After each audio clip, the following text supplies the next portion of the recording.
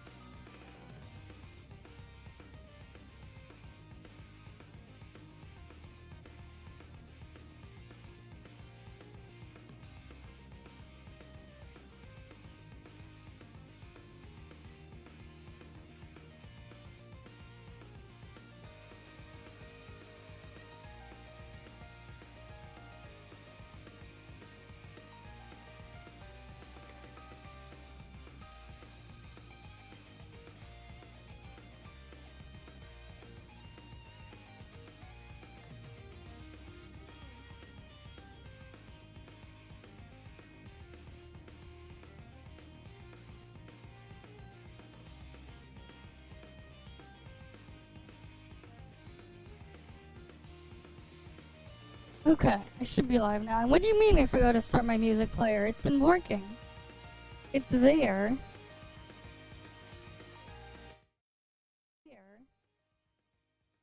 Yeah, it's been playing in there. I didn't forget to start my music player. It's been working.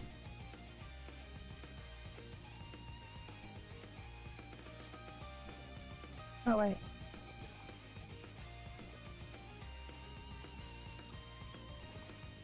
The deep space is right ahead. Let me get logged into the warp server. The deep space is right. Yeah, I don't know. It's been playing. It's been playing the whole time. Alright, let's get on in. I'm just gonna make sure I get my warp server stuff done. And then I think we'll look at the Silver Palace stuff, because I didn't look at the new trailer or whatever. Right, because that could be like another easy react video or whatever I can post later. Okay. Let me collect everything. And then we gotta do the Snowbreak story stuff later. Man, there's a lot of stuff to collect here. Okay.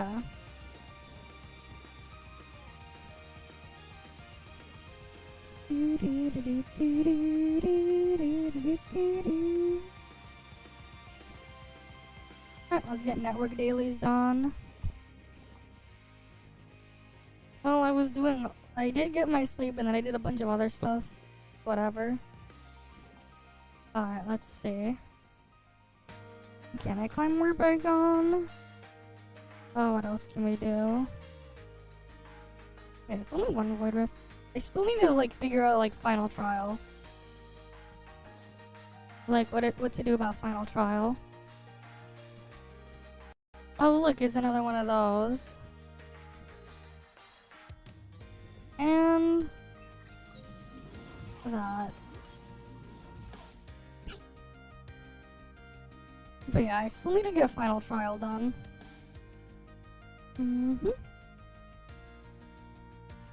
Maybe I should have just like joined the group doing final trial there.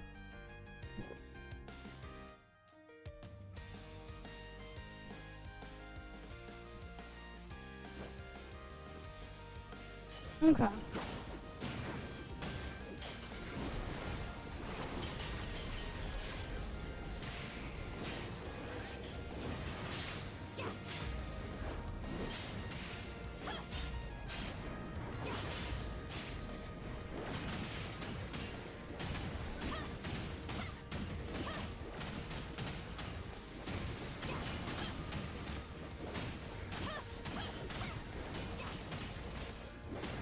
Let's kill all the things here.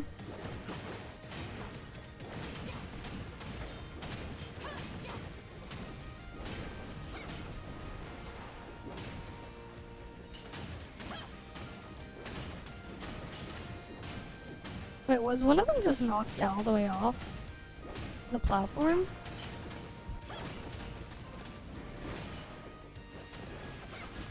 Oh damn it, what the fuck knocked it all the way down there?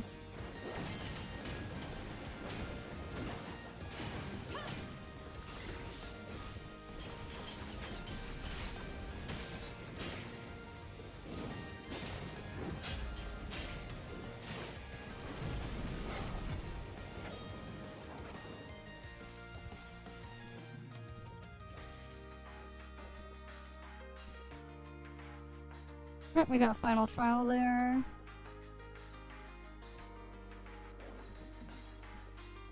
We should blacklist that one. Okay, we should be good. At least I think we should be.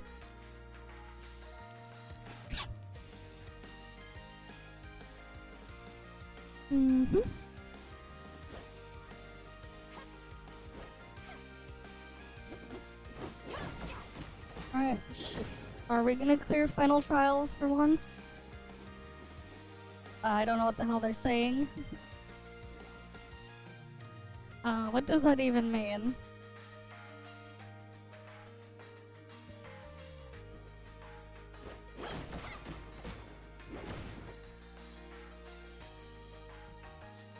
I don't know what that means. I think they're saying hi or something.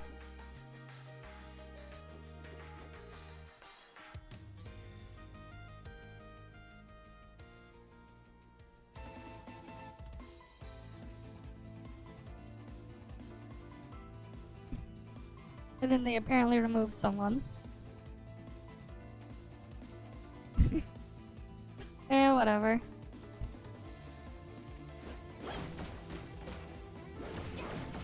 Surely we'll get final trial done.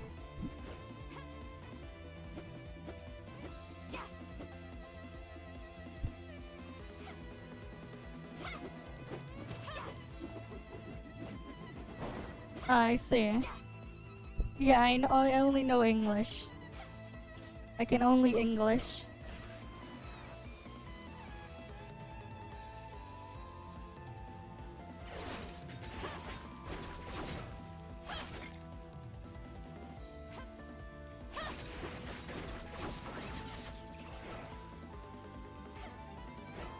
Oh, are they just looking for DPS? Well, good thing I can DPS. I have DPS stuff built and that's it. Yeah, I figured they're just only looking for DPS, because the supports are just leaving.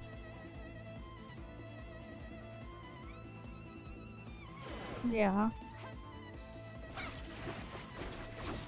Surely we can get a final trial done.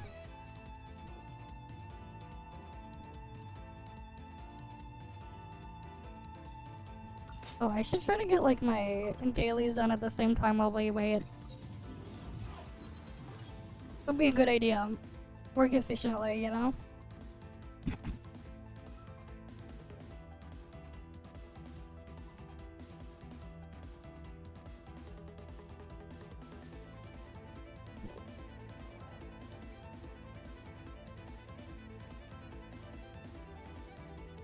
And there's people in my crew that are gonna farm raid to farm carbon. Oh right, because when level cap raises to, what is that, 63 I think? We can get more stats. Yeah. Big stat jump at level 63.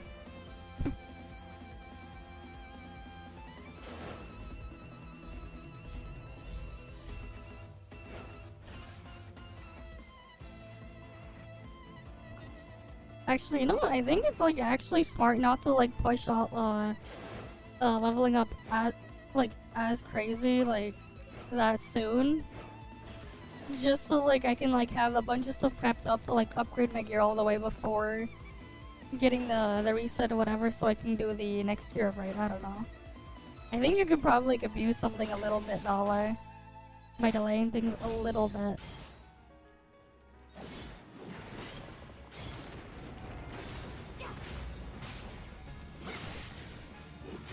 The dual nemesis raid is gonna be interesting.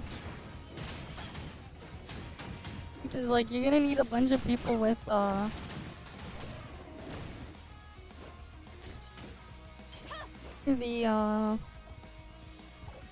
space-time raft.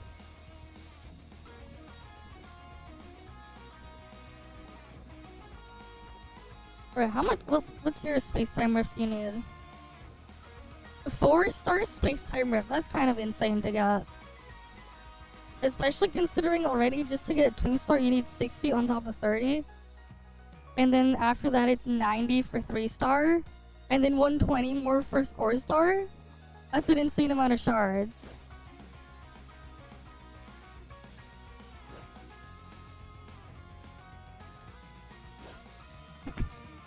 Right, like the amount of shards there, it's like it's actually kind of insane. I have to eventually get started on farming space-time rift. But I haven't like been stalking Colton to farm them.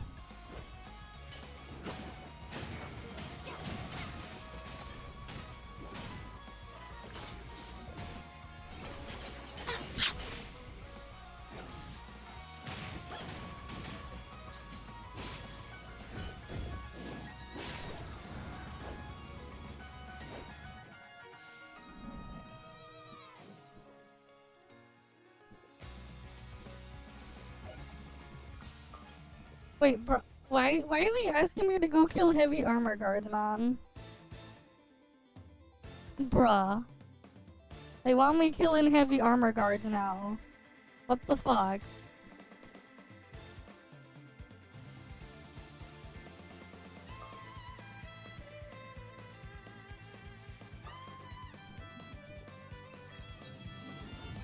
What the actual fuck?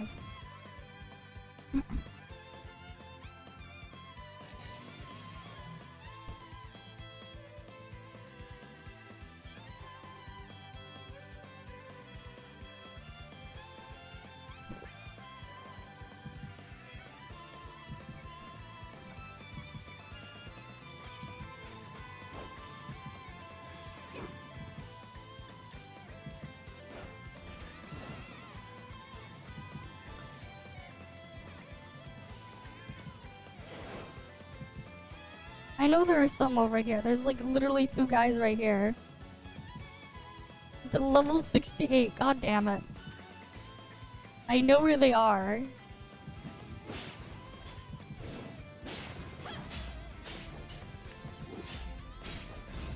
That's why I went here.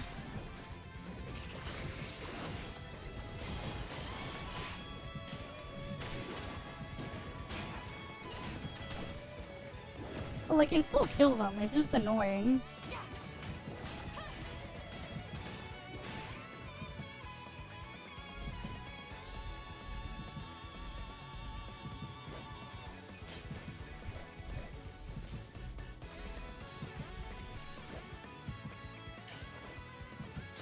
I should eventually do some of the exploration here. Get the supply pod thingies.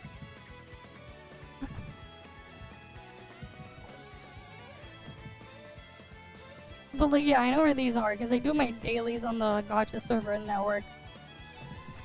Though I mostly access these areas through out of bounds because it's faster to just fling myself out of bounds to get to each spot.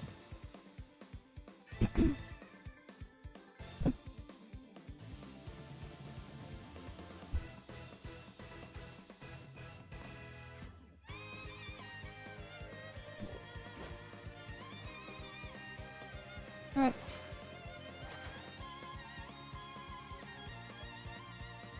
Is the tank gonna go pull?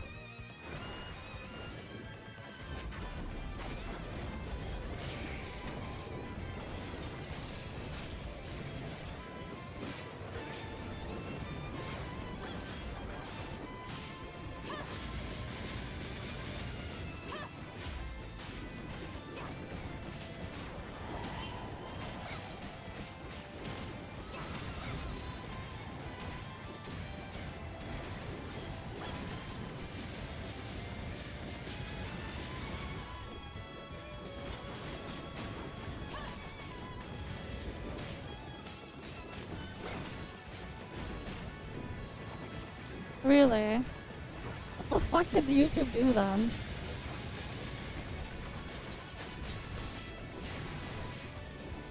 Do people even use a membership thing? I never really checked. Because like the thing I wanted to do with it, I ended up just not doing anything with it.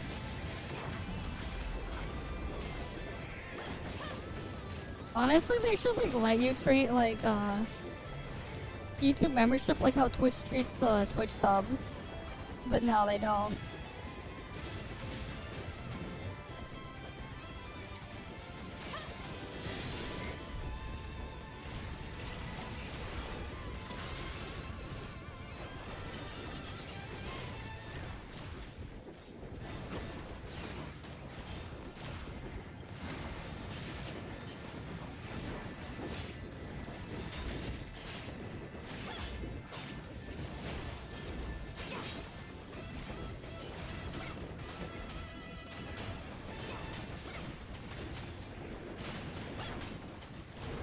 Oh, I guess you have the emotes. Yeah, like I know I added the emotes, but I don't have that many slots, so not even all the emotes that I have on Twitch is available on YouTube. Sometimes I forget about that. Yeah. I need to like go back and check to see if I have more slots. Because I don't think I have all my emotes on there, because I know I have more on Twitch.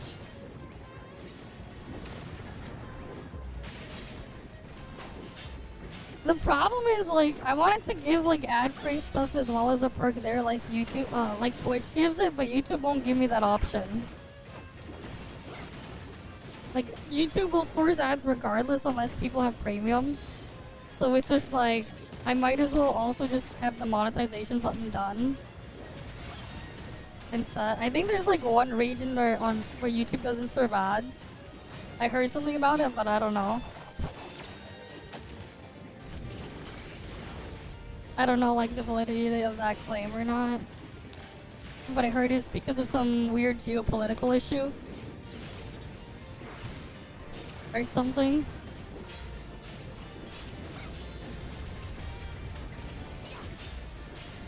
But again, it's like, I got no comment on that. Just like with Twitch, just like, they also get the thing where they don't get ads. When they, pay for a sub.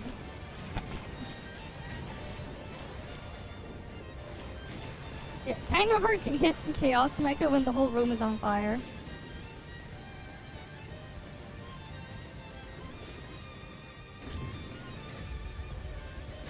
No, like, Twitch has like a separate thing that like acts like premium.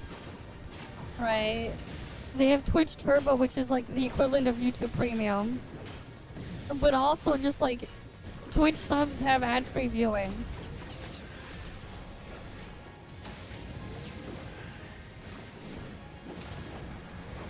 Right. Oh damn it. I hate Chaos Mecha. Honestly, like this would unironically be a great time for like the tank to use Meryl. Just so like the freaking thing can't move. To like have a Meryl set up. Just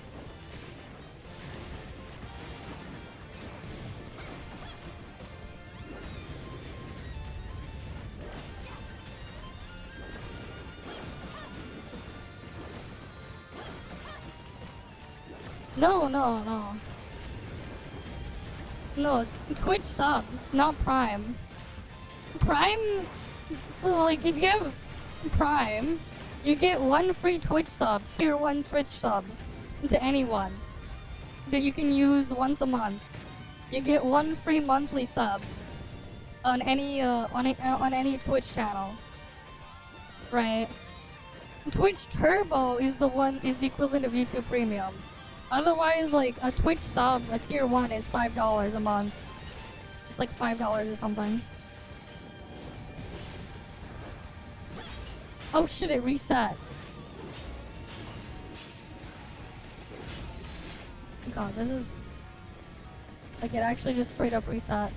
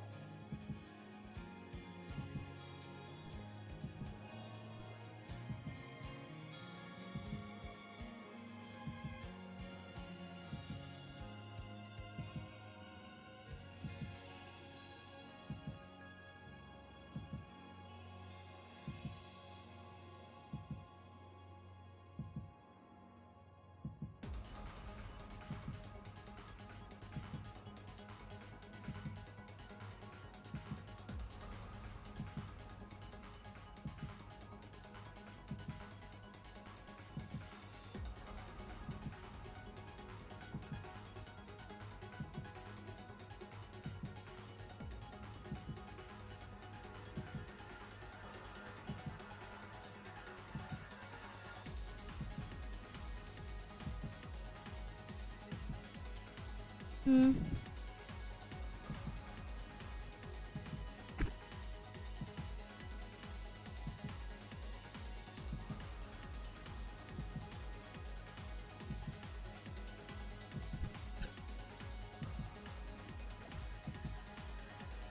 Okay.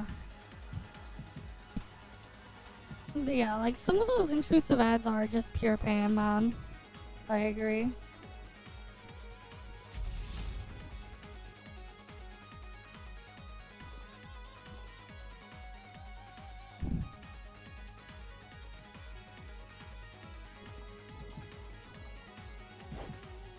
I mean, the main problem is the whole thing was on fire.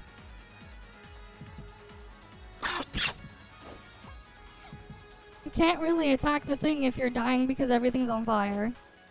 You know?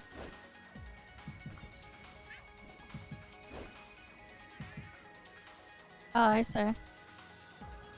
Oh, someone crashed.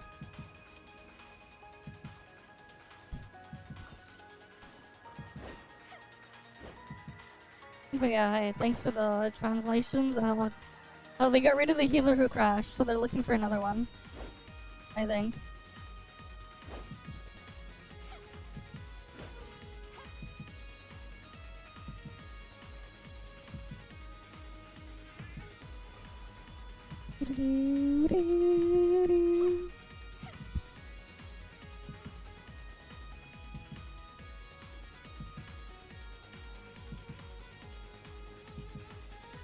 Yeah, this escalator is so funny because like the steps and the thing is so small, slow. Ah. And then like you just have the NPCs just walking up the thing.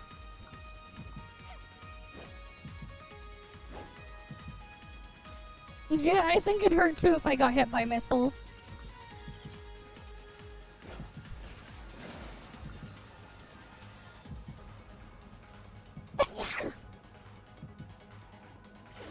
Of course, Missile's heart.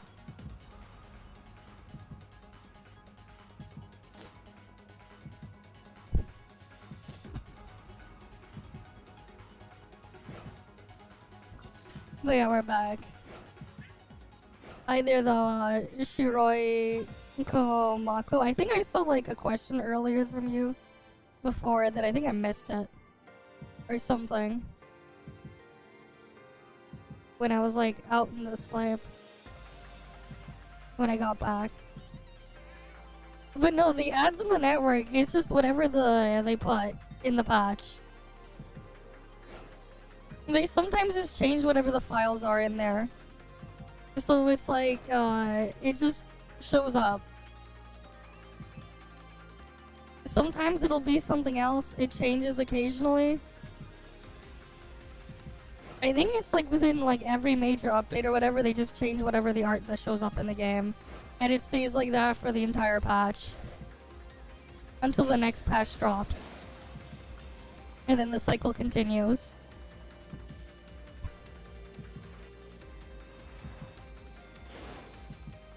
At least this is my assumption. But I don't see why it wouldn't match that.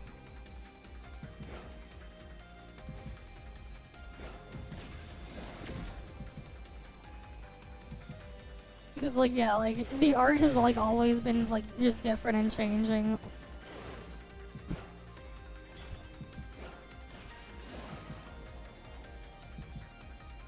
So, someone out there, Perfect World, is like just picking and choosing what changes there.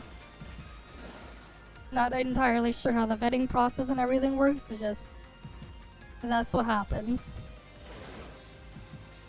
Neat either way.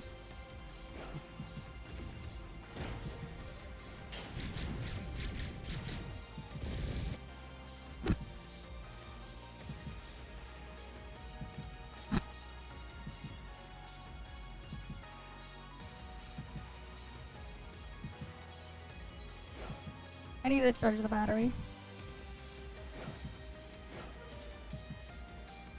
You know anything about having like the gear though? Like the expansion pack gear is I keep pulsing damage, and I can't exactly turn it off when I'm out of combat. And that's why I'm like just aggroing things I don't intend to. That's like the downside of having the expansion pack stuff.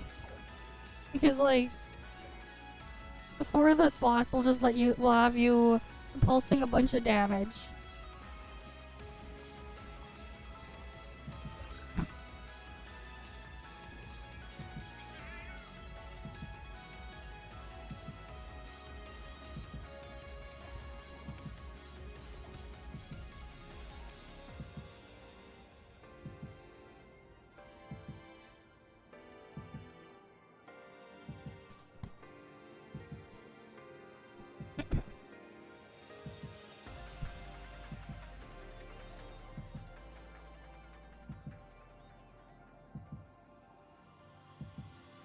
Alright. Only one healer? Interesting.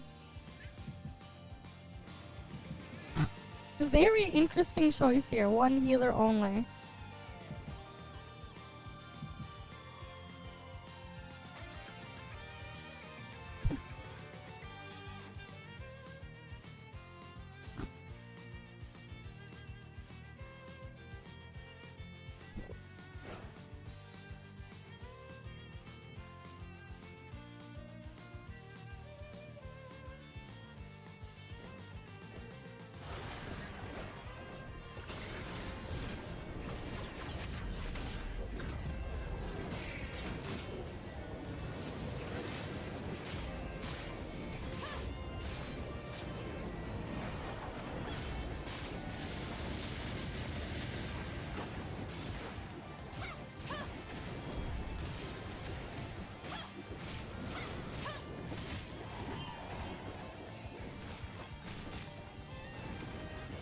Why am I slow to Kingdom Come, man?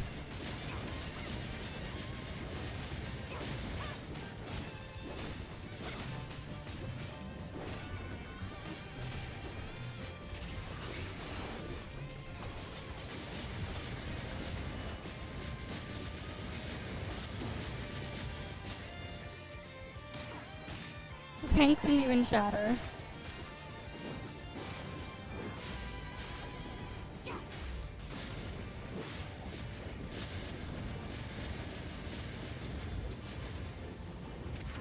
Fuck.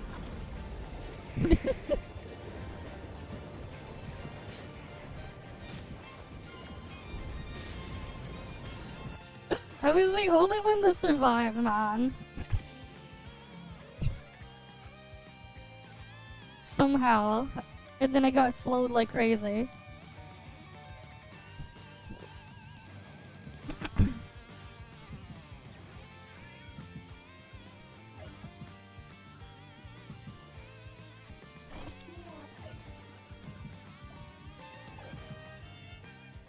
Man, I wish it was easier to get more of these purple modules.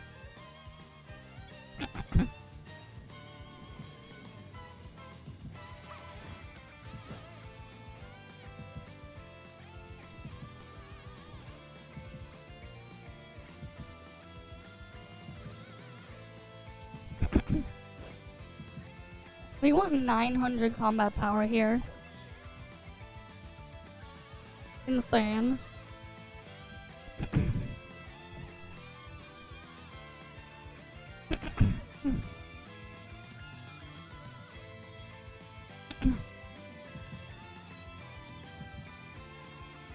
But yeah, crazy. We only got one healer for this.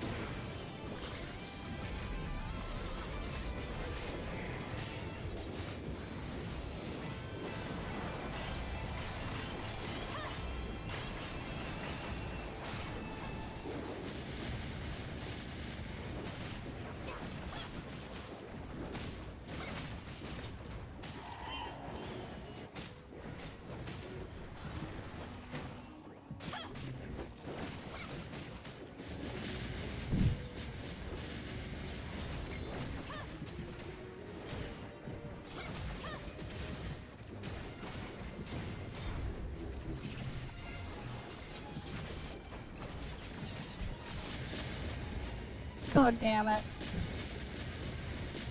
We're just dying here. The worst part is, like, when you die mid-rotation, it's like your shit is still on cooldown, so it's like... everything is fucked. For a bit. It's more punishing here because everything is like a 10,000 year long cooldown too.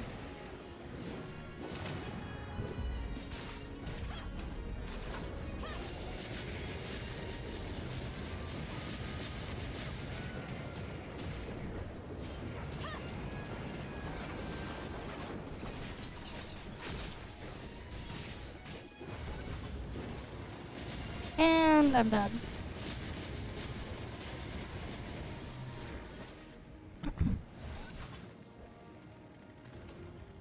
Right, like these resurrection cooldowns are really long.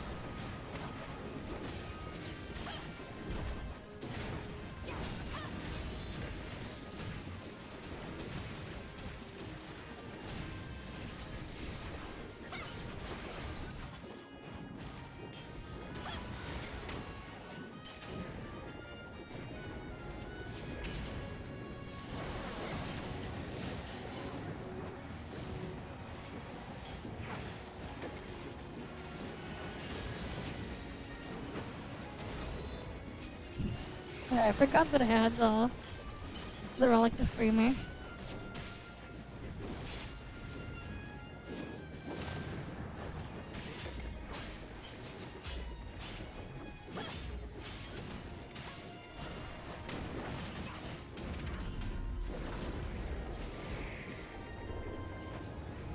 Oh, come on.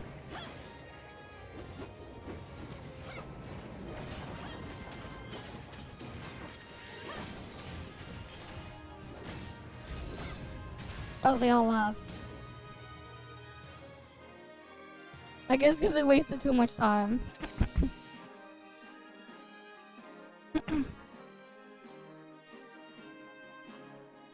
And the boss was like healing a bunch.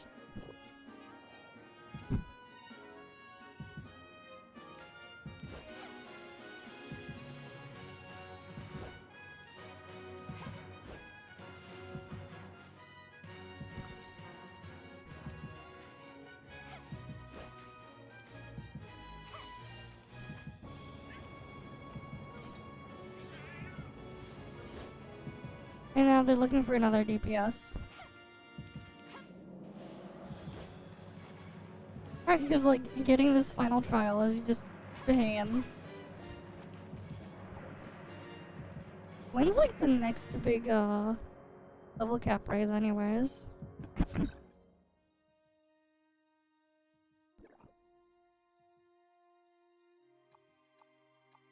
Right, once we get to level 63 I can at least try to get these level 30.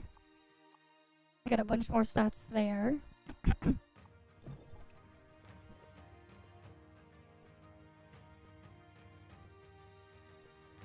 Probably. You know, not dying helps a lot. Can't do damage if you're dead. Right, it's not like you can do damage when you're dead. Alright, what does more DPS than, like, you know, you could have as many DPS in the world, but they can't do any damage if they're dead.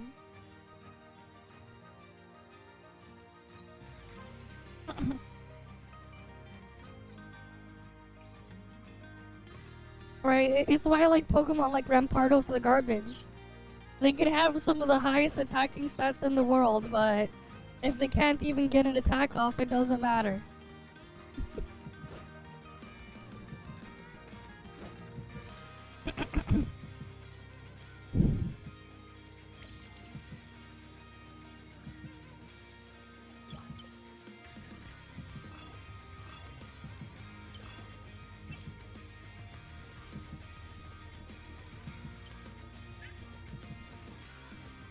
Hi there, Deshawn22, welcome.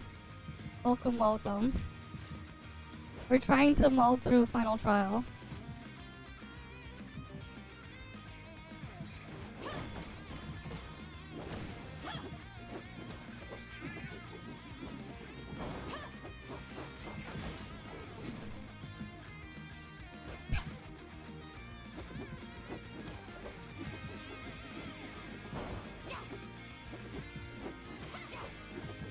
Yeah. Yeah, it's a slow road ahead. Experience growth, it slows down after a while. Though I do know some people like to AFK farm some mobs and just like leave their machine on overnight and just kill mobs in a couple areas by using the auto mode.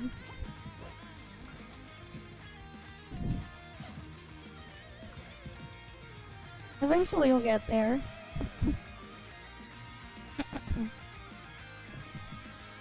Alright, let's get this done.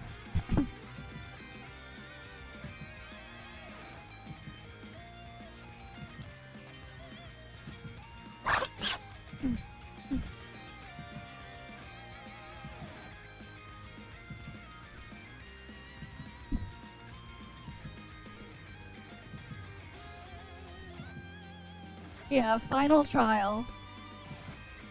It really do be final trial time. Imagine final trial actually a trial, and not just free loot. A rotating free loot pinatas time 8. Right.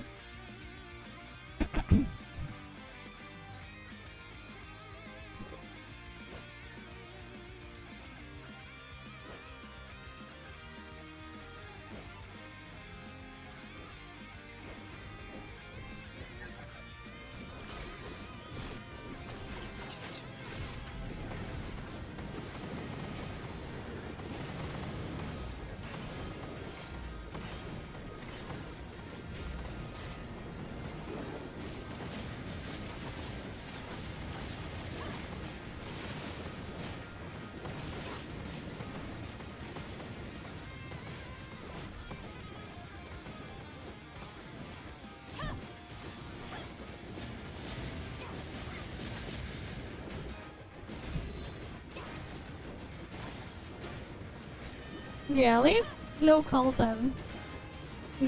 God, Colton sucks. Colton and Sobkick suck.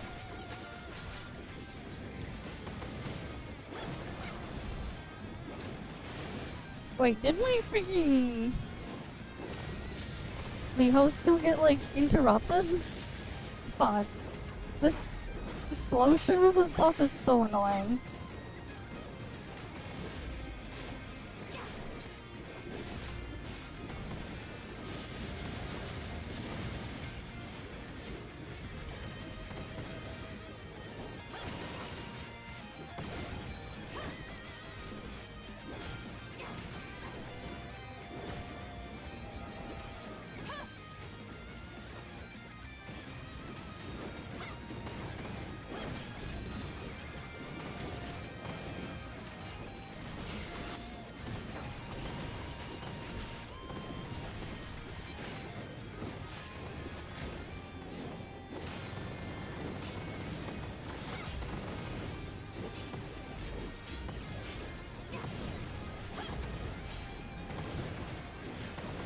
Yeah, I think I still have, like, some sort of, like, a slow on there.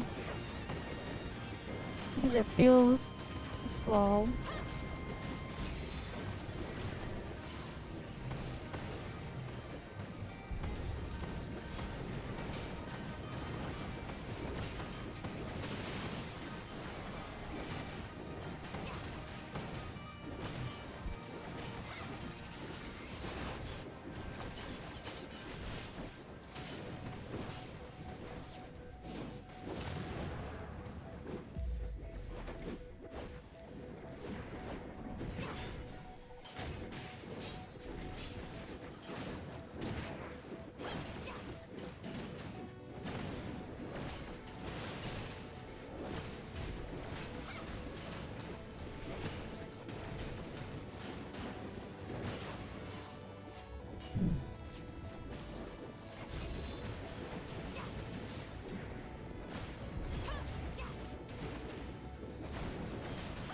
You know, Black Nucleus, if you're talking about the Gacha server, Black Nucleus doesn't update. So, it doesn't matter when you use Black Nucleus. End result is the same every time. If we're talking about Black Nucleus.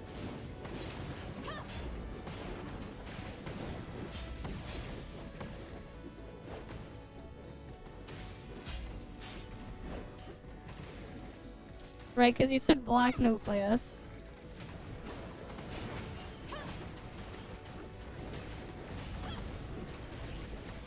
I thought you were on Warp when you said the thing before. Because this is Warp server that I'm playing on right now. The Gacha server is different. Right, Black Nucleus doesn't exist on the Warp server.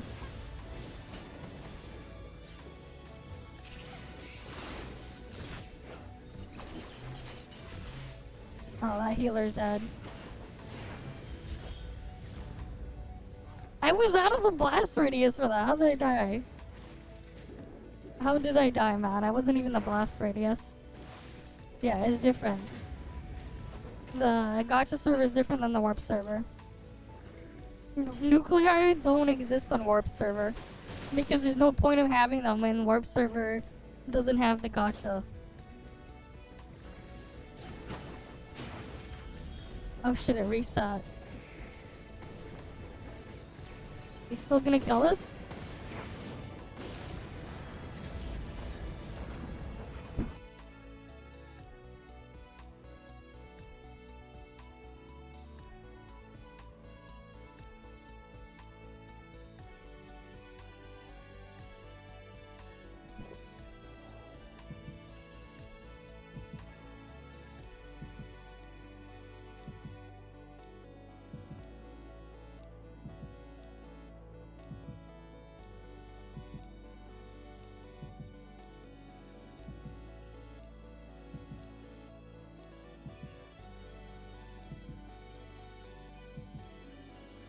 But yeah.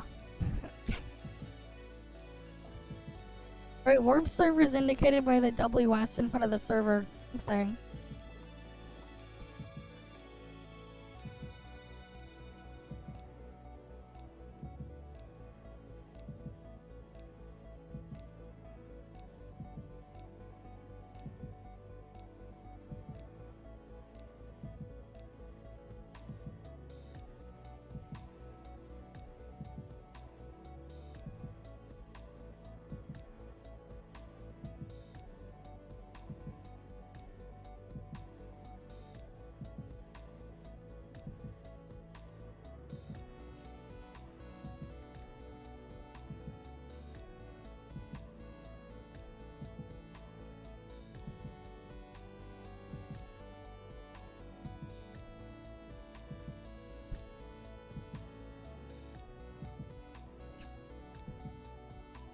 Alright.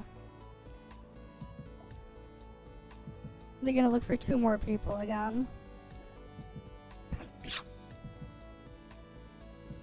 Alright, hi Skyral. Welcome. We're trying to get a final trial done, but we keep failing. The freaking flame boss, man, the flame mecha. Chaos armor or whatever, it's just pain. All the fire, just killing everyone.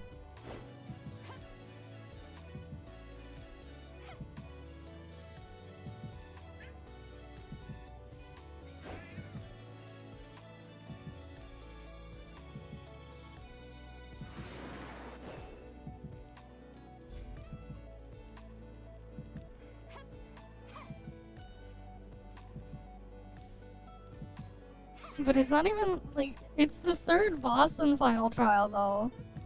There's 8 bosses. It's the 3rd one.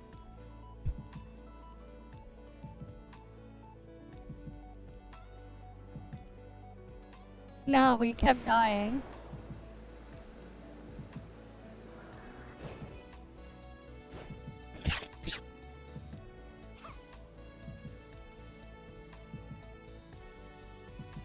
Yeah. Fair enough, glad you're having fun there. There's the casual side of doing stuff, and then there's the sweaty side. We're slowly going to do slowly trying to do the sweaty side. And getting absolutely destroyed by the final trial bosses. Most specifically Chaos Armor this time. Right.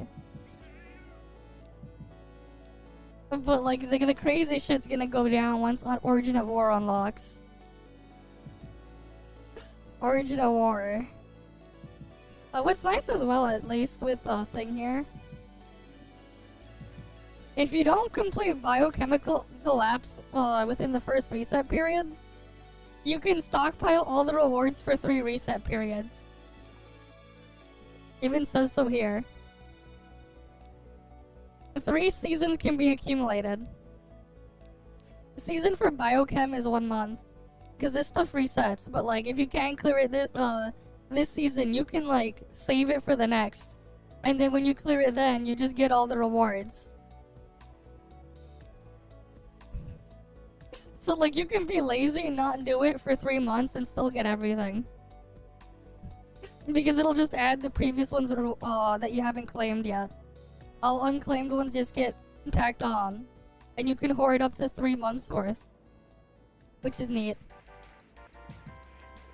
for people who are like can't really push it. You only need, like, the thing is too, right, for this mode, there's more than enough points that you can get to clear all of it and then some for like the thing, right? And there's like more than enough bosses you can try to get some of the points off of. There's like different objectives and everything. But yeah, I think like if you get the max objective, it's 1500 per boss, 1500 points per boss, yeah.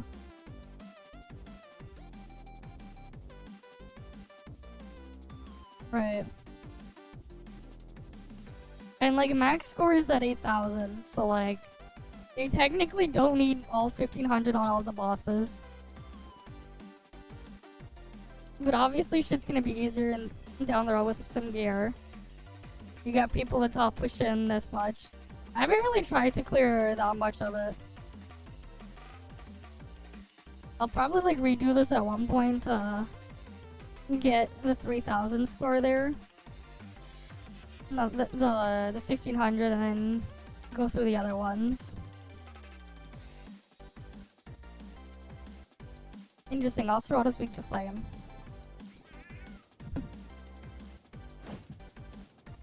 But yeah.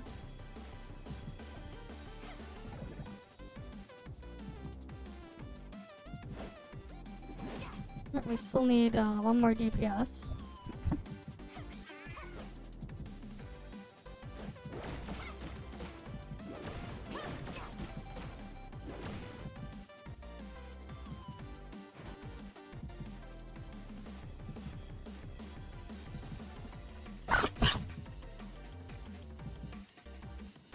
Alright, there we go.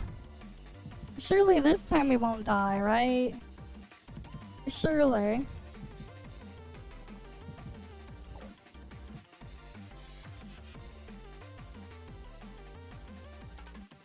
Alright, like, eventually Final Trial will get a lot easier the better we can brute force it. It's just that... that's not today.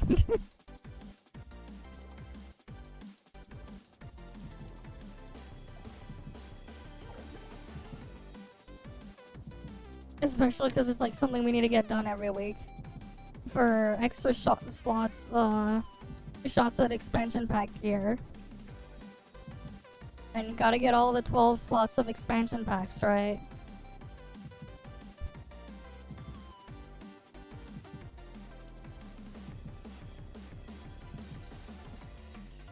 Damn, apparently you need like 900, weapon screw or whatever it's called for Kylo. That's crazy.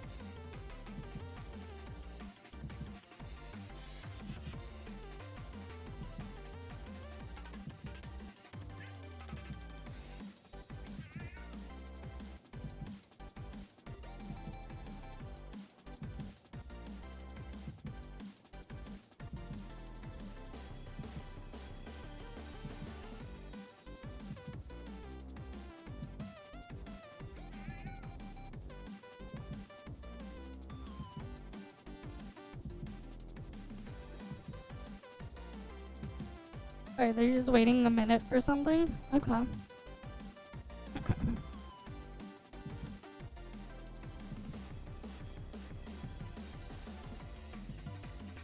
Oh, because I guess they crashed.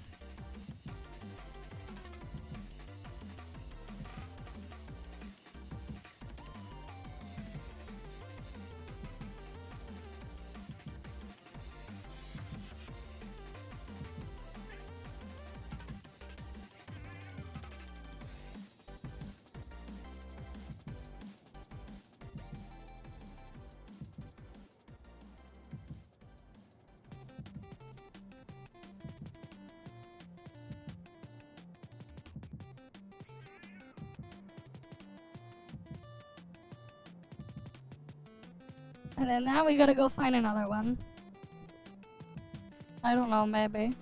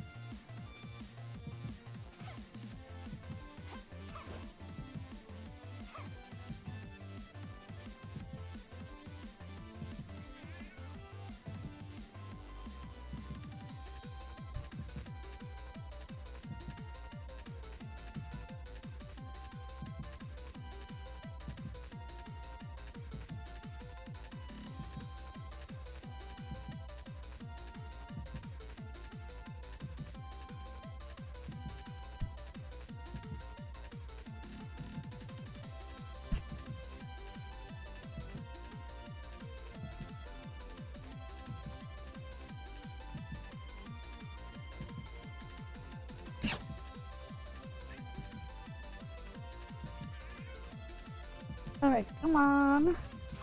Surely they can get us another healer that can do a good enough job.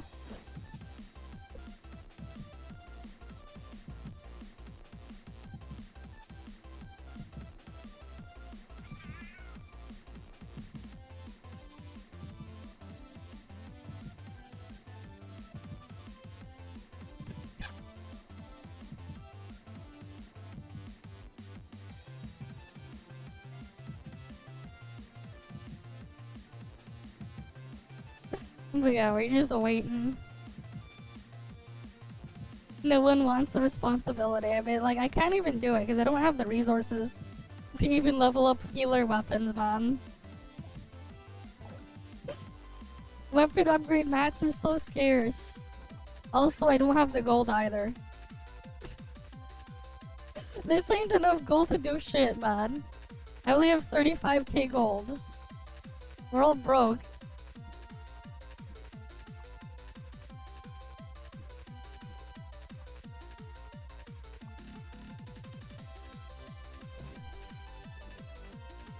Oh, there we go. We got someone.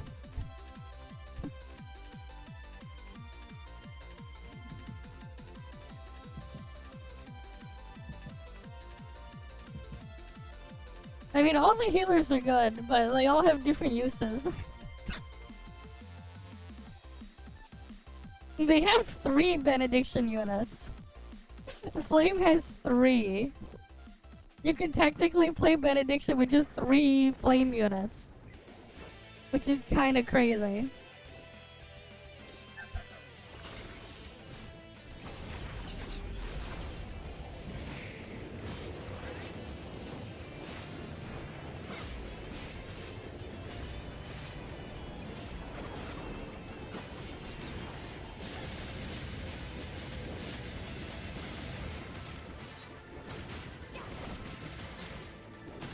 Oh, nice. Ganano's great to have too. If you need, if ever need to do fizz stuff.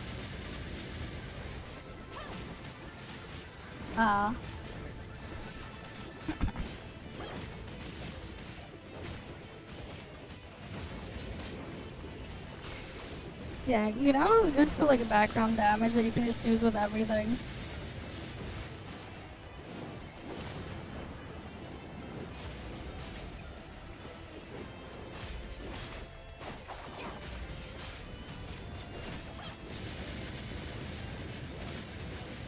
I need more purple mats, man. Yeah, you gotta figure out what you wanna upgrade there. Eventually you'll get everything anyways.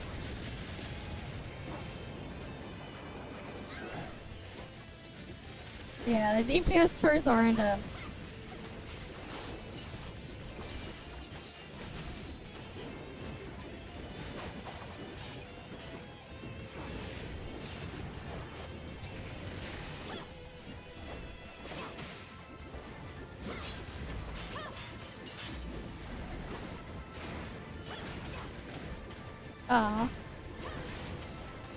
Face of plus 15 means tanks can use Huma, any Huma for heal reduction, which is kind of funny. That's like the one crazy thing with face of plus 15. If you get a healer with it, tanks don't need to use, tanks can just use and you don't have to use dimension, the space-time rift thingy. For healing reduction were relevant. Because then you can just hit 100%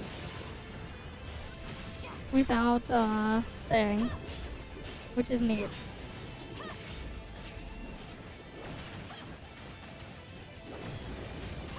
Like, Face is good for high HPS, very high healing per second. But Legislatus also gives you another way to help with, green bite removal.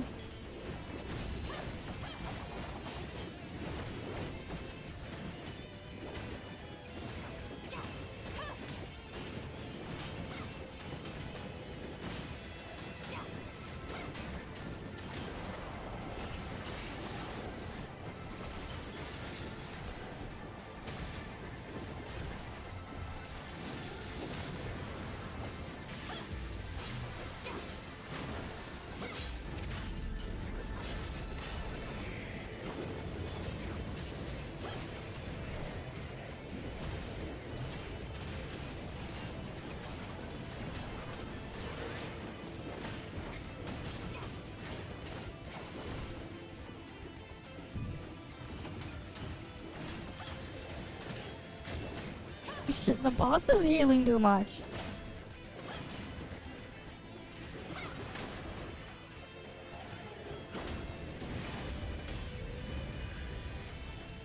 I had no way of getting out of that, man.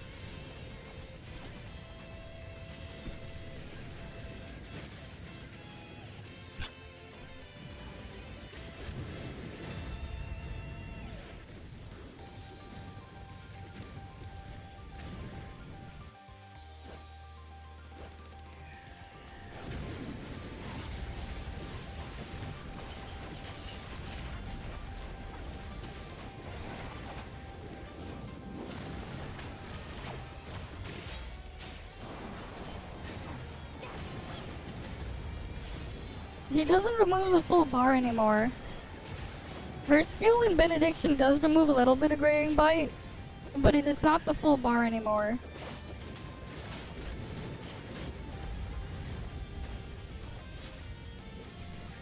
Bruh. I was literally locked in an animation there. I couldn't escape.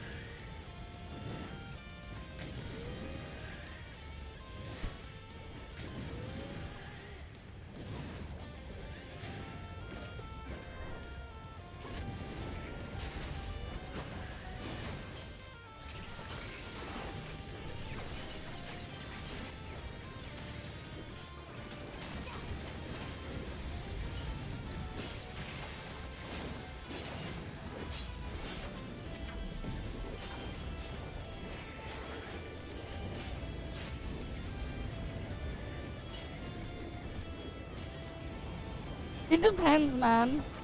Ideally, it's nice to have both in some cases, but it depends on the situation and what you're fighting. Graying Bite removal is just always good in content that has it.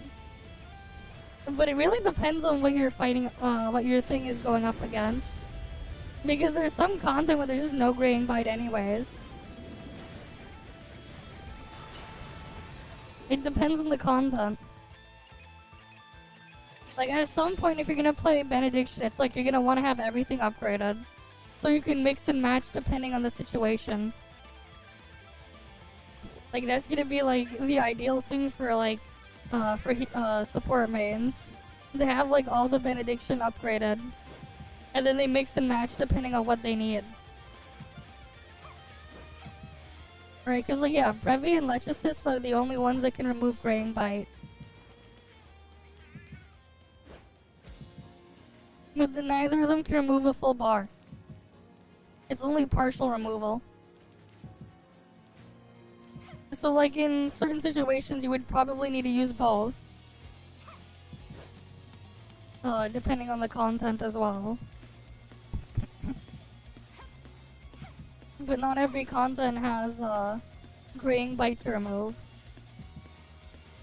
So it really just, again, depends on the situation.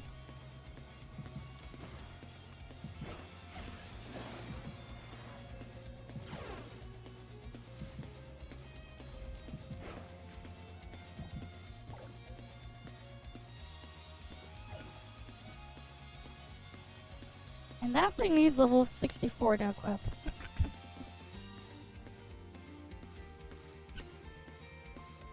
Because of course it does.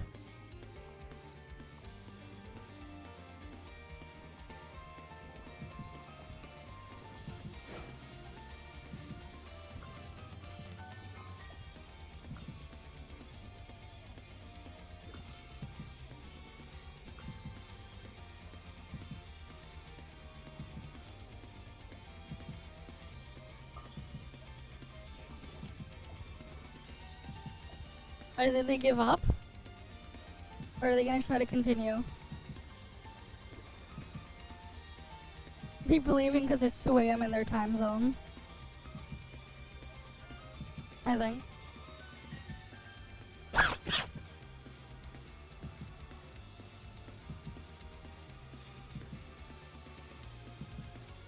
Yeah, I guess they gave up. That's a rep.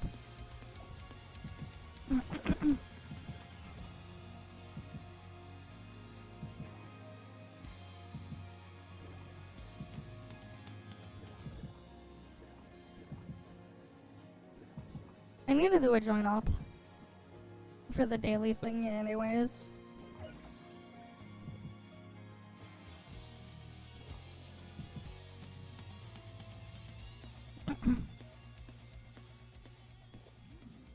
Oh wait. Yeah. I'm gonna redo my marble attempt.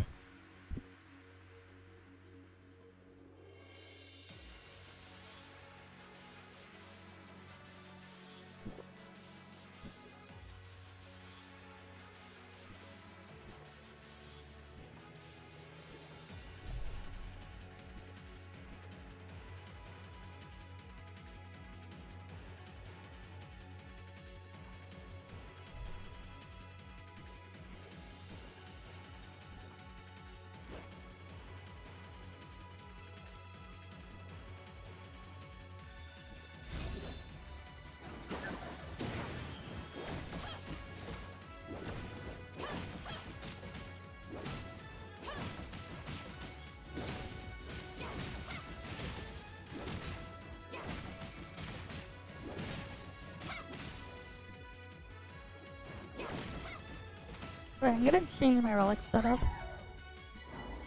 Because I realized that I can use one relic in here.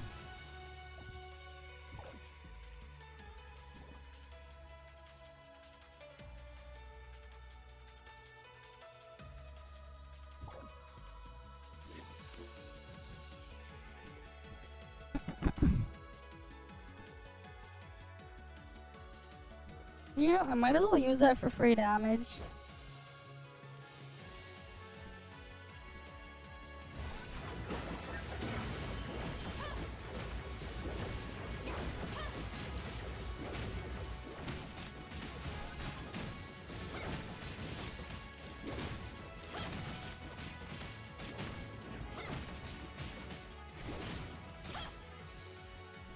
Oh wait, this boss heals itself.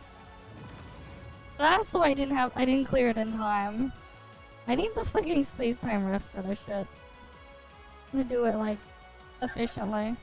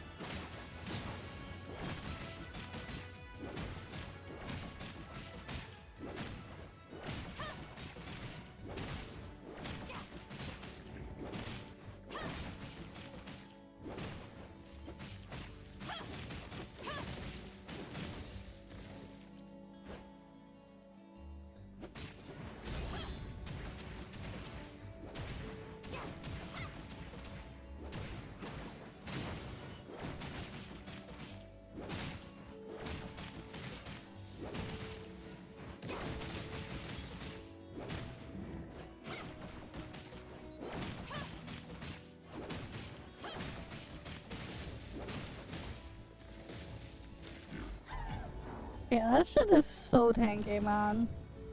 And it just heals. And the problem is, like, you gotta have, like, a throwaway weapon that you're gonna ban. With this stupid mode. And you have to, like, have a throwaway relic, too.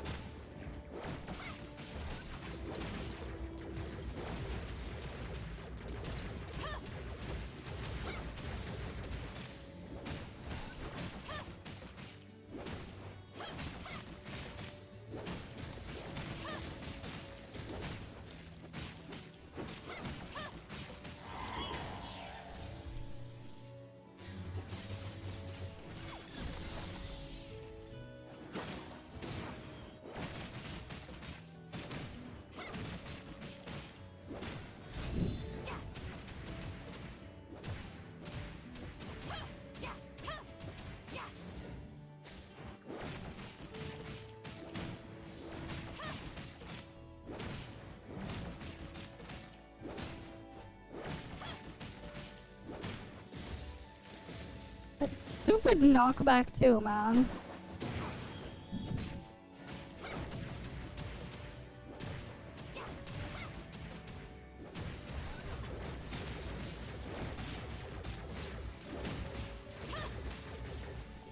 Yeah, I need to get like a maxed out space-time rift. Otherwise that shit's impossible. Because the heal is too big.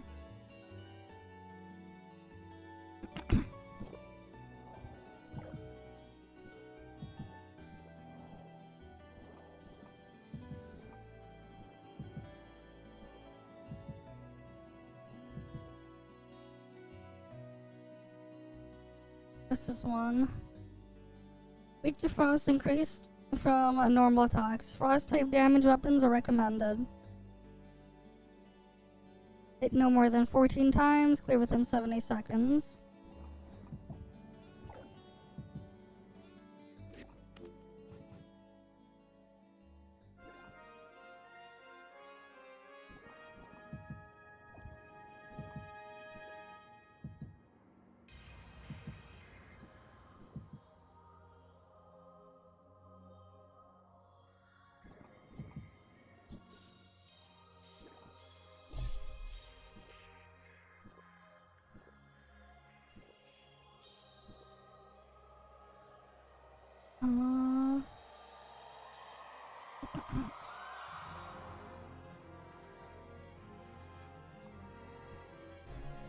I could probably get rid of that weapon. Get rid of Shocky.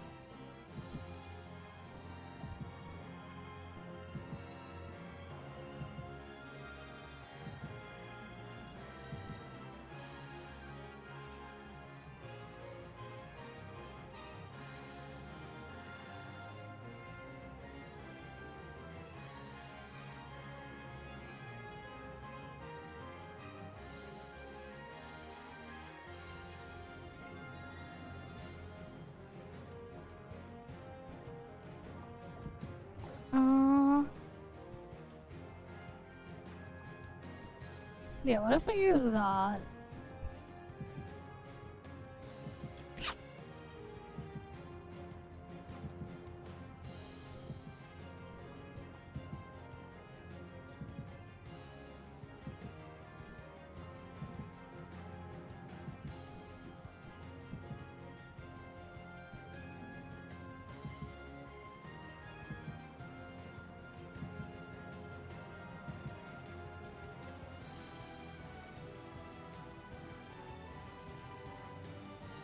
Alright, let's get this one done.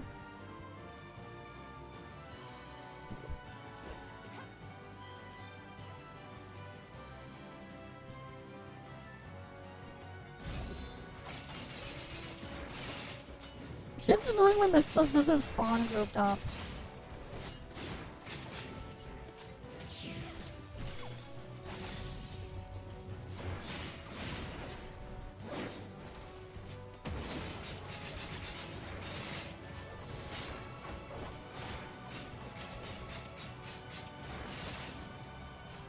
Crit stats are like also like useless in this mod.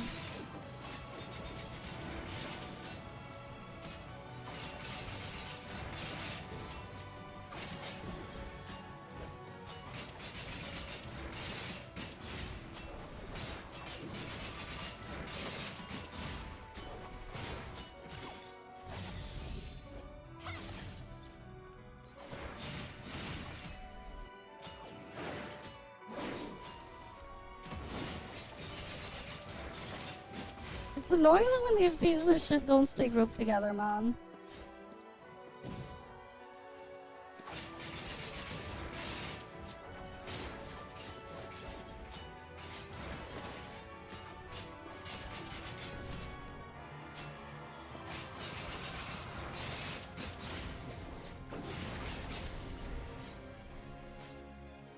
Shit.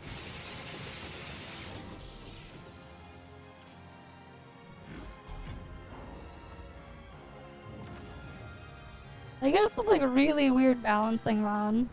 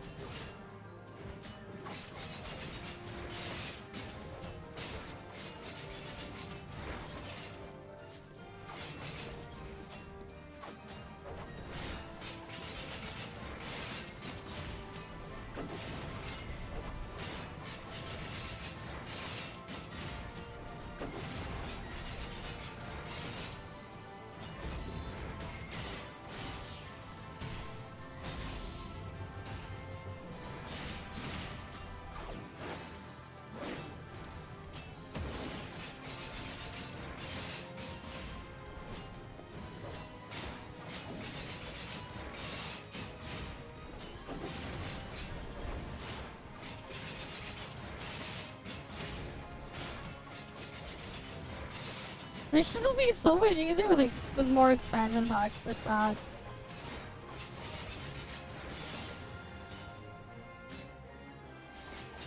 Yeah.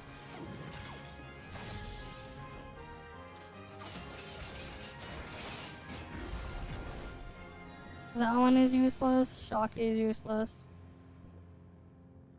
But yeah, the problem is like trying to use things that like shoehorn things so you can't get everything upgraded is a bit of a pain because you don't have the stats. Also, like, just give everything a fixed spawn location, man. The random ass spawning of all the things in there is dumb.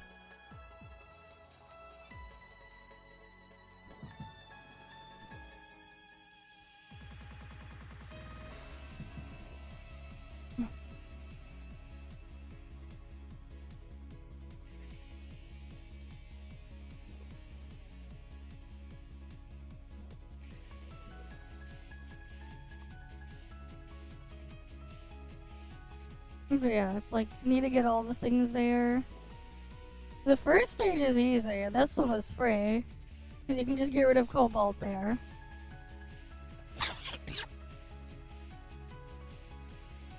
But yeah. It'll probably be easier when I can get more, like, when I have a full set of expansion packs for the effects to do more stuff. Yeah, Final Trial is a bit crazy. Like, I get it that eventually we're just gonna overpower it, but still. It's a pain right now. Especially when it's our only real source of expansion packs. Because, like, yeah, sure, easier, like, over time this will get easier. When you just, you know, outscale everything, because this is balancer at level 55. But, like, it still doesn't change the fact that it's quite painful right now. Especially when, like, trying to get your weapons past level 7 is extremely difficult because how scarce certain materials are.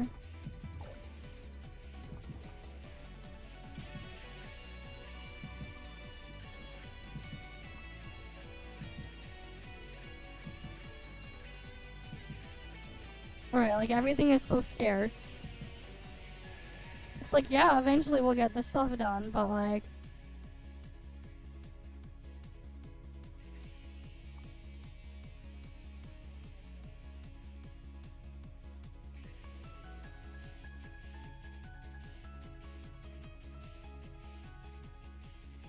Yeah, that's just how it is.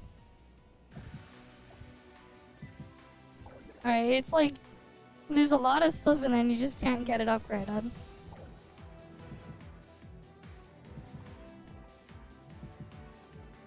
It is very limited. It's gonna be really interesting though to see how they handle like the transfer stuff because like a lot of the materials that you get for upgrading your shit comes earlier on. They're in exploration in some of the earlier maps. But like a lot of people have like completely finished those. And you can't, they won't let you just redo them to get the stuff again. So it's just like, oof. You just lose access to all that potential stuff there. Also, it's like, I have this preset here just for like exploration, where I put in Yanomo, just so that like I can stay stealth when I go around, and they'll leave me alone. Like, Yano, because of the expansion pack that pulses damage, extremely, like, valuable purely because of this. If you want to just, like, avoid stuff. Because you probably do under a lot of circumstances when you're just trying to get certain things done. Very handy to just stealth out of things. Because I can't turn off the pulsing. Unless I unequip my gear.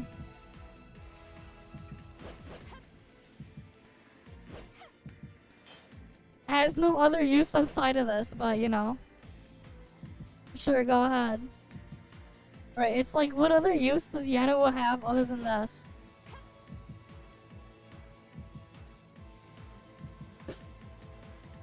I mean, it's a use.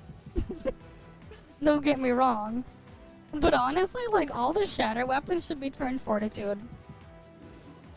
Because it's a tank's job to do that.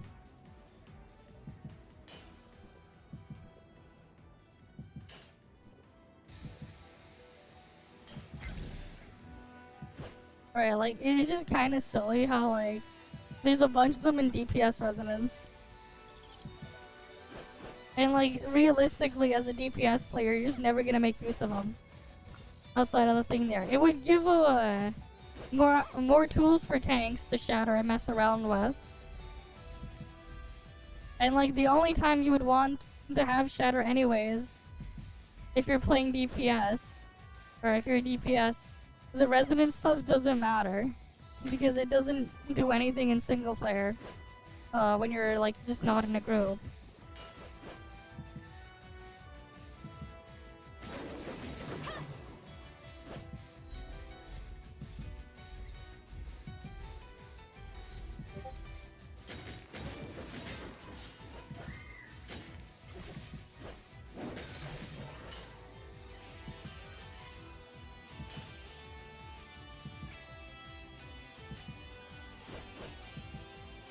So it just ends up being kind of silly.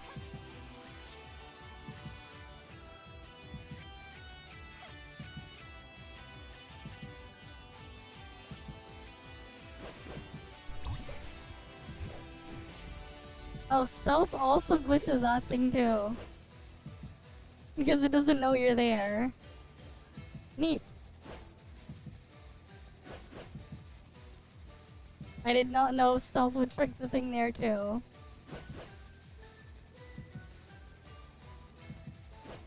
Hi there, back in.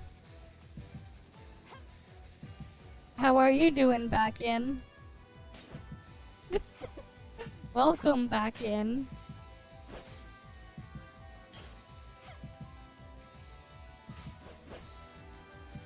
Alright, where was the thing to unlock that one? There should be a thing nearby.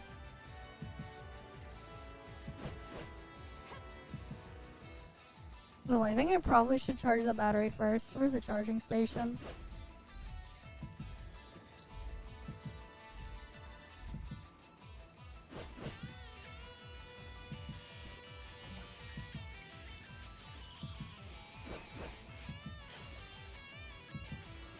I'm doing fine.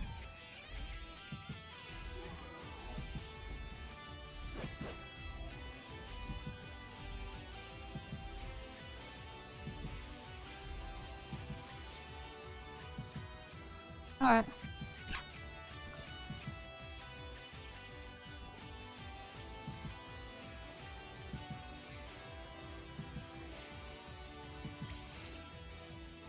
Yeah, battery charging speed very slow.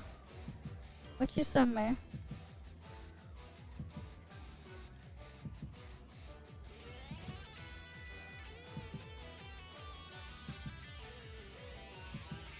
I see.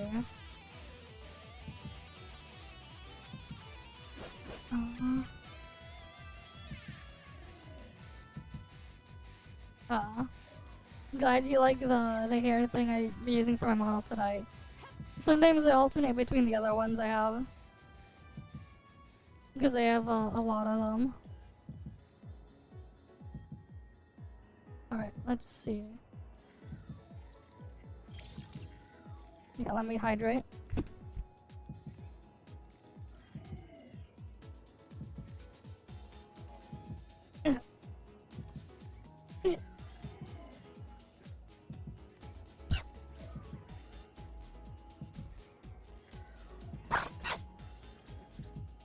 Wait, it's minus 26 there? Damn.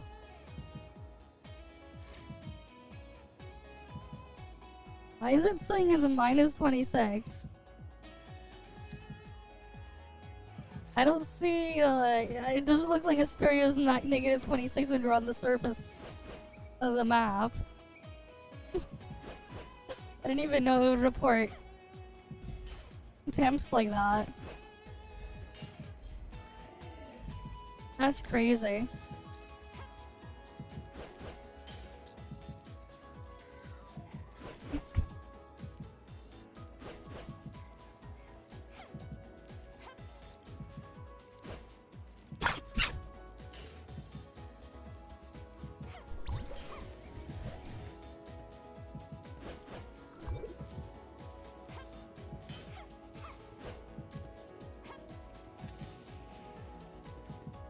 Where is the thingy to activate it?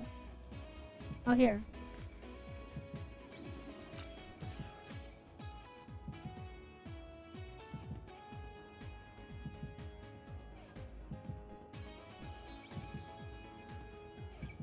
Wait.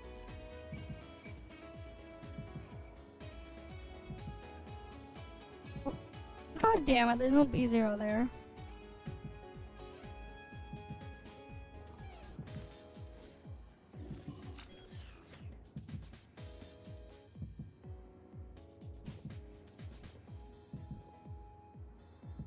Oh, that's why.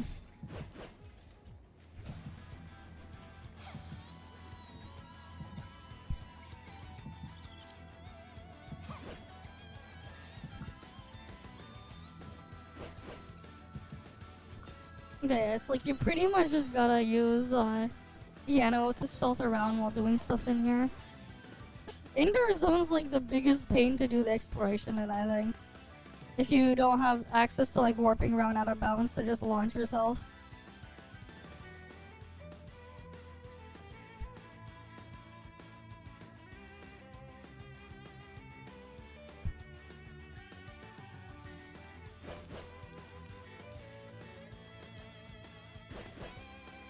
What? Drama revival?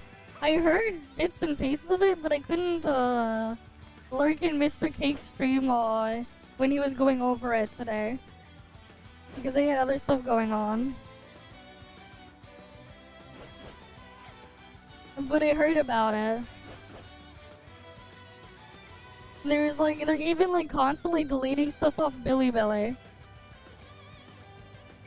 So basically, weird contracts and shit, they kinda got soft exposed by people, by certain people doing stuff by accident, and Billy is like doing damage control and constantly deleting re-uploads of the same clip where the guy is talking about it on stream because they were talking about how some of these companies do certain things. And one of them was like all the fake shit around ToF when it was launching about 4 years ago in CN.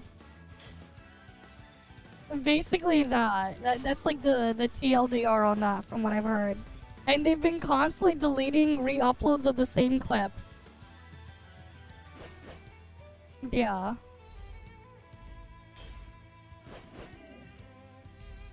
It's pretty much that.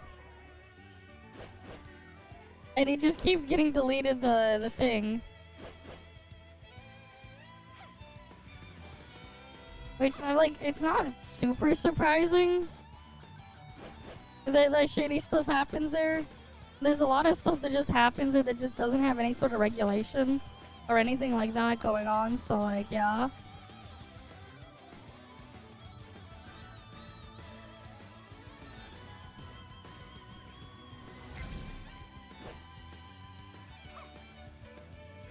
Like, I'm pretty sure, like, in China and stuff like that, when you post certain content or whatever, or anything that has, like, ads or sponsors, you don't have to, like, flag your stuff that way, like you legally have to do in the West.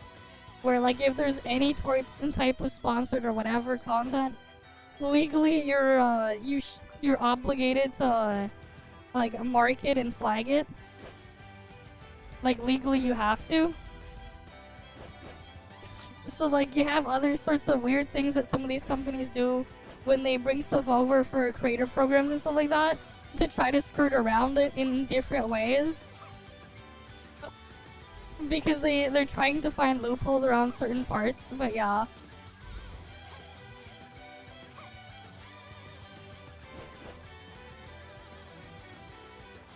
Yeah. I mean, like, I'm not surprised exclusivity contract deals and stuff like that exist. And there isn't really that like any regulation or that type of stuff. Your first max level BP, I say.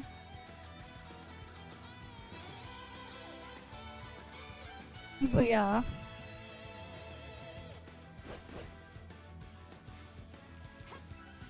Yeah, and then like they ended stream or something. I saw the stuff about that. It's quite the situation, but I mean, like, it's not super surprising that happened. Like, it's not super crazy or super surprising. Because, like, you know. Yeah, I mean, like, of course it would probably go against some sort of contract they had.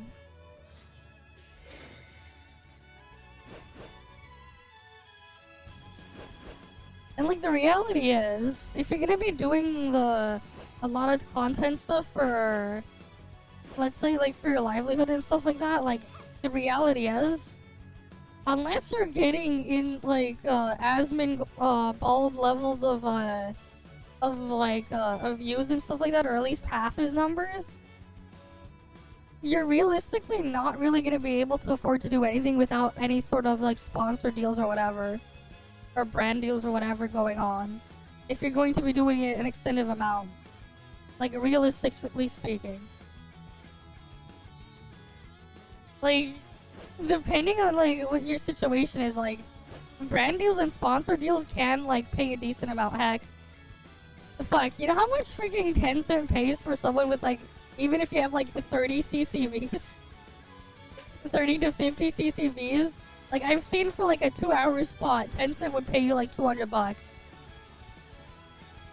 Like, $200, $300 for, like, for even something of that size. Which is kind of crazy.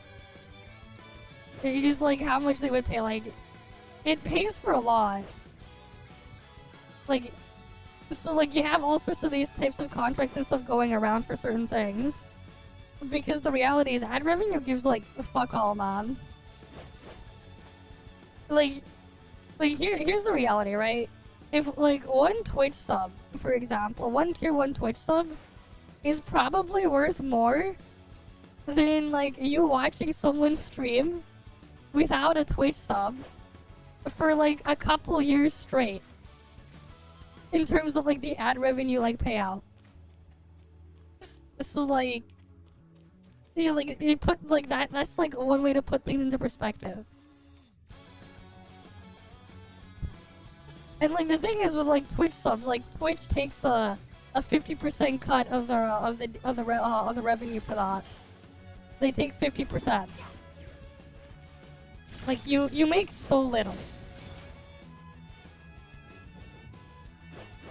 Right, like, again, like, to help put things into perspective, you know how much, like, let's say you have a 30-minute video that pops off on YouTube, and let's say you get 100k views, that's not even enough to get $100. Like, that's not even enough for $100, man. Not even enough for that. Shit's why you see a lot of those people with all these sponsored content and everything. Because you get fuck all from the ad revenue.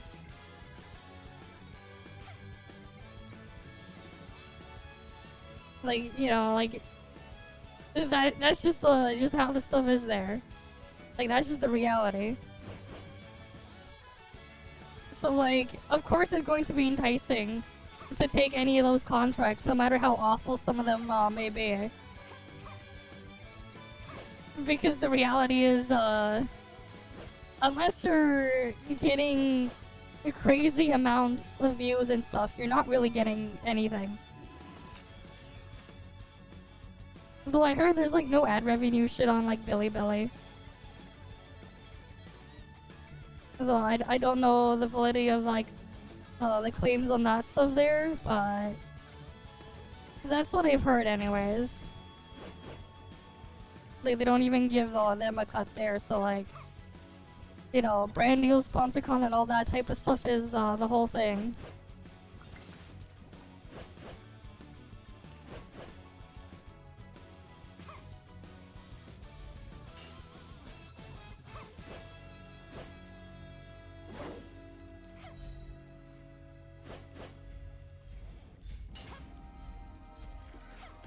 But yeah. I mean, shit's why you see all types of ads for all sorts of things out there.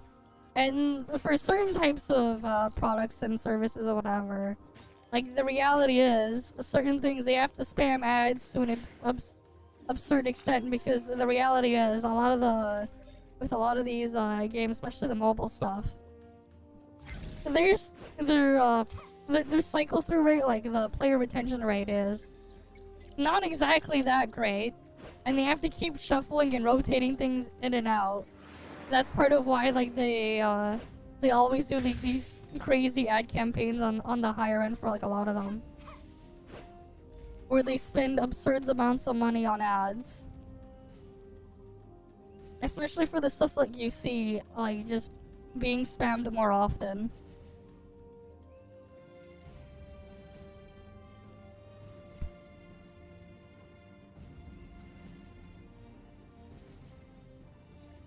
But like, yeah, that's just how it is. Because even it's like the click-through rate on a lot of the ads, let's be real, to a certain point, like a lot of people just, they slowly just filter out everything they see anyways. You get accustomed to it, or, you know, more and more these days people are using ad blockers and all sorts of other things. Because a lot of dangerous stuff out there.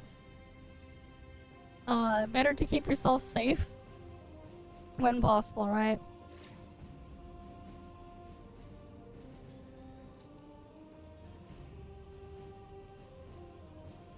That's just how things are.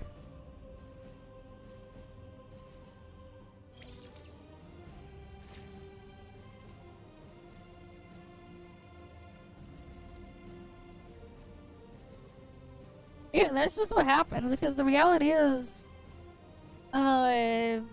here's the thing too, it's not even that too, because a lot of them don't even play the thing or whatever they prop up to a certain extent as well.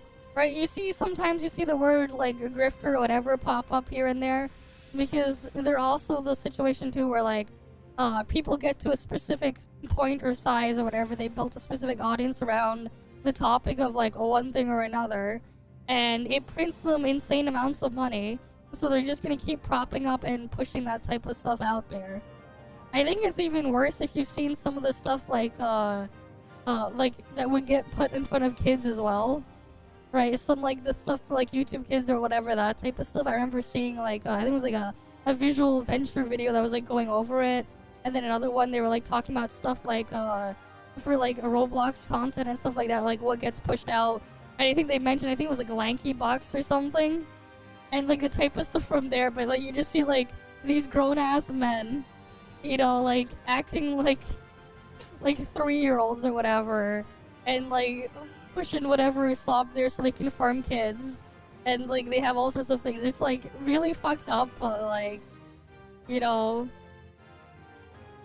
if you can keep your audience engaged or whatever and milk crazy amounts of money when you get to a certain point, or like it's your livelihood or whatever, to an extent you're gonna have people just going into that whether they actually like it or not.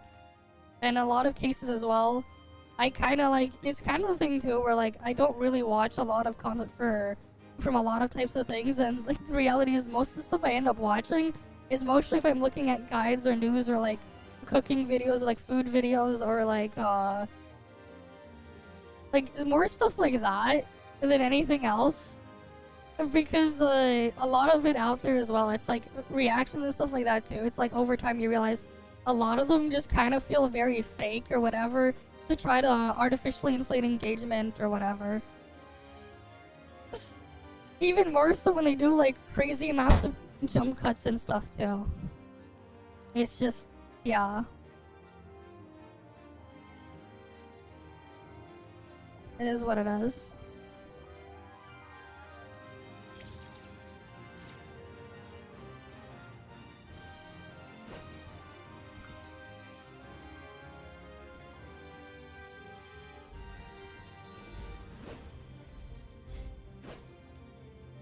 Alright, like, that's just how things are these days.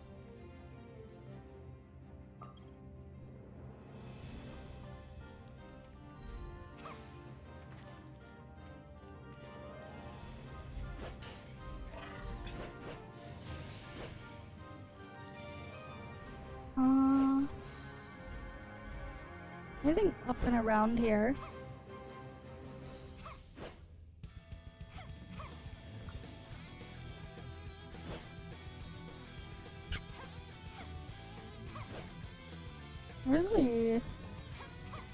Oh, supply pod's up higher.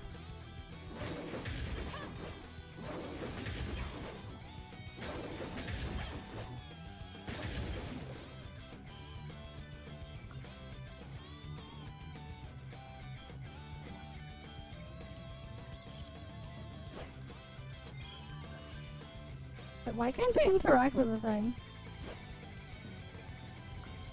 I can charge, but I can't interact with it.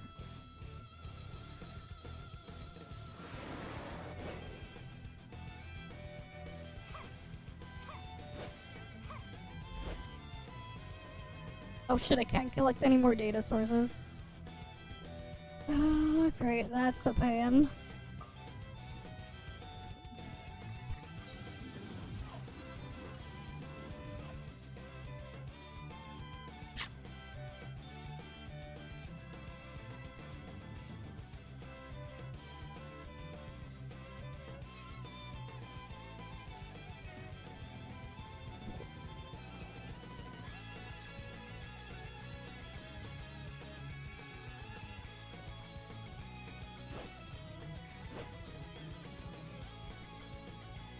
Alright.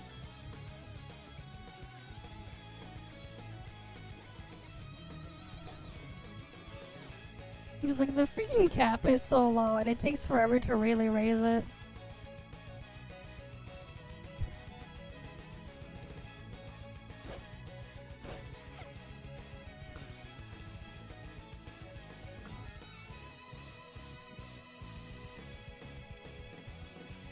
And I still have to go around again and try to get the other spots there. But why wasn't it allowing me to interact with a thing?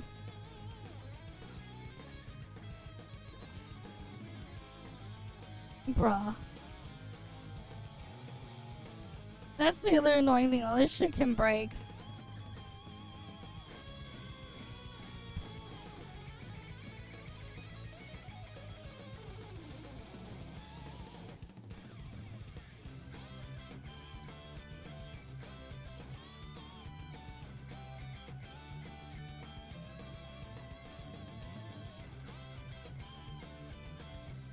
Yeah.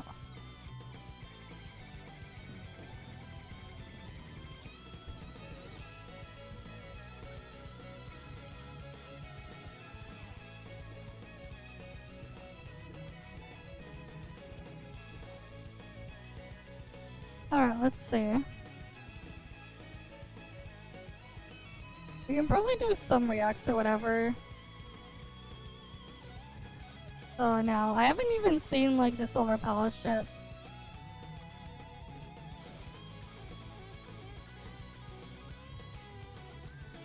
Alright, we might as well do that while the thing charges or whatever. There's apparently a 16-minute gameplay demo or something that someone re-uploaded. And then there's like a trailer or something.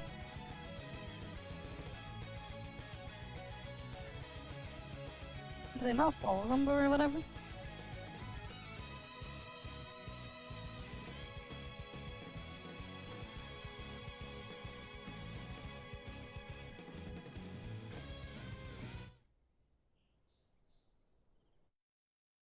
Okay. So we can just look at both. I haven't seen any of this shit yet. So I might as well do that. Oh wow, that happened? That's crazy. Alright, anyways, it's a day late. I haven't seen the trailer yet, so might as well give it a look. Alright, we can get a reaction and everything there. Hi, Sasarai. But yeah, here we go. Right, a beta test trailer. Okay. Hand on fire purple. Oof. Remains are severely carbonized. You better stock up on like a bunch of SSDs soon before prices go crazy. The wounds on the body. If he wants to have spares or whatever. Something is decidedly amiss. Alright, someone's dodged. Master Detective, look! It's the purists.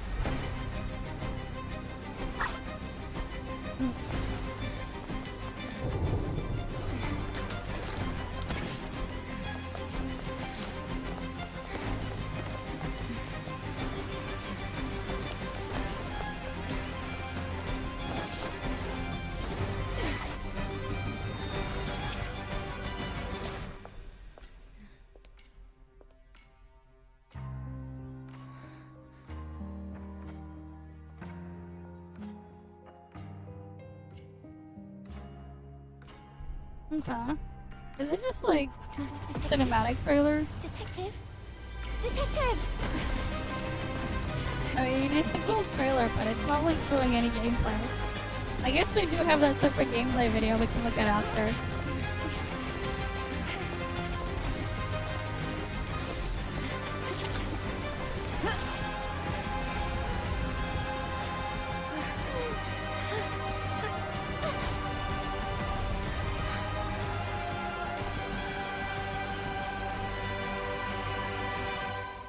Yeah, I know, there's like a separate 16-minute one. So we'll look at that after. Just not in this one, right? This one's over. It's only 2 minutes. Don't know why they didn't put both on the thing, but this Wada game person has both of them up, so we got the other one too. Right, 16 minutes of beta test gameplay. Right. 毁尸灭迹。你干嘛？ Do we got subtitles? No, we don't. 侦探，怎么回事？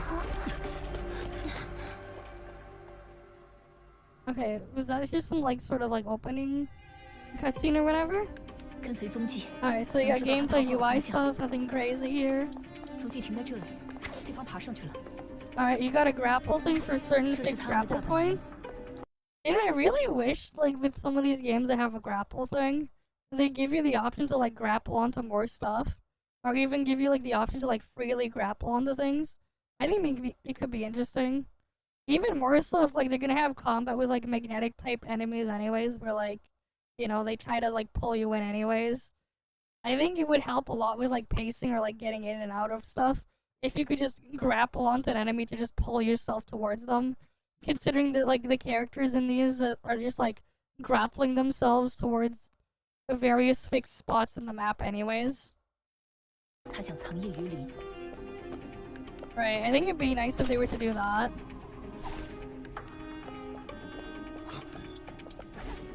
But, like, it doesn't seem like we have that here. It'll feel a lot more interactive, and it will help with pacing a lot if we could grapple onto them. I mean, like, so far, it's just your standard fare here, right? Like, that's, like, your dodge cooldown, I assume. You have, like, 2 skill buttons, like a regular skill, and then probably, your ultimate skill that you have to charge up some sort of energy meter or something first. Right, it's, like, your standard fare 2-button thing. Nothing crazy here. Right? 前进。 Like, you got... There's, like, this animation where you can do, like, a gun... you can shoot a gun or whatever. But I'm assuming that's, like, character specific and they just have an attack where they're shooting that.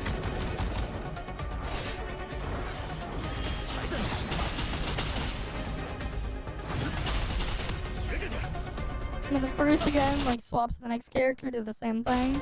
停了！ 我来了！大扫除！ Or, like, that's, like, kind of the thing with, like, a lot of these. It's like, you've seen it in one place, you've seen it everywhere. There isn't really anything different or new here. This is literally, like, the same gameplay you see in pretty much every mobile game that has, like, a console or PC port for combat and this type of stuff. It's literally the same shit in all of these games. Some just have a faster speed than others, or whatever. Some have a different type of animation there, and some just have a really worthless and awful camera.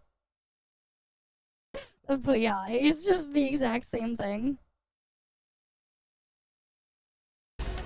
It's... 由我负责。 Like, I'm not really that crazy about this type of stuff. Because after a while, it's just mash or whatever, do your rotation. And then it's just kind of it. So I just get kind of bored when, like, this is all they do here. But yeah. There's no reason if, yeah, that's true. If you can aim at, like, a weak point or whatever, they gotta give a reason or reward for it. But at the same time, because of how, like, this stuff works in a lot of these games, it probably won't even matter in the long run anyways, when you get geared up with stats or whatever to just bypass that and you'll just whack them anyways and it doesn't matter. Right, like, it doesn't look like they have any of that stuff on here.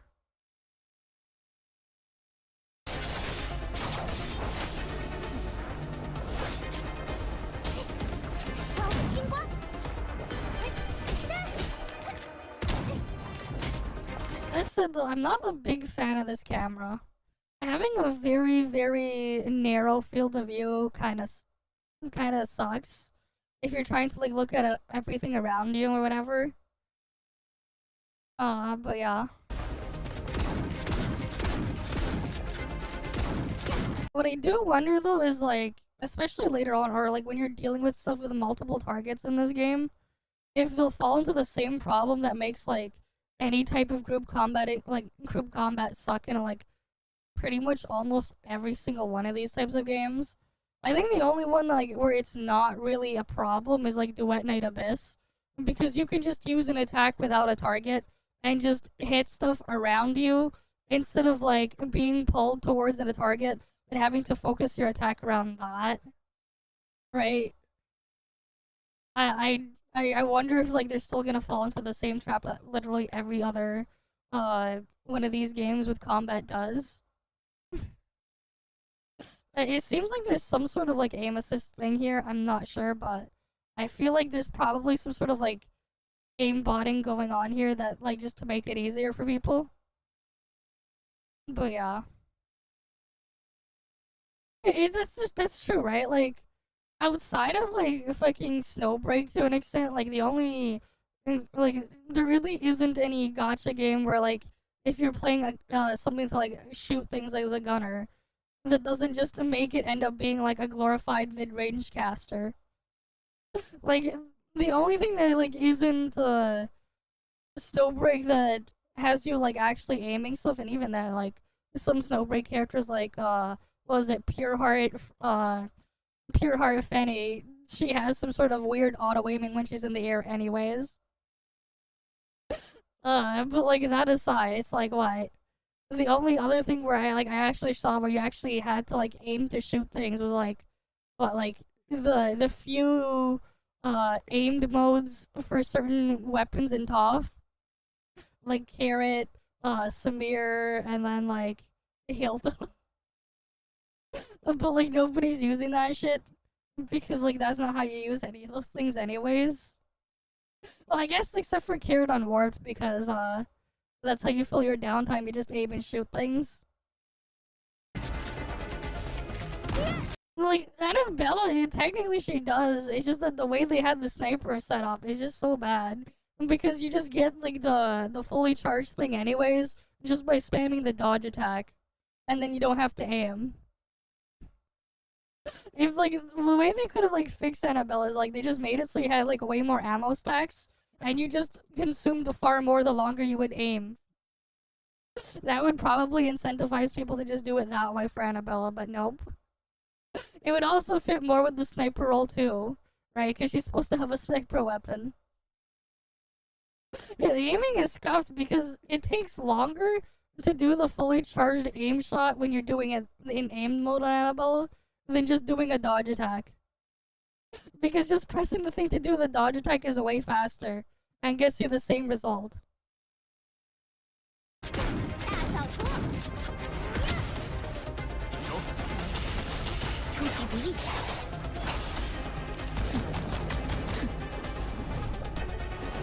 颠覆一切。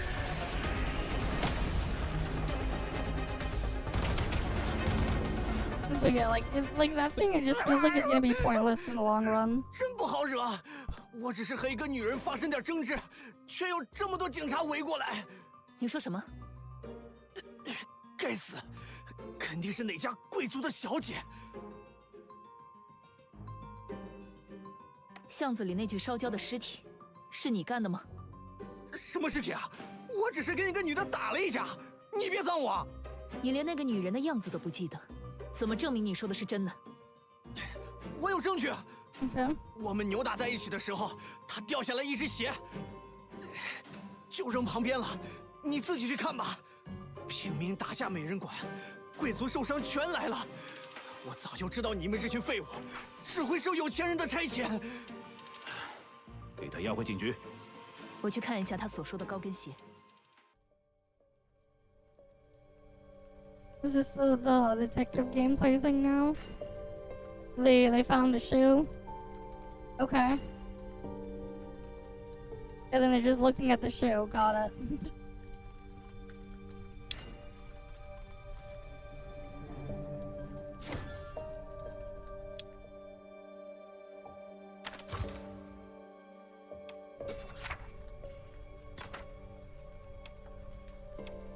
The thing is, it's like 高跟鞋作为物证， the problem with a lot of these 说明这套 games 纪 where 念 they have like 确 this 实 type 有 of 人贵 thing. 妇来过此处，但高跟鞋上有 It's 某种 not 残 like 留物， things will change 让我很在 whenever 意。 you pick something else.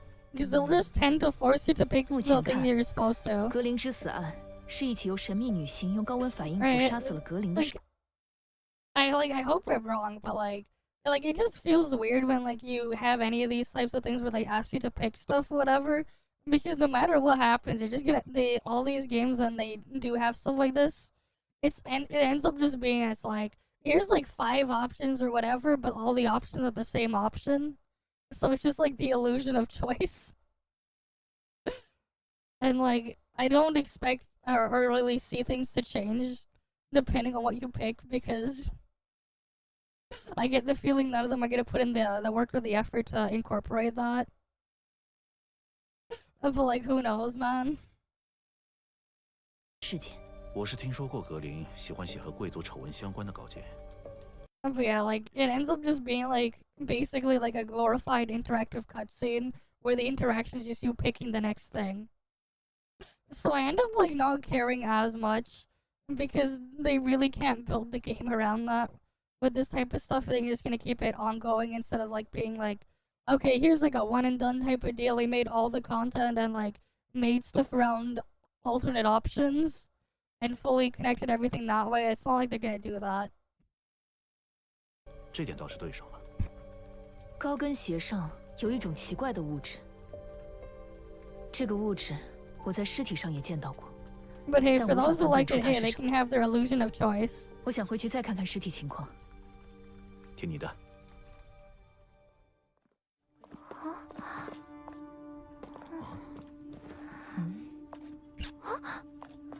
尸体不见了。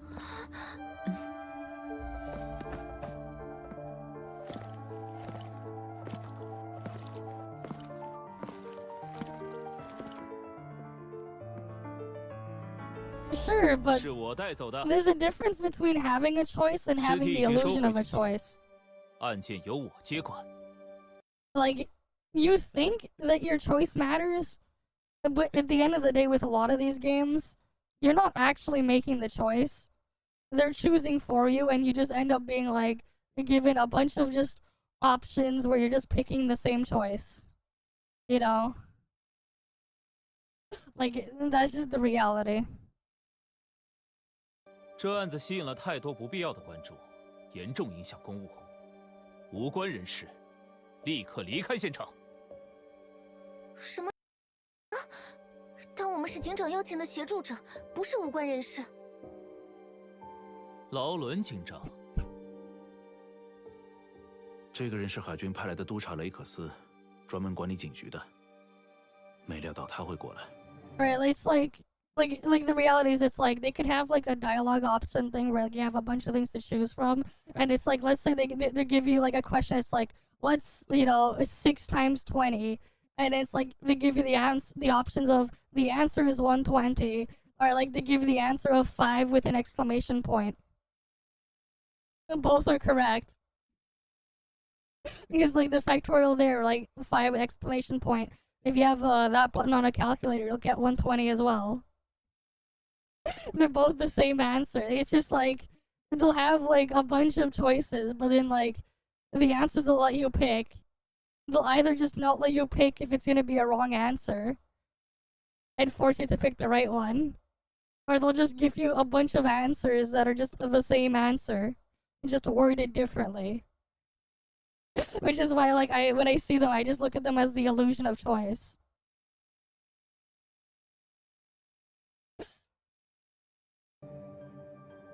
最近上头抓警局作风抓得很严格，这件事可能得先放放。别说这么严重。 I mean, there are some games where you actually do have that.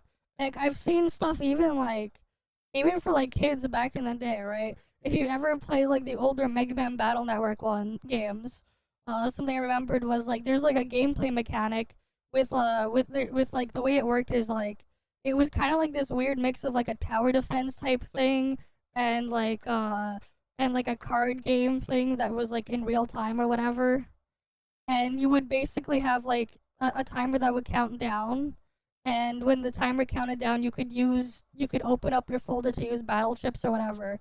But like they had like different types of chips that you could use, and they had like these very special ones in like 4 and 5, where like depending on the state of how you're playing, you can make your Mega Man or whatever anxious or and whatever, or you can give him like negative emotions if you take like too much damage or whatever, and you could eventually like corrupt his state.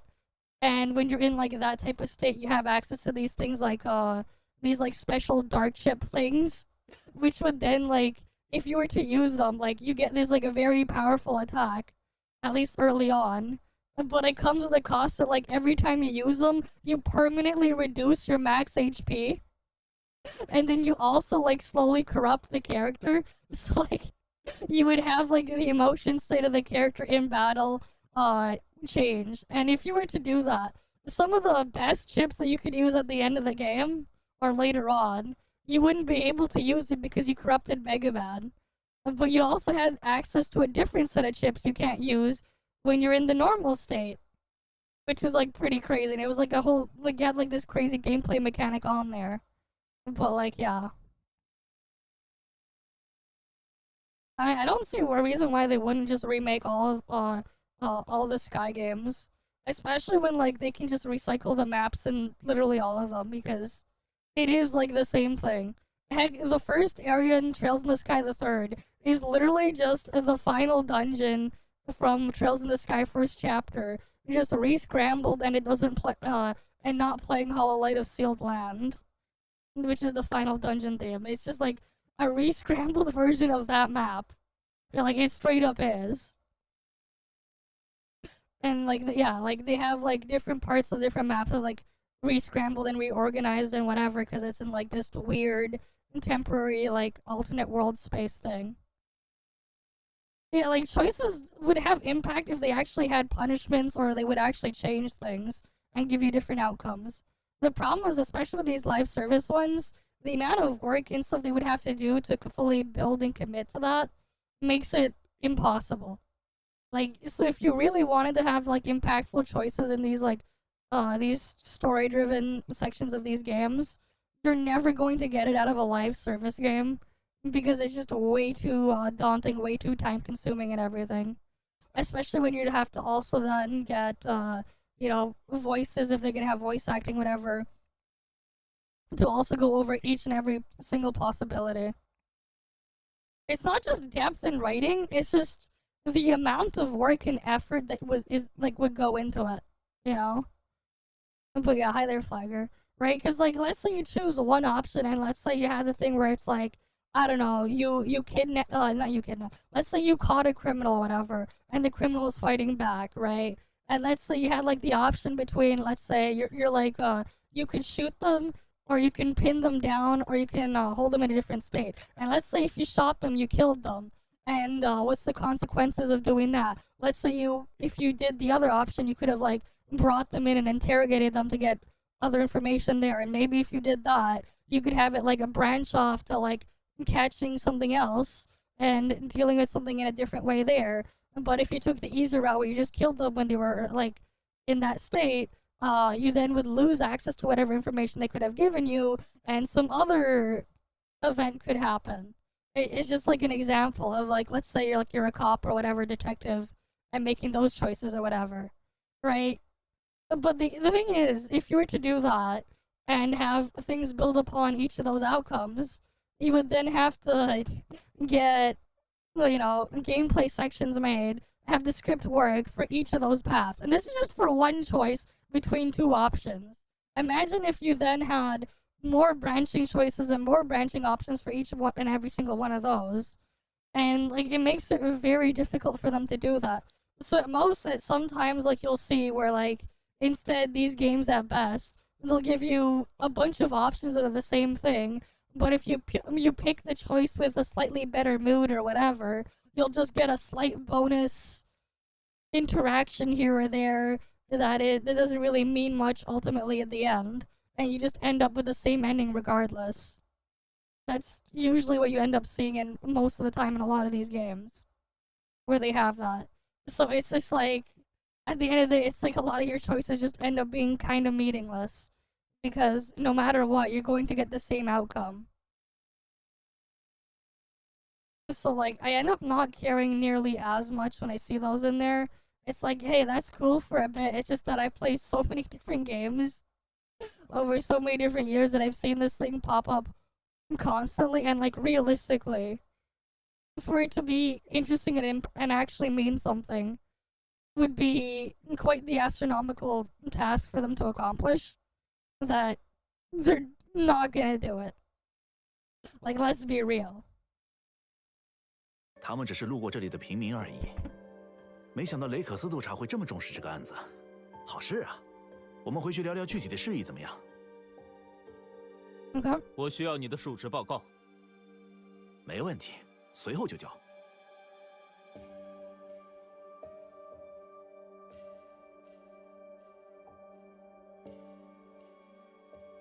尸体被拿走，还牵扯到了海军。劳伦警长建议我们不要插手，也许 Yeah, you just 我们应该 autoplay 回到事务 exactly. 所再做打算。 Like at some point as well, it's like, especially if it gets like a really long section that drags, it ends up feeling more like it's just a check to see that you haven't fallen asleep and you're still somewhat paying attention or whatever. When it just stops when you turn it on autoplay to do that, which is kind of unfortunate. But that's just how a lot of them just end up playing out and end up feeling, like over time, right? Because, like, they can't really make it so the dialogue boxes and everything are really that impactful or that interesting. It's more of like, there's like so many limitations in there that are just like, you're gonna be realistic. That it's just never gonna happen. They can't do it. Like, it's just unreasonable to ask. Maybe, you know, in like 10 years from now, if they can like get the thing to adjust and create the stuff in real time with like some weird, crazy AI model of the future or whatever, maybe we can get that to actually work.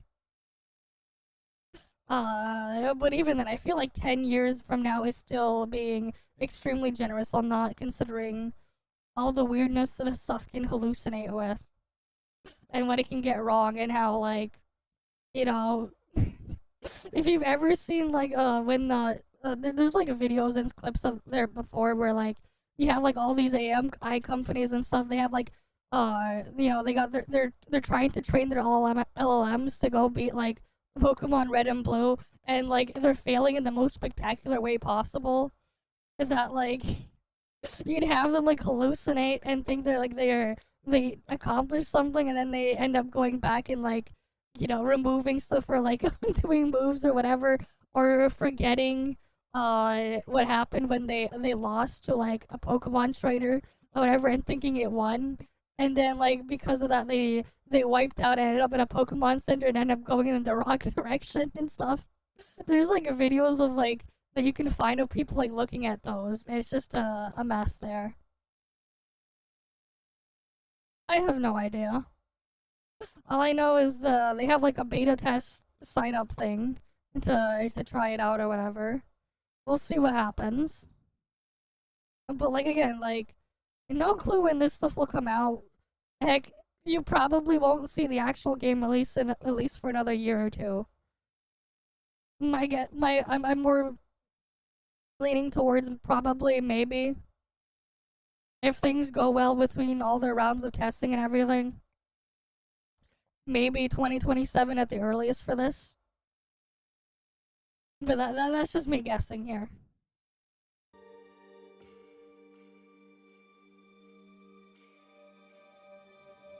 Lots of stuff can happen. 先回去吧。尸体必须得到进一步的检查。我需要去 Probably. 警局，再会那位督察。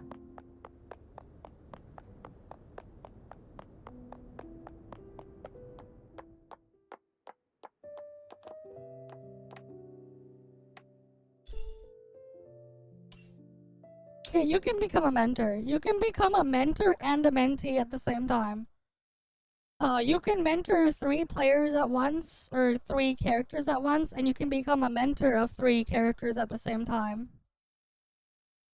Yes, you can do that.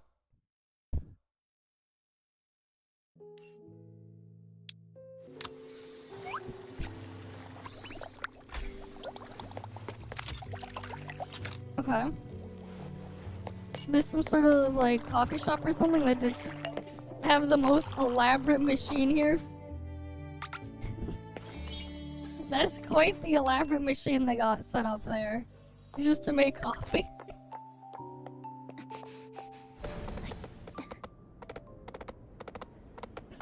Even though it probably doesn't need to be anywhere near that complicated. Yeah, pro-shaped glass. No, I think we're no wait, good design right there now. It's from the Poop Cafe, you know? The Poop Cafe.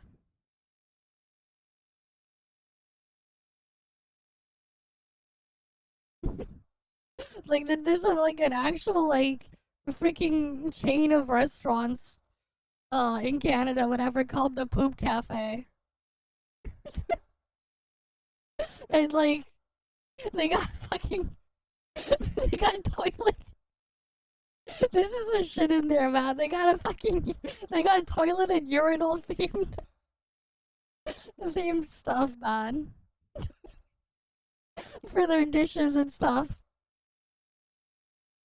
I don't know why this is a thing. I remember like one time I was like at this thing because like I was like eating at a restaurant or whatever, with family, whatever, somewhere. And like we passed by like on the street, there was like a Baskin Robbins, and right next to the Baskin Robbins was this freaking thing. And I'm like, what the actual fuck? They had like a giant freaking poop emoji sculpture like out front and everything. I'm like, what the fuck? Never went in there, but then I looked them up and this is like what I see.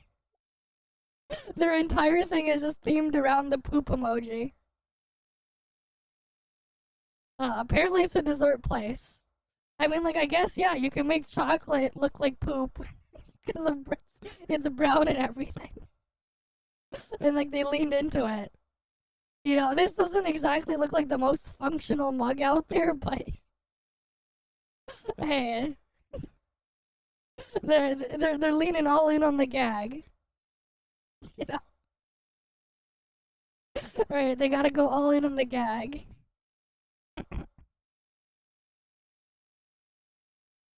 But yeah, like, it is, one of the places of all time. That's for sure. It is definitely a place of all time. But, like, yeah, it just made me think of that.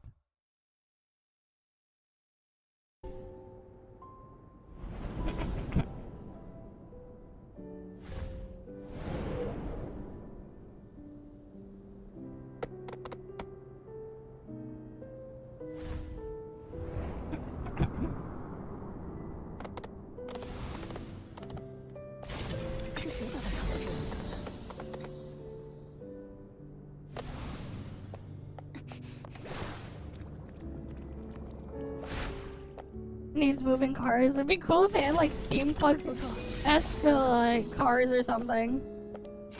I don't know, like have like, you know, cars like themed and modeled after this stuff from like the early 1900s. Would be cool if they had like cars like that. Like a really old, like early cars from like late end of 1800s when like cars were starting, like were first invented to like early 1900s. That would be actually kind of cool to like see around there.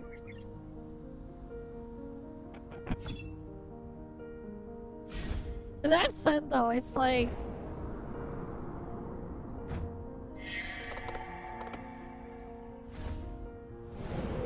I really don't get what they're trying to do here with like this that basic flying horse to go around there.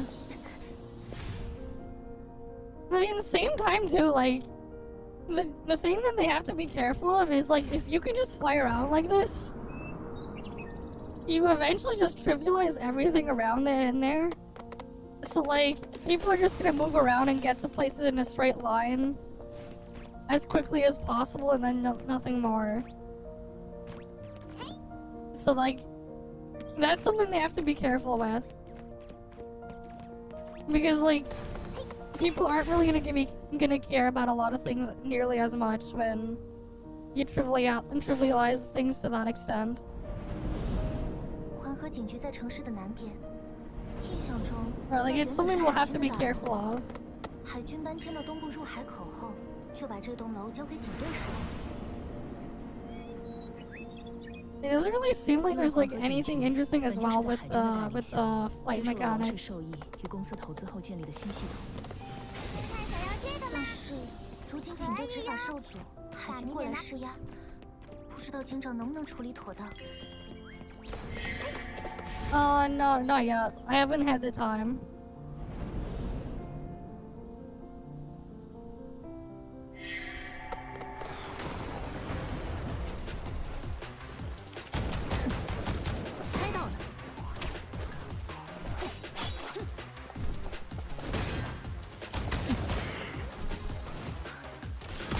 Yeah, like it's just the same shit you see elsewhere with the combat here.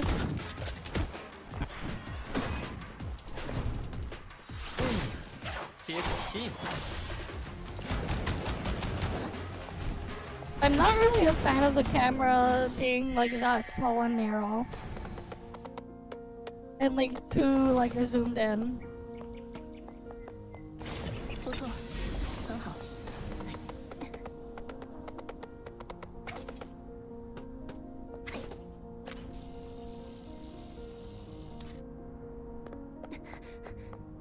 是谁把它藏在这里的？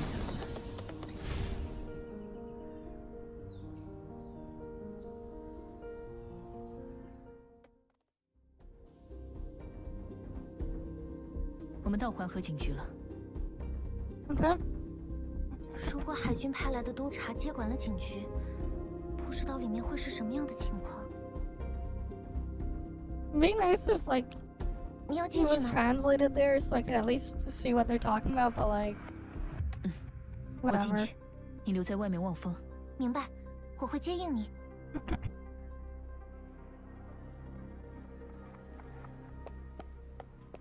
就是这里。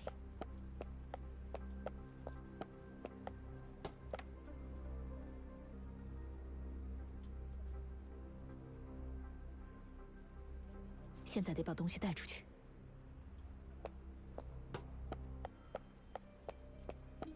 好了，出口就在不远处。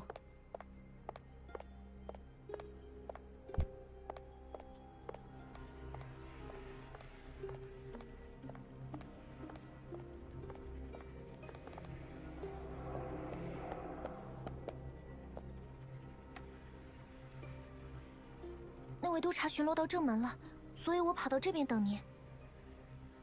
做得好，你的判断很正确。证物找到了吗？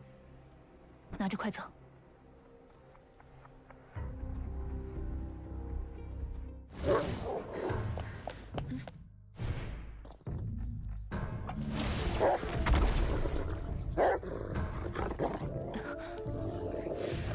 你知道 Okay. We got 我们 dogs 有权 after 逮 her. 捕擅闯警局的人吧？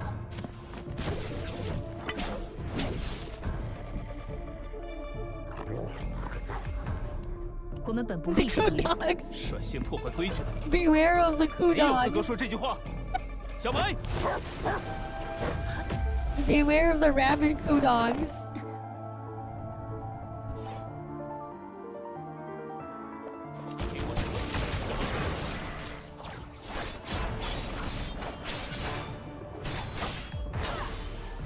So yeah, like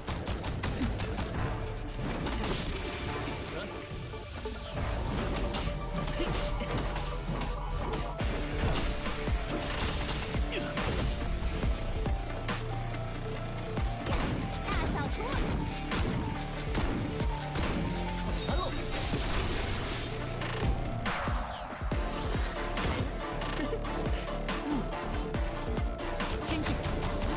猜到了。 and they just have one of the again the same protective area whatever.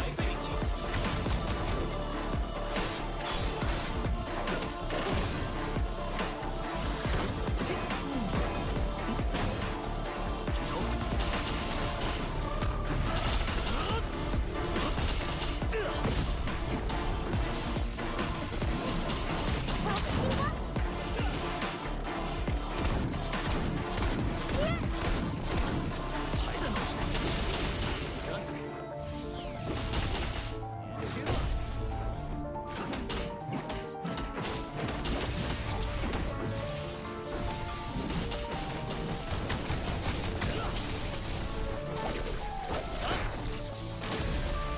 Yeah, I guess. I mean, like, I don't know. I don't really see anything interesting here. It's just like the same stuff you see everywhere, man.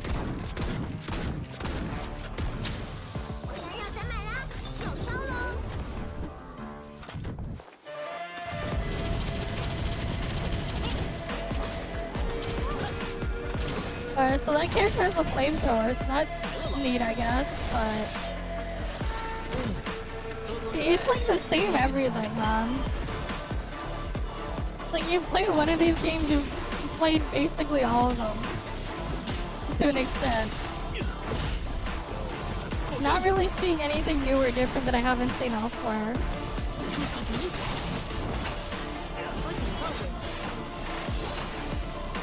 Probably. I'm guessing you probably can just spam attacks and Unga Bunga.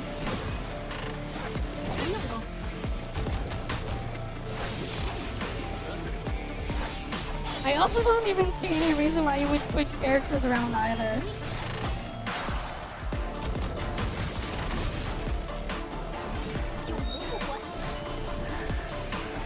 They're just switching around.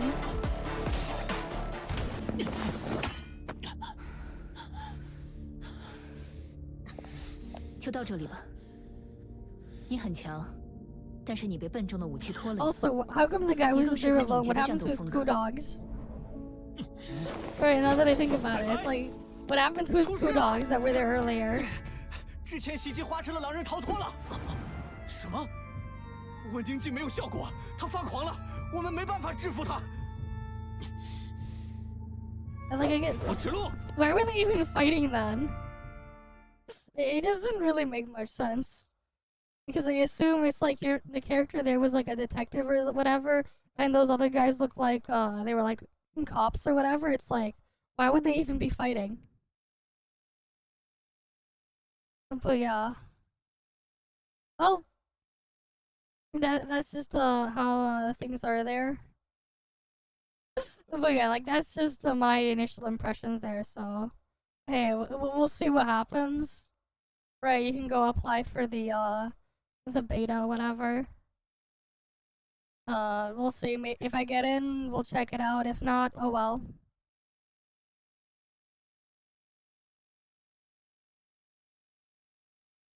Or you can just easily upload that as a video later. Yeah, I feel like that's all it's just gonna be. Just the same graphics improving. Like, the aesthetic and the art style looks nice. It's just... I haven't really seen anything to, like, actually interest me outside of that. Right? Because, like, that's the thing, right? It's like, you see the graphics there, and that's cool. But then it's just, like, after that, it's... I didn't really see anything, man. That, too. The world looks dead. You know, sure, that stuff as well. What's this one? This one looks kind of interesting. So this video is about gacha games and They forgot how to criticize gacha companies and field a beta discussion. Oh boy. how we never get better games or monetization because we don't know how to criticize companies anymore. Yeah. But let me take you back real quick to the mid 1800s when the United States was undergoing its industrial revolution. Okay, bear with me. Back then, a huge problem was the factory's exploitation of child labor. Children were cheaper to pay than adults, easier to control and coerce, and they were used because they could, you know, their tiny bodies could fit into tight spaces, which was useful for working on machinery. Of course, they'd often get their fingers and limbs crushed in these tight spaces, but that didn't really matter because at the end of the day, number go up. These kids would often work 10 to 14 hours a day, exposed to poison and toxins, and that was just how life was. There was no government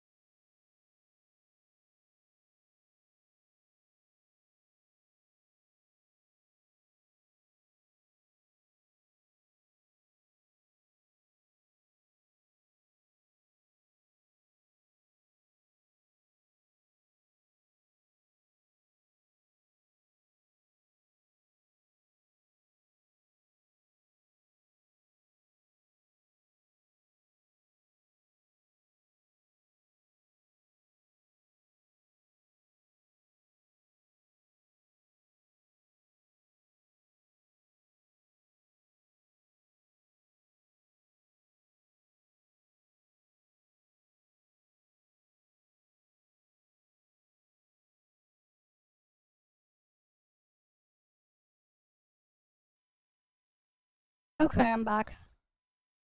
Windows is just being a piece of shit, man. I don't know what's going on. I feel like Windows, like, fucked itself over again. But when isn't Windows a piece of shit, man? If only we could just leave freaking Windows behind and just not deal with this bullshit, but... unfortunately, we're just stuck at dealing and tolerating with their bullshit. Right. Okay, let's get back into it then. Oh, let me just get back in. Alright, here we are.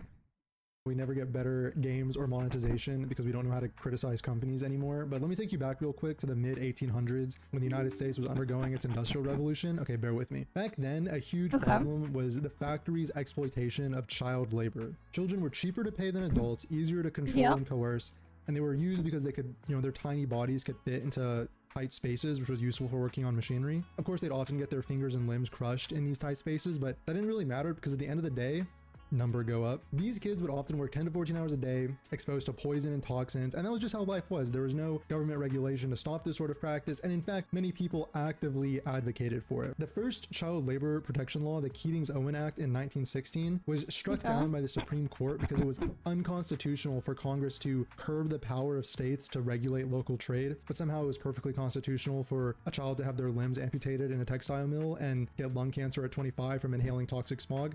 Anyway, it was not until 1938, with the passing of the Fair Labor Standards Act, there was a modicum of truly enforceable child labor protections. And this was like after nearly a century of advocacy from labor unions, progressives, journalists, educators, and women's groups, all like these grassroots, just common people working together to advocate for their rights. Now, am I telling you this history in order to compare a gacha company to an 1850s textile mill, forcing children to have their limbs crushed and inhale poison for 10 cents a day?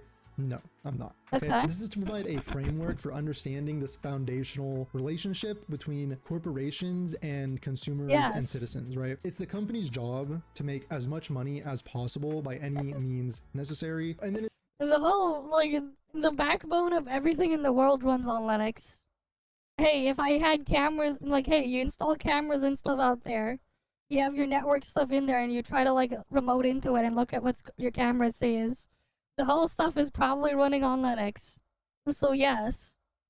It's the consumer's job to advocate for themselves. And in the modern day, this relationship is like a tug of war between consumers and the company. Like, especially if you're using IP cameras. I think that many people, especially in the gacha space, have forgotten about the existence of this relationship. It's become extremely apparent in discussions surrounding Arknight's Enfield's gacha monetization, and in other games too, when it comes to how gacha game design and like Genshin, HSR, Wuthering Waves, etc. have all started pushing like FOMO more and more. This also pertains to enshittification, which I talked about the Genshittification, in the last video, but it's pretty common for these like FOMO game design and egregious power creep to rear its ugly head during years 2 and 3 of a gacha game after they've...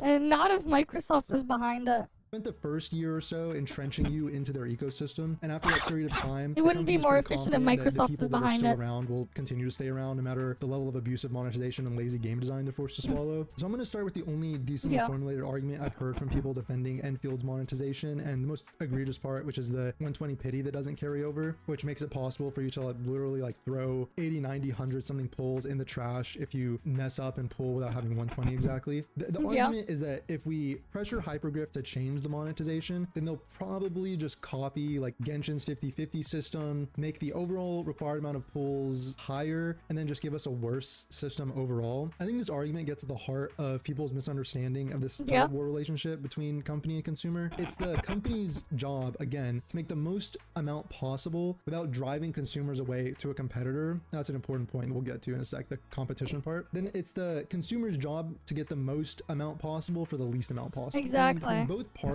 pull on their side of the rope, you might reach some reasonable compromise in the middle. If the consumer is criticizing the company for their monetization system and making it clear to them they're unhappy with it, I think it's highly unlikely, and it wouldn't really make logical sense for the company. I mean, like, the reality is, like, people have proven before that, like, if you fight back hard enough, things will change. Heck, people forget what happened with, when Microsoft tried to push freaking, Xbox Live on freaking Windows and stuff like that with Games for Windows Live, and that was a complete disaster and a failure. Because, like, people actually gave a damn and actually bothered to do something about it and fight back. But, you know, to then go on to give an even that worse type of stuff monetization doesn't happen system because anymore. the incentive structure is already set up for them to realize that making things worse would just drive consumers away because we're tugging on our Heck, we got freaking Sony to back down from forcing people to make a PSN account to play Helldivers.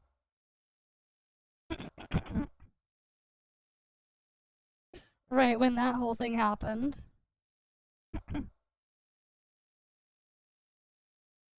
But, you know, on our end of the rope, which is signaling to the company, hey, this system makes it hard to consume this product. And a dissatisfied customer is more likely to walk away, especially at the start of a gacha game's life when you're not like psychologically attached to it. The company knows this, right? So giving a worse system in response to criticism would be like in this game of tug of war, just like cutting the rope in half and just walking away. And I think the company is mostly focused on character acquisition rate, not just pity numbers and premium currency rate and stuff like that. Because I think character acquisition rate is the foundational statistic that really matters when it comes to keeping the consumer happy. If it slows down too much, then players get frustrated or bored, and the company wants to find the least amount that they can give you so that the majority of players will not leave the game, and that still leaves them room to charge $400 per character as many times as they can. So the company carefully curates how much gacha currency they're giving you and whatever gacha system they've set up to hit that silver lining of character acquisition rate. That's why the house always wins in the end, right? There can be all these illusions of more currency, less average pools to hit pity, etc., but the company is manipulating all of it to hit a certain character acquisition rate that they've determined to be optimal. And so someone was trying to tell me once that you can essentially game the system in Arknight's Enfield by saving your 120 pulls, and you could therefore get more characters than someone who pulls impulsively, and you'll probably get more of the character that you want if you don't pull impulsively,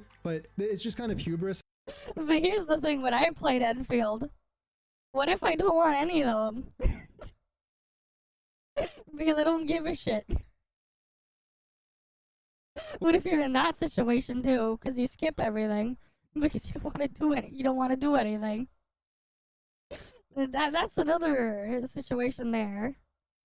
I'm sorry, I don't know a better way to put it, but to assume that you can game the system, that's like walking into a casino and assuming that like you're just built different and you're just so much smarter that you can game the system and make off like a bandit. There's a reason that the house always wins, and a gacha company will account for the optimal way to pull characters, which is by saving that 120 for the guarantee, and they'll factor that in when setting up their... No, the only way to win in a casino is you go to the casino, you never touch any of the stuff.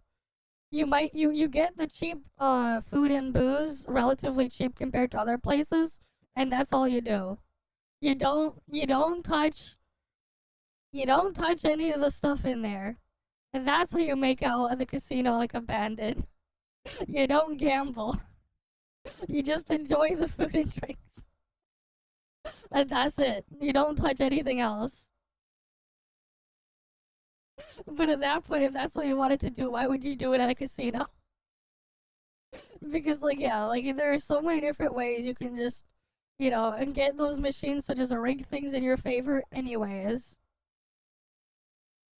Right? And then, like, there's all this implied stigma against things like card counting and everything. Just get in and get out, right? Yeah, but at that point, it's like, why even go in the first place? It's just dumb as a whole. But, it is what it is. Desired character acquisition rate. So no matter what the gacha system is. So all you're really doing is tiptoeing around a manipulative system so that you don't shoot yourself in the foot. And so if you're applying that pressure that you're unhappy with the gacha system, lowering the character acquisition rate would be a surefire way to have those frustrated customers abandon the product. And so the company, they're not stupid. They know that everyone would catch on as soon as they change the system for the worse. If they changed it so that character acquisition rate was like much lower, they know it would make people even more unhappy. What they would really do realistically, worst case scenario, is literally just stay silent and do nothing at all. Like the worst they can do is just say no. So when consumers not only drop their end of the rope, then proceed to cross the line and start pulling on the company's side of the rope with them, I think we're completely abdicating our responsibilities in this relationship. Or this game of tug of war.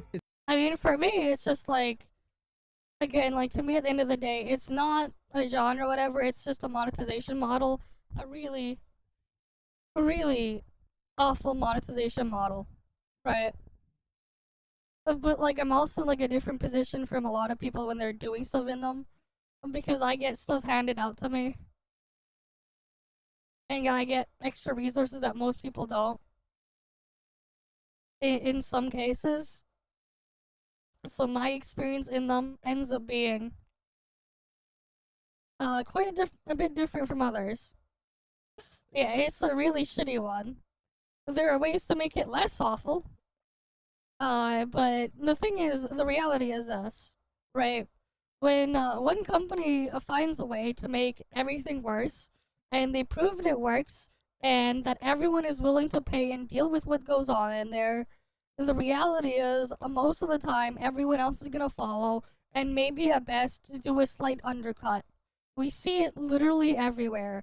Some places it's far worse than others, but let's just say, if you've seen how stuff is with like food price costs and stuff like that in Canada, especially when like you realize only all the grocery chains are owned by 3 different companies, with Loblaws being the most egregious at like freaking jacking things up, price fixing, and all sorts of things, worse than the rest. And the reality is, even when intervention and stuff happens, all the best they get is like a slap on the wrist and move on.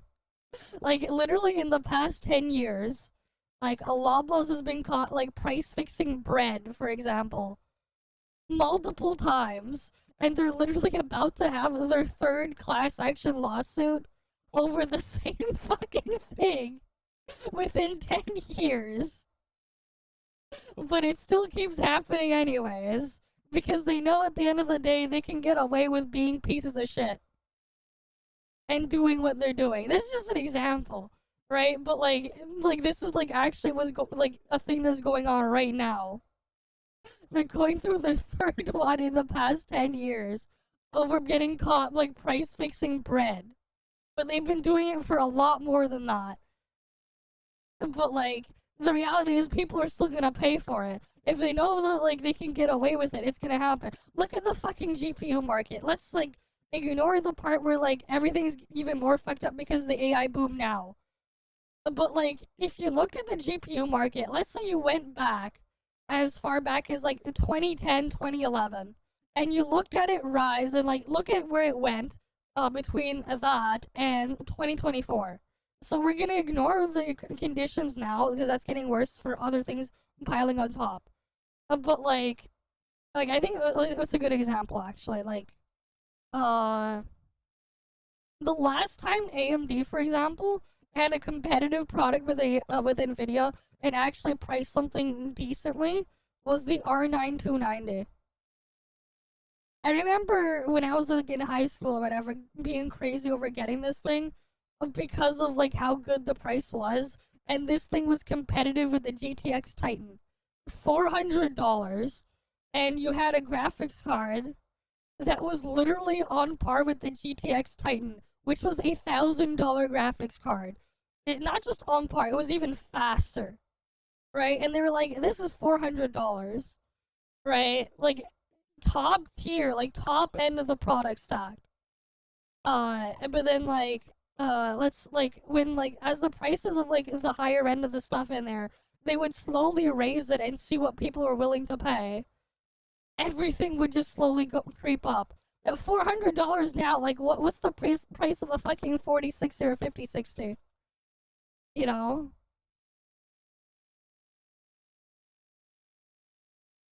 I think it's the TI, MSRP. Like, this is, like, the bottom of their product stack, man. And it's, like, the price that you would pay for, like, the top-end graphics card back then. The fucking top-end, man. You know, because, like, they realized, oh, wait, after the crypto boom happened, people were willing to spend, you know, 3-4 times the amount for the lower-tier products, and then they were, like, they adjusted everything accordingly. You know? And they realized, oh, yeah, that's right. The correct way to price things is whatever the market will bear. And if the market will still have people buying things at that price, well, everyone else gets fucked because they'll just raise the price. Because, hey, we'll just do whatever the other guy is doing and just slightly undercut them.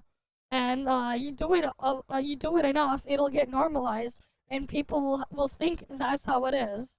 Like, I remember as well, like, my freaking mom, for example, she keeps thinking that whenever she needs to buy a new pair of glasses for her prescription, when things change, she has to go to one of the freaking, shops to, like, actually, give them her prescription, and then spend, like, $300, $400, $500 for a single pair of glasses. When, like, you can just go online and order, like, the things made from from, like, a foreign country and get the same type of shit for, like, $30 including shipping. And, like, I've been doing that for years, and she's like, nah, but, like, this thing is special and everything. I'm like, I've literally had to buy, custom prescription inserts for all sorts of stuff. I had custom prescription goggles made, for use when I had to do stuff in labs and stuff in school, because I need to wear glasses, and, yeah. And even getting, like, custom prescription lenses made for things like, when I've used a VR equipment, or even just, like, actual, like, goggles for working with, electrical equipment and stuff like that. Like, I would spend, like $60, and I could get custom prescription stuff made. Good quality stuff, too. And that's including, like, just getting the stuff imported and everything. You know? It's just that, like, it's gotten so normalized in, like, North America for, like, glasses, for example, to be so expensive. Because, like, there's one dude that owns, like, 90% of the retailers and the brands that are, like, right in front of people. Because it's like, oh, hey, you see the store there selling, like, eyeglasses and stuff like that, and they're charging that much. And, if you're even of a smaller company, like, you're competing against them, if they set the price to be 10 times what it's worth, and people are paying that much, and they believe that's how much it costs, you're, like, who are you to, like, put it at their actual price, where it's, like, a tenth of that, when people are willing to waste 10 times more money, and they're none the wiser. But also, it's like, this stuff has gotten so normalized with a lot of things. People stopped taking a step back and questioning, why the fuck are we spending $400 for 1/7 of a character kit? Not even the full character. It's like, bro, what the fuck? Right? Like, nobody's, like, taking a step back to, like, really take another look at it. And then you have idiots also just propping it up and defending it. It's ridiculous, but that's the world we live in now. It's not antagonistic, right? Like, the company isn't necessarily your enemy. Maybe a factory owner who's, like, crushing your child's limbs in a coal plant is your enemy, but the game devs aren't your enemy, right? Like, and you have to be like Thorfinn from Vinland Saga. I don't have any enemies. So the game devs have their job, which is to make a great game that appeals to either as many people as possible or, like, their target audience. And the executives have their job, which is to make, like, disgusting amounts of money. And the consumers have our job, which is to advocate for ourselves and to, seek a system that is a fair balance of exchange. The company itself expects you to pick up that end of the rope and tug against them. That's how the relationship works, and that's how middle ground is reached. If you look at the Enfield beta, the premium currency acquisition rate for pulls is, like, pitifully low, and so it is really bad. So the devs announced in an update they're gonna adjust it, and then everyone started praising them. The classic, like, they adjust it, but, like, they didn't say how they were gonna do it. What's gonna happen? So, like, it means nothing. Hey, it's like, oh, hey, this stuff was really bad. How about we make it, hey, technically, if we adjusted and add, like, a tiny bit more, it's technically an improvement over what you had before, even though it's effectively just still as awful. They just, give, like, one more or whatever, when you need literally hundreds to get anything done. devs listen moment. Now I'm not saying, okay, like, I'm not going to say they purposefully made the currency acquisition low in order to manufacture a W devs listen moment, but the beta, because it is a beta, could have been used to test, you know, how low can we make the currency before players get mad and walk away from the game. And then players did their job and they complained about how the currency, you know, rate was too low, and that got the company's attention, so they raised it, right? And I think that's just a perfect example of a company seeking, but they like, didn't how raise little it can yet. we give before people walk away. You know, They I think the reason is going to be, they didn't raise it. They said they're going to raise it, but they didn't raise it, and you don't know by how much, because they never said how much they're gonna raise it by or what they're gonna do. So it's like, it's completely meaningless. largely the same, is because Like, it reminds me of like the same energy where like where was it?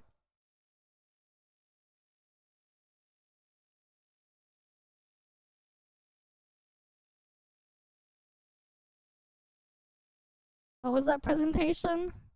There was like a presentation like 9 years ago, or whatever, when they were releasing the RX 480, and like they were like, we don't have anything to compete with NVIDIA or whatever, and they were like, oh, we could just use 2 RX 480s in a Crossfire setup, because sure, and then that's a GTX 1080, even though like it's not. Actually, it's not the video, by the way. These are live cards running. Right, that guy Two who was systems. talking to that Indian dude, that's Raja Kaduri. He was the guy in charge of AMD's graphics division, many years ago. One system is $700. I'll tell you what the other system price is in a second. Both running a premium DX12 experience, Ashes of Singularity. Right. They'll like cherry pick specific things, but like if you've ever used a multi-graphics card setup back in the day, it is extremely hit or miss. Because of how the things work as well, you would occasionally get like really weird and inconsistent frame times and latency. Because you would have it so like each graphics card is alternating on generating like and rendering each frame. So like if one frame was easier to render, your FPS would just skyrocket, and then it would just crash if another frame was a lot harder. I've used SLI and Crossfire in the past. I've used both of them and experienced them. Heck, I've tried it and used it as recently as the GTX 1080, the 10 series. Because at one point I actually did have a pair of GTX 1080s in SLI. Part of it was because of an Amazon fuck up, and I ended up with 2 of them. And I ran that for a while.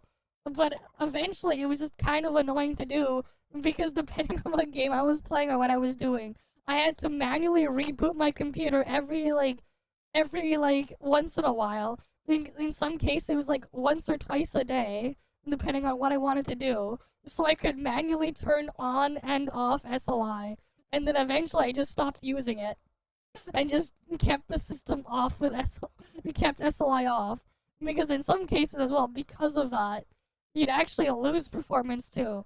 I've messed around it with AMD Crossfire at one point as well, because like I mentioned before, I did actually buy an R9 290 back in the day, that card I talked about, which was the last time AMD actually had a competitive product.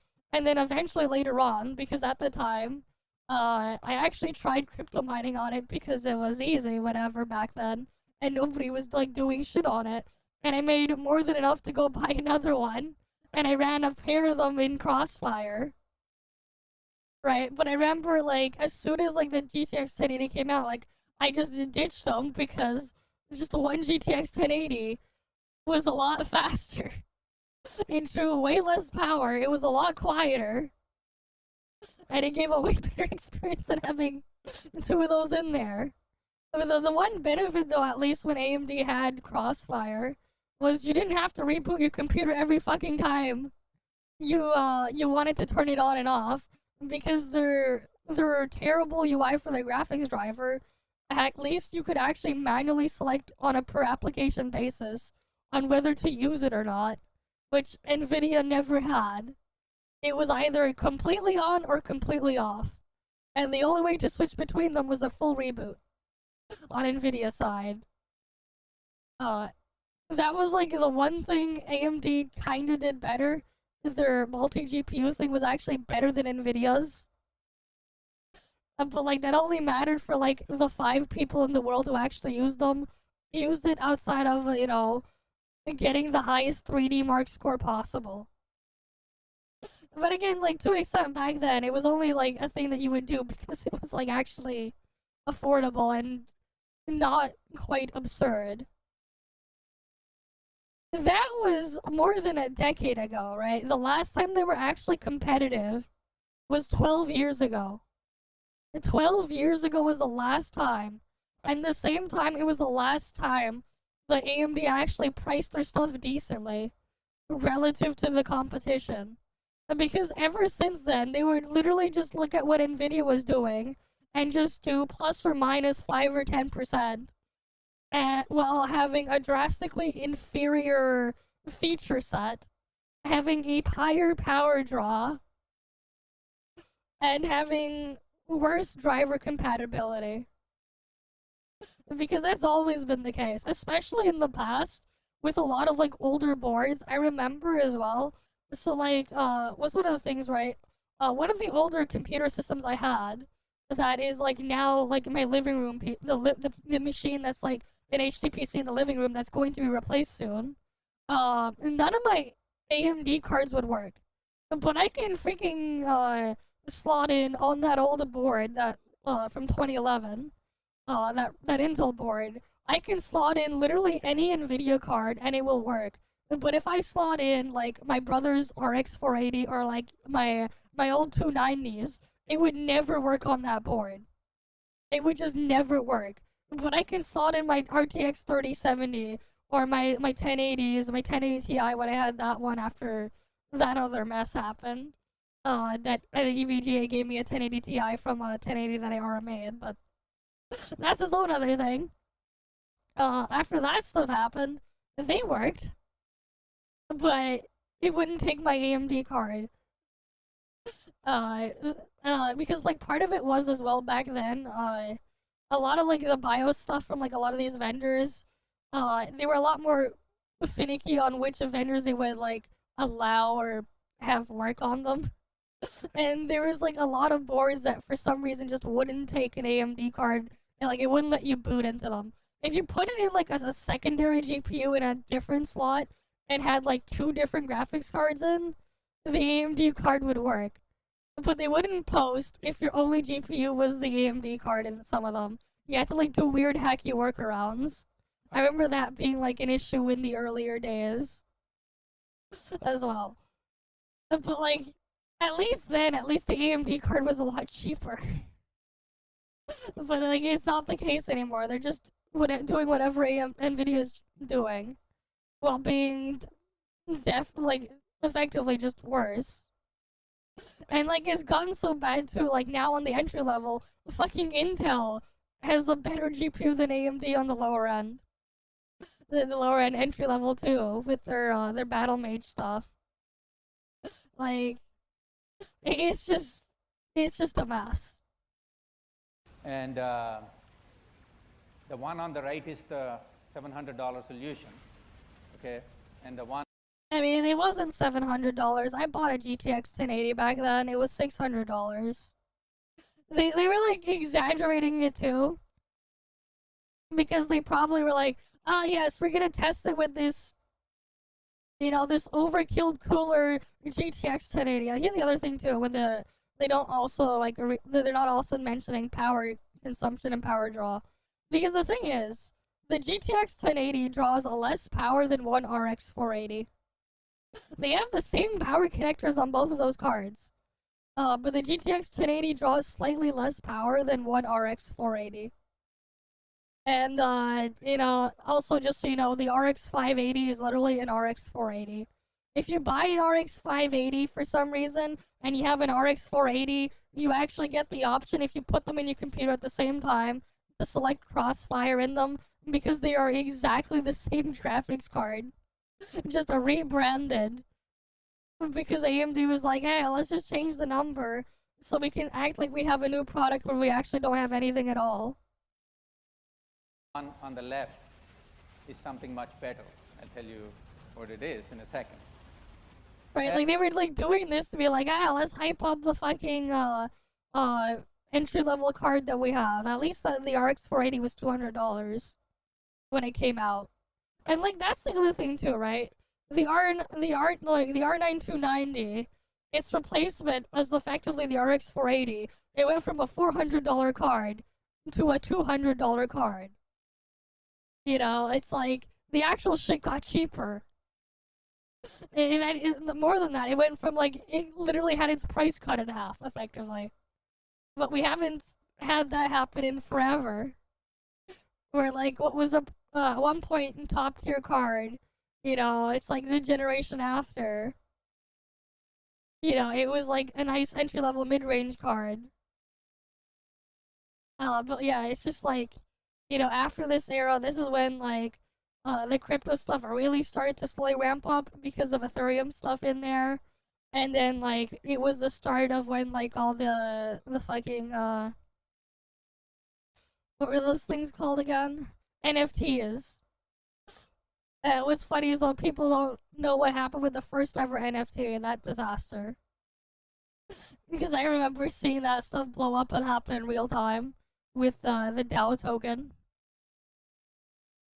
But hey, people get a lot of people got milked and scammed over that shit. Even though it's like they haven't stopped to think, does this shit even make any sense?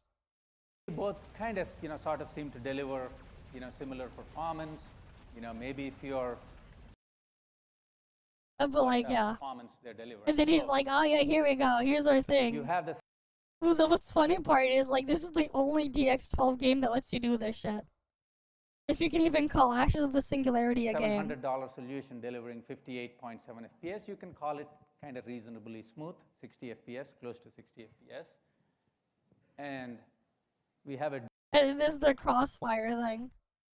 But like, the part of why SLI and Crossfire died is because of how DX12 and Vulkan work, where now they can't do their weird hacky workaround until they use multiple graphics card, and it's up to the game developer to implement it manually on their side.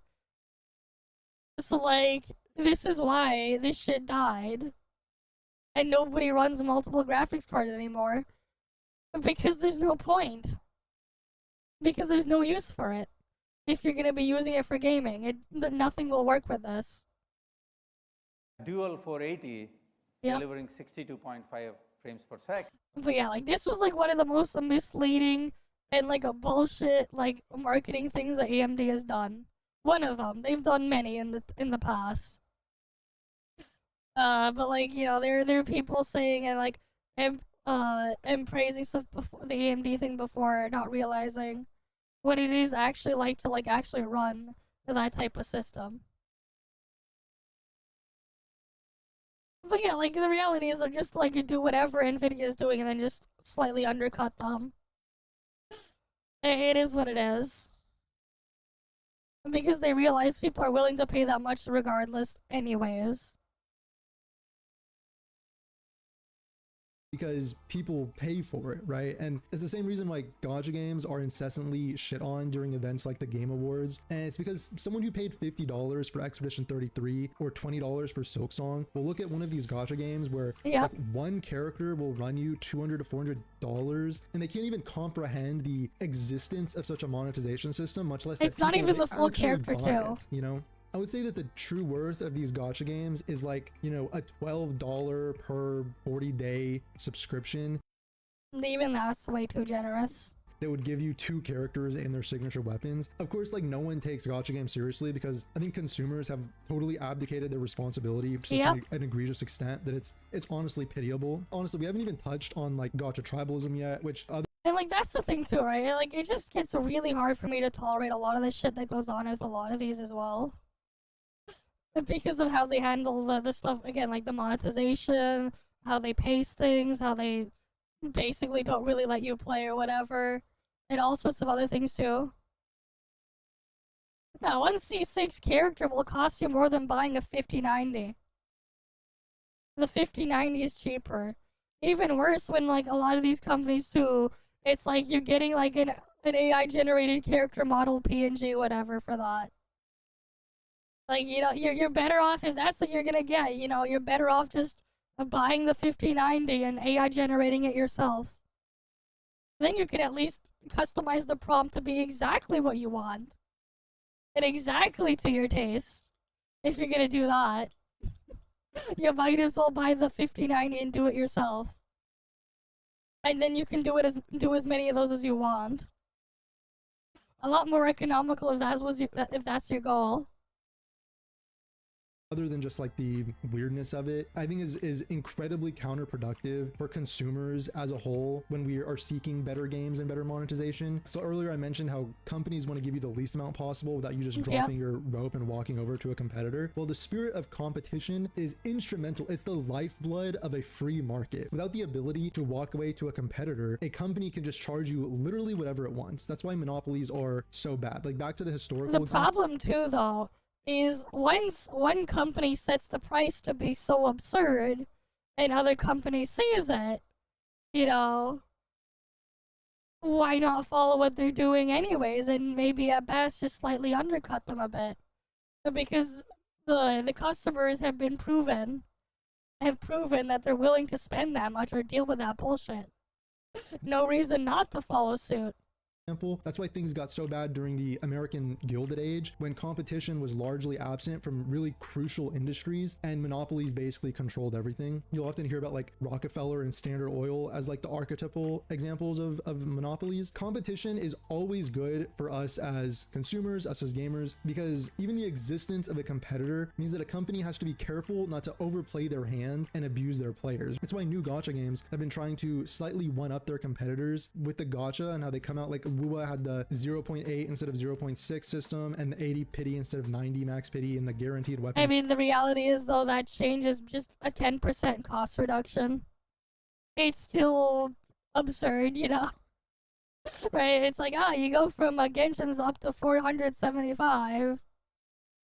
You know, you go down from there to, you know, like $440 or whatever.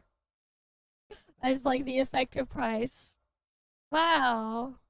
Banner, although the guaranteed weapon banner can be like an excuse to make 4 stars bad and no signature weapons more important. Anyway, that's a different can of worms. But it provides that little nudge, like, hey, if that company isn't treating you right and is pushing you a little too hard, then you can abandon them and you can come over here instead. And of course, the gacha monetization is still going to be ass, but it's just the fact that it's a tiny bit better makes the consumer also feel better about tearing themselves away from an old gacha game and tearing themselves away from all those psychological hooks and coming to something new. You know, I know Arknight's Enfield is coming in with this like slightly undercut average pull requirement, even though that could largely be like a cloak and dagger, whatever. But it is a cloak and dagger type thing. I think the consumer, again, we advocate our responsibility by engaging in gacha tribalism because it completely undercuts the leverage that we might have had through competition. I think if the vocal part of communities engaging in feedback and discussions and live streams and YouTube videos and like the vocal part of a community online, if they're all engaging in these gacha wars of like defending their game and attacking competitors and like, dude, there is no greater method to ensure that you will never get anything better as a consumer, because you're handing all of your leverage away by making it clear that you were like ride or die for your game and your $1 billion gacha company, rather than ride or die for consumers as a whole, or better monetization practices and better games as a whole. In the game of tug of war, this is akin to dropping your piece of the rope, tripping the person in front of you, and then running to the company's side and pulling on their side. I think if someone is shouted down when they raise a criticism against game design that encourages too much FOMO, then you're doing the company's job for them. If someone is shouted down for offering criticism against lazy game design because the company isn't investing enough to make good content and retain its players, then you're doing the company's job for them. And if someone is trying to advocate for a better monetization system that would benefit all players and you're shouting them down, then I think you're abdicating your responsibility and doing the company's job for them. And okay, quick tangent, because the thing I also can't understand about this phenomenon is that apparently negativity is supposed to thrive on the internet, but in the gacha space, it's more like endlessly glazing something, and toxic positivity is what's accepted and criticism is hated. It kind of reminds me of with Destiny 2 way back feedback and how criticism was treated in that community, and like that turned out very badly for them. I don't know, maybe you can clear that up for me in the comments. I don't really understand that like switch up. And look, right, I understand the desire to correct misinformation if someone is spreading something that's incorrect or would damage the reputation of something that you genuinely like. I've made videos doing that for Do United This, although I'll say it wasn't really for like an attachment to the company or the game, but rather because I just wanted the game to get a fair shake because of the monetization system, and I thought the removal of character gacha in favor of another form of progression would be better for consumers as a whole if that trend took root. Yeah, blinded by cinema. There's always a line between Pretty much sycophantic dogpiling and engaging in good faith discussion. There's a distinction that can be made here. Like you can have a discussion between two people who have a common interest, or a discussion with like the common goal of seeking an improvement for the game they like, or you can have someone with like all these psychological hooks attaching themselves to a certain game and company, like when their identity becomes tied to the game, so perception towards the game becomes literally a reflection of that person's intelligence and even their morality as a human. Because if you spend all this time like publicly defending something, saying like my thing is good and the other group is bad, then a criticism of your game becomes like an attack on your character because you have taken a moral stance for something. And if you talk about how like a system is poorly designed, then all they're really hearing is that you're calling them foolish for liking the game. You also have things like sunk cost of money, time, emotional investment that amplifies all of this. Obviously there's content creator incentives where like the algorithm incentivizes framing things into an us versus them mentality, and also audience capture where like their livelihood is tied to maintaining certain narratives. So when stakes are that high, literally like, can I keep a roof over my head and keep food on the table, then they themselves will even start truly believing all of these things because they have to. It lets them maintain moral superiority if they can believe they are fighting for the side of light versus, you know, the side of darkness. Even though this whole conflict is really just, it's just like manufactured and made up. You know, there's this concept of habitual thinking in psychotherapy where it's used to get people out of cycles of negative self-talk. Usually a person will feed themselves a narrative repeatedly, things like I'm a loser, I'm pathetic, I could never achieve this or that. And the goal in psychotherapy is just realizing that all of those things might feel extremely real to that person, but they're kind of just an illusion that is created and then maintained by endless repetition. I think this concept also applies to demonizing and otherizing other groups of people. Like again, I remember with like Vinland Saga and Thorfinn, you don't have any enemies, no one has them. And the same applies to like so many things in life. And the challenge also is like, even if you feel insulted, because you will feel insulted at times if you like something and someone else is insulting it, then can you still maintain that philosophy even in the face of that? Can you be like Torkel with a dozen arrows sticking out of your body and be like, yeah, I still have no enemies? You know, honestly, an entire video could be dedicated just to like the psychological underworkings of this stuff. But like bottom line, I think for this video is it's increasingly hard to advocate for better games and better monetization if we keep falling prey to these patterns of division and infighting. Like an example is, you know, with Wuthering Waves, if like Genshin had this capturing radiant system, which is like a 50-50 pity system, which I think pushed the overall average from 50-50 to like 55-45, something like that, right? But just the idea that like you can't lose like 5, 6, 7 50-50s in a row, which has happened. It's happened to me in Wuthering Waves. I think if we were truly doing our responsibility as consumers, we would have been looking at Kuro and being like, dang, like your competitor just put this in, like you need to put this into our game like immediately, right? It's unacceptable that we don't have this system. But like at the end of the day, like you'll still get people defending them like, oh, but they have the guaranteed weapon banner, oh, but it's 10 less pity, oh, but this or that. Like it doesn't matter. It's like, hey, you're still getting fucked over elsewhere. Imagine not trying to fight to not get fucked over. I don't care at all. Give me that. I hate losing 6 50-50s in a row. I think most people hate losing 8 50-50s in a row. Just like that, I hate the freaking 50-50 shit, period. Get rid of it entirely.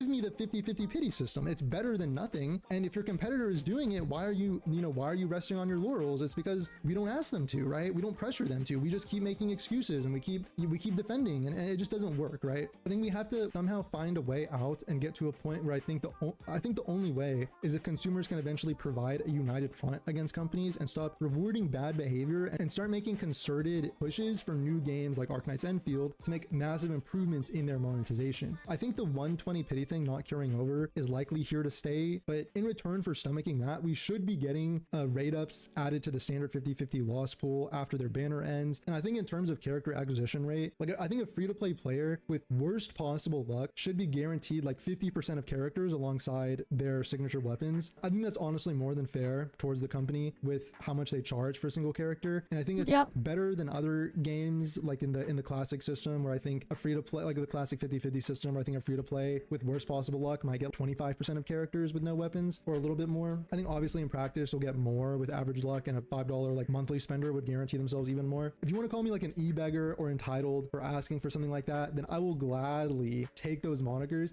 because they could drop the price of a character in these games by like 95% and it would still be overpriced. I think once again, I will lose zero sleep if a gacha company makes less money because they didn't use predatory monetization in their game. Or nearly as predatory. To advocate for a great gameplay experience that's fairly priced, and it's the game dev's job to make the game, and then it's the shareholders' job to buy less yachts so they can keep up the live service development and develop new projects. So our definition of a successful gacha game, I think, has ballooned to a very massive thing where a game, especially a 3D open world game like EnVtuber, Genshin, Wuwa, etc., needs to make upward of 50 million, 100 million a month in order to sustain itself and justify its further development. A studio doesn't really need that much to sustain itself. Does it take $50 million a month to develop Park Management Simulator number 84? I don't really think it does. Logically, like if it did, Hoyoverse wouldn't have taken Genshin's success and then made like a dozen new projects off the back of it. In fact, in February of 2021,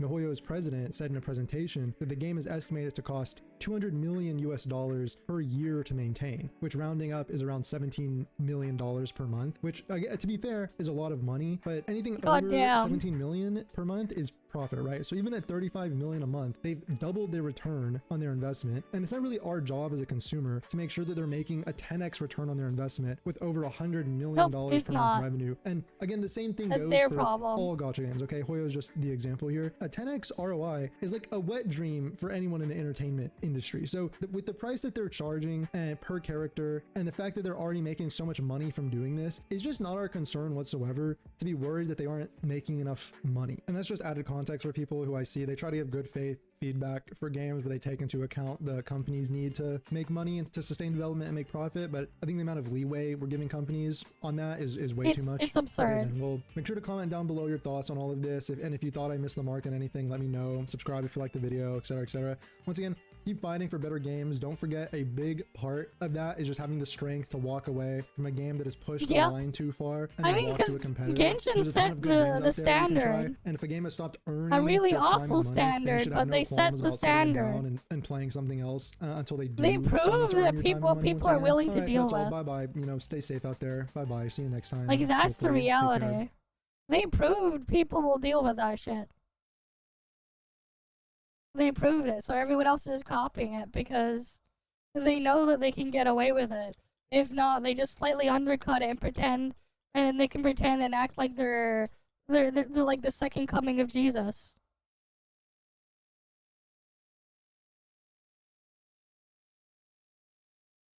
You know how much better it would be if it was just a single one-time price and you could just get the thing you want and not have to deal with any of the bullshit? How much better would they be then? Because even then with Nikki, it's still a pain for the cosmetic stuff there too. Because if you want to get the color and recolor it the way you want, some of those are locked behind getting dupes as well. But you need to pull the dupe of the whole outfit, even if all you want is just one slightly different colored hairstyle or whatever. Or maybe you want the dress or something in a slightly different color. But you can't get it unless you get all the other shit too. I may or may not be speaking from experience or anything, and then you realize that the freaking dye system is a piece of crap because it just overlays what you're recoloring when you have like the full completed outfit that you've pulled all the way to get the 4th evolution to unlock the color wheel, and then you realize, wait, depending on which if you select the same color on each variant of the same piece of clothing or hairstyle, the thing will look drastically different because they just applied the effect over top instead of actually recoloring the piece that you recolored in the dye system. I may or may not have experienced that or anything in Infinity Nikki. I may or may not be speaking from experience, you know? Who am I kidding? I am speaking from experience. Because it was like the balloon glider outfit alternative when we had that one. I pulled the entire thing all the way just so I could get the twin tail hairstyle from it and recolor it just to get the blue one.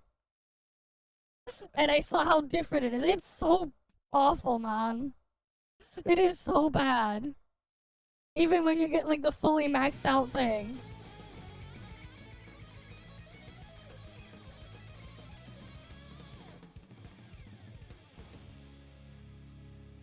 But yeah, it is what it is.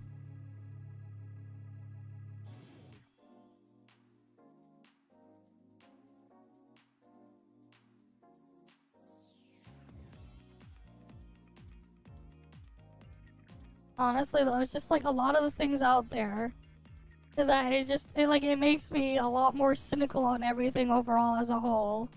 Because the reality is things haven't been getting better, they've just been getting worse. And it's like, oh hey, I go criticize something, just like the video we just reacted to, whatever. It's like, oh, but they're not as bad as this other thing or whatever. And then it's like now everyone thinks I hate everything in certain places. Just because I'm critical about various different things. Instead of just like standing there and just being like, alright, bending over and be like, alright, insert your fucking dick up my ass. Like like everyone else is. Where they're just taking it. But that's the world we live in, man. But then even then, in some of those places too, those people will like, they'll poke fun and like attack the other things as well for that behavior and attitude. But then when you go and judge everything and hold everything to the same standards and demand more from everything, you'll then get attacked for that too.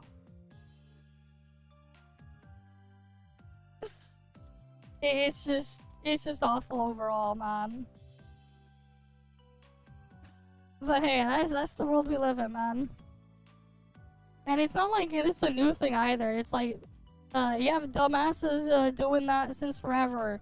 You know, back when you had kids fighting over which piece of plastic e-waste box on the playground was better than the other one. With them console warring. And you still have idiots doing that shit today. In 2025. It's ridiculous. But of course, hey, all these companies are just gonna, you know, profiteer off of it anyways, and they're happy that these guys are doing it, because they're just easy targets to milk. Easy targets for milking. Easy.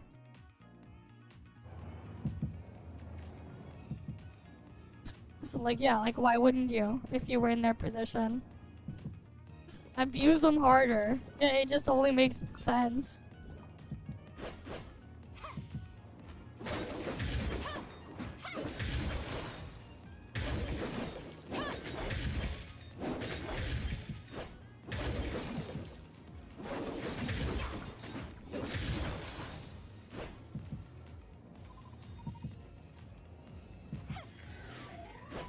But yeah, it is what it is.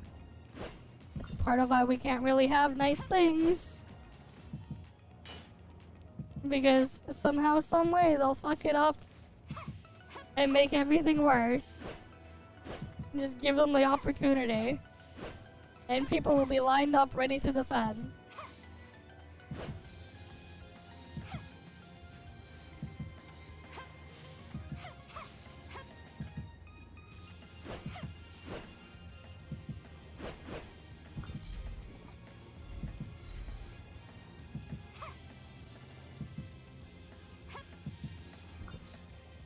Wait, which way is out? This shit is like so confusing, man. I hated doing this exploration of this thing back then. Because like it's just so confusing and so easy to get lost. And it's just as much of a pain to do it now.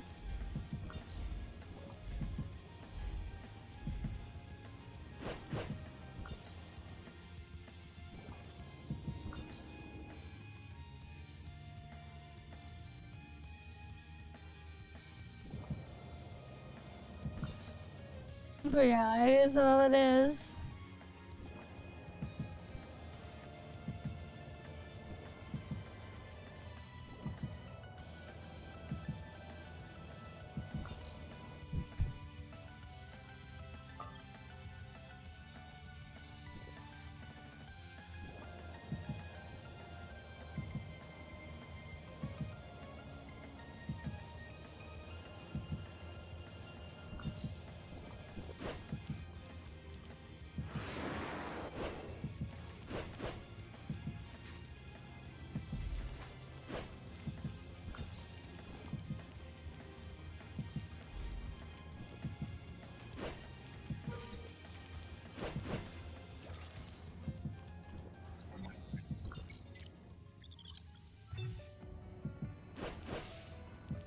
Oh, got the thing there.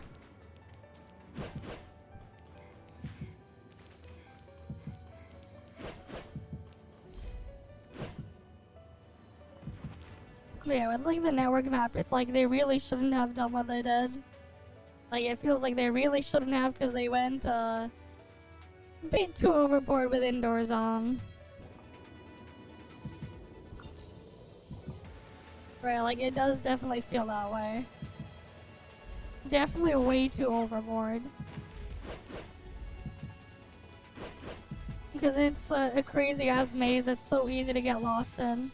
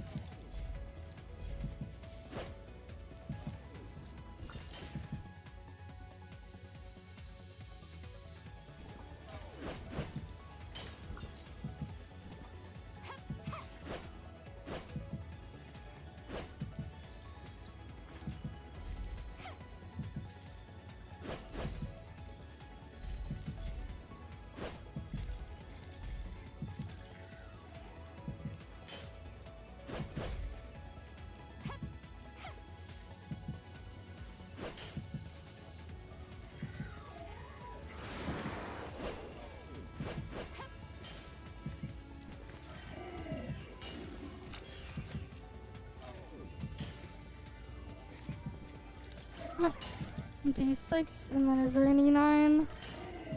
No, not there. It is very confusing.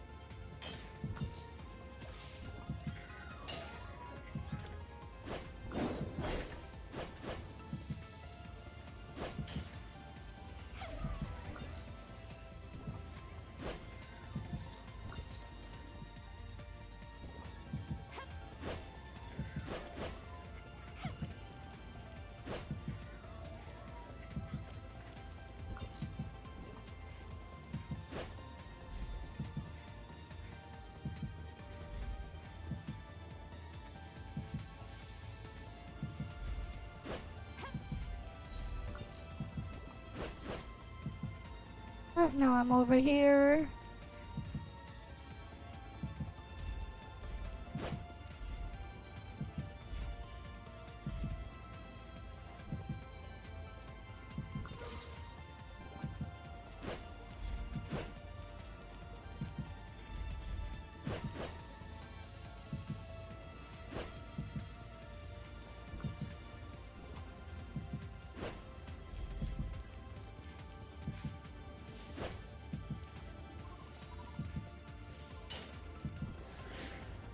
Yeah, the entrance and exits to everything is just a pan.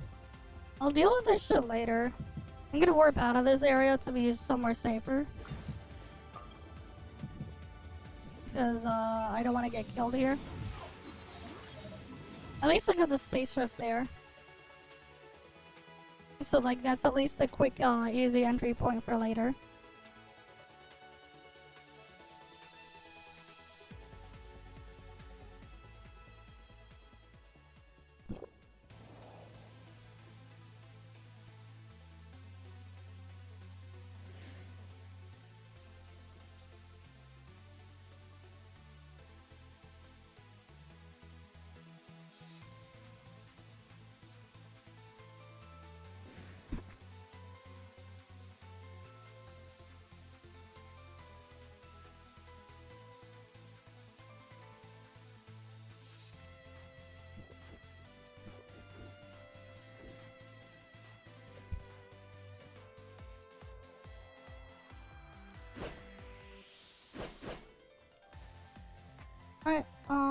let's go do the Snowbreak story stuff now.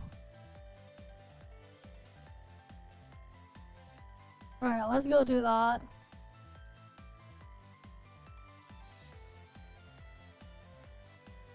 And then we end off after. Oh yeah, what? The drops for like ToF is like ending soon. But surely people got all their stuff for drops now already, right? Surely everyone's gotten that stuff done by now.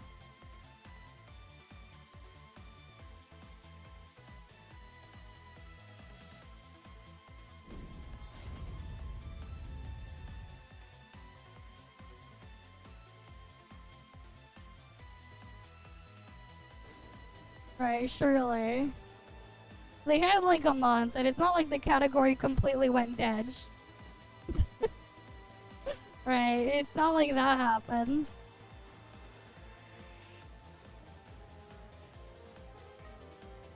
Nah, I was just tired, man. I was just super tired from a bunch of from like doing shit all over the place and touching grass. Just physically tired. Because busy, you know?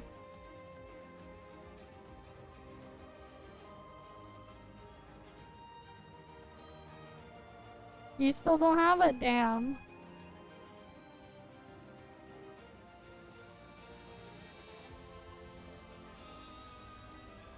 Oh shit, my ult doesn't have it either.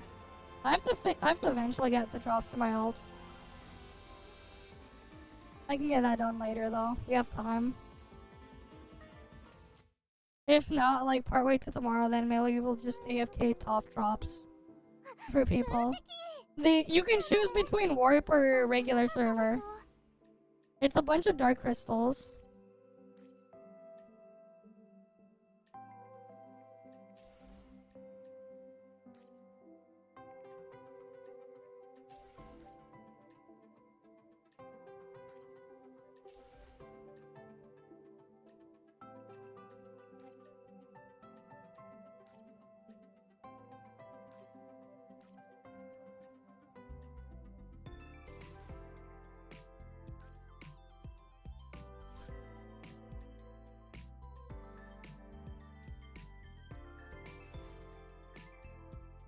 We claim everything there.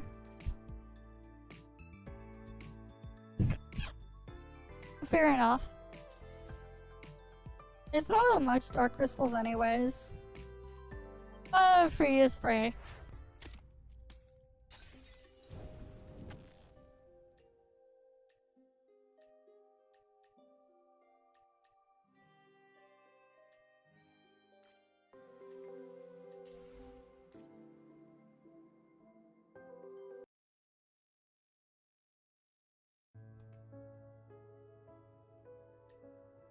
Oh, it's in her room. Alright, Mia, where are you? So, what fun are we having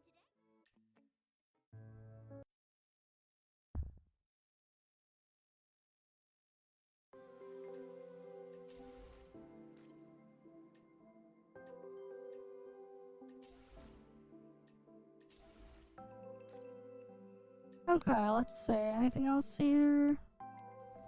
Let me claim that.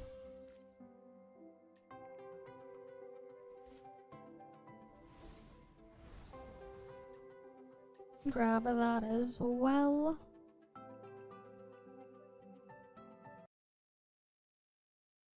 Alright, time to do story stuff. Wait, did I forget to claim the free stamina there? Yep. Okay, now time to do story, I think. Because it's not like there's anything else available yet. Yeah, all the other events are still not up.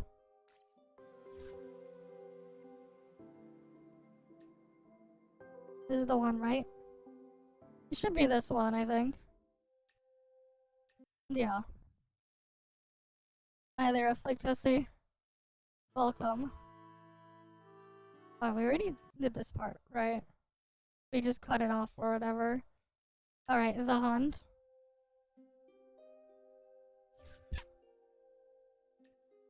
Let's just shove in Etchel for extra free heals.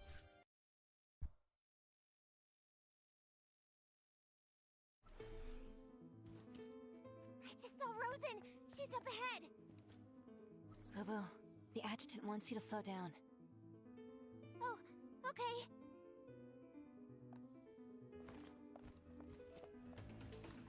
Alright. この汚れ目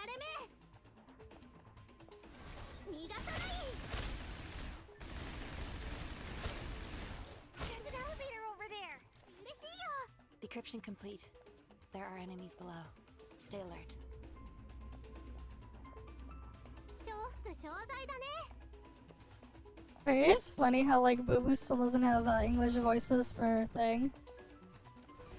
But she has the voice for the voice lines for the other stuff. It's just weird. 逃がさない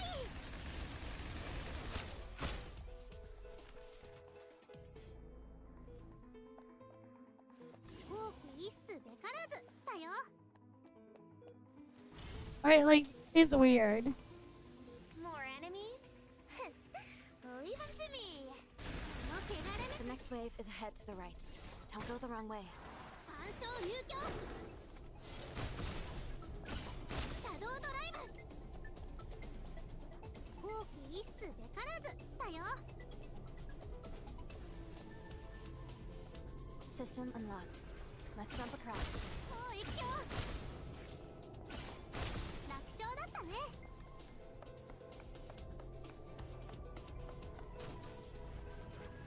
Alright, now we're on this one.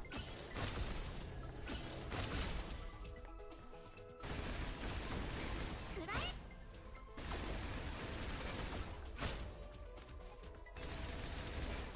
分析員部分の活躍すごいし My sensors say she's still ahead. まだ秘訣充実 I'll clear the path But yeah, hopefully they eventually like fix the thing with the voices there and make it more consistent with everyone. Instead of like that weird mix where it's just like their voice and then they're suddenly not voiced. ここにいたんだね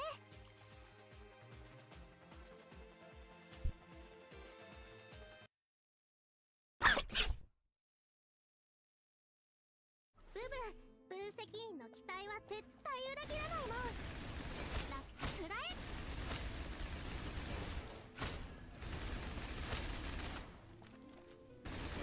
くらえなんて言ったってヘイムダルだから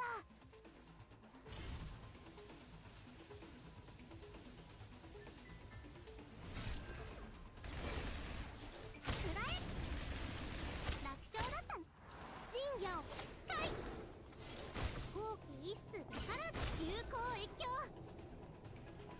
重複商材だねシャドウドライブ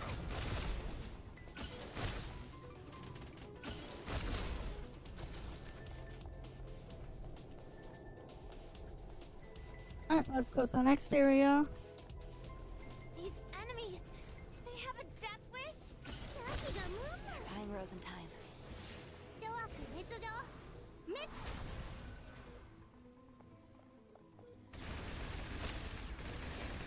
くらえこの汚れ目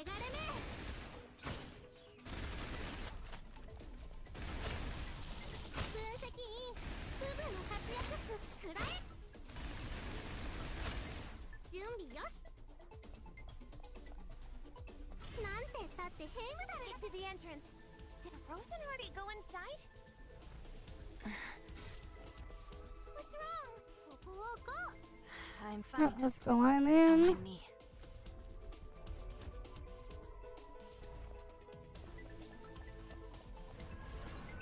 今なら秘訣この汚れ目くらえ逃がさない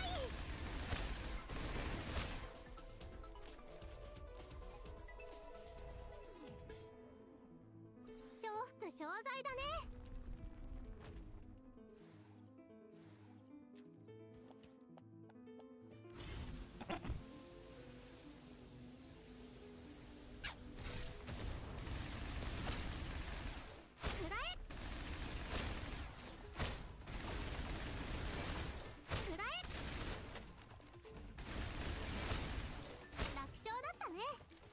Let's keep going. 分析員の役に立てて嬉しいよ。大きに食らえ。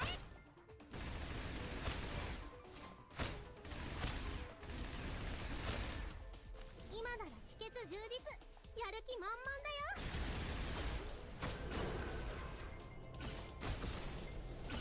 シャドウドライブ。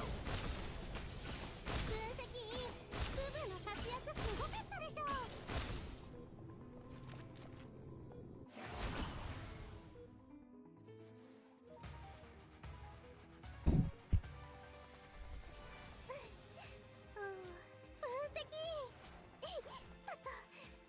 Okay. ここにいたんだね。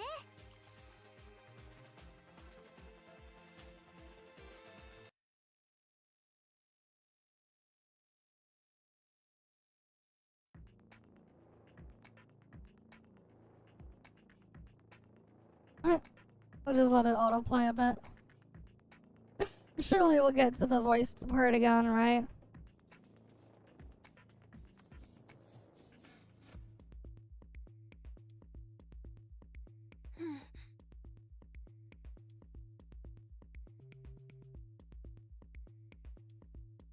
Surely.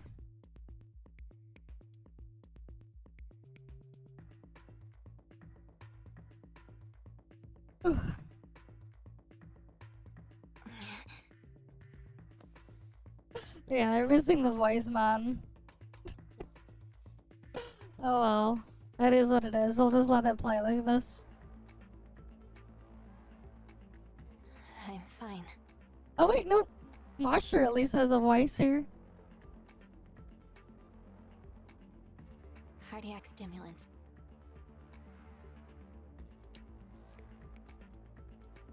Alright, they found the ampule. Okay, cool.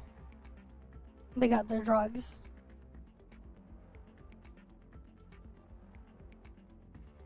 I'm okay now. Don't stress. Yeah.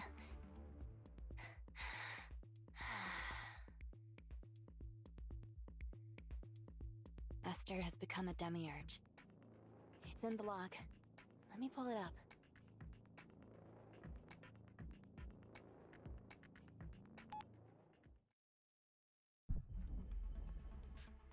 Okay.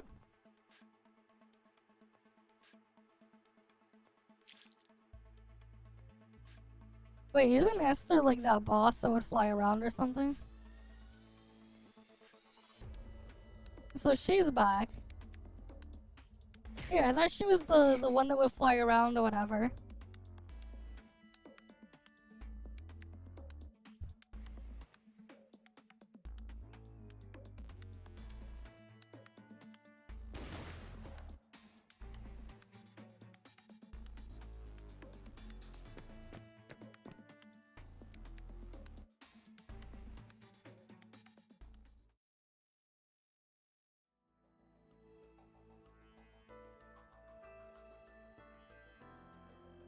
Another demiurge, okay. She also had Tytogen in her system, so the death knell hit her too. Okay. You needed me, so I answered. Rosen's your biggest threat, Adjutant. This was a rare shot to take her down. I had noticed the Tytogen contamination index tick up. I figured my survival odds using the death knell were decent. Yeah.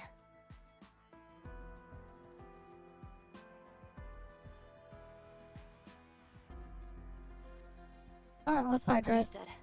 Yeah.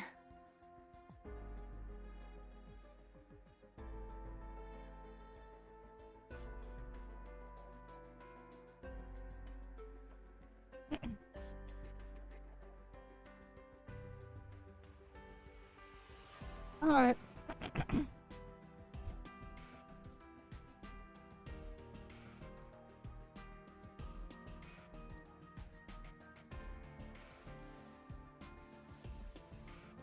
And the thing just keeps going. Oh, I have something nearby here. Let me just grab something real quick.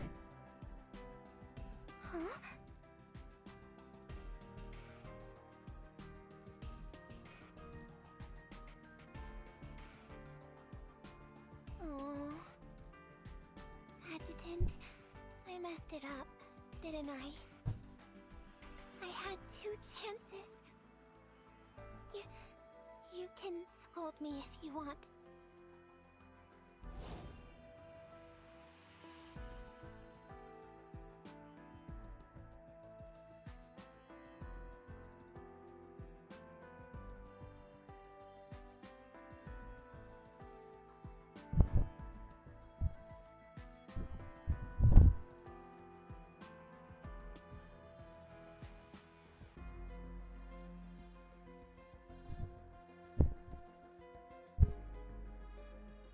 Okay.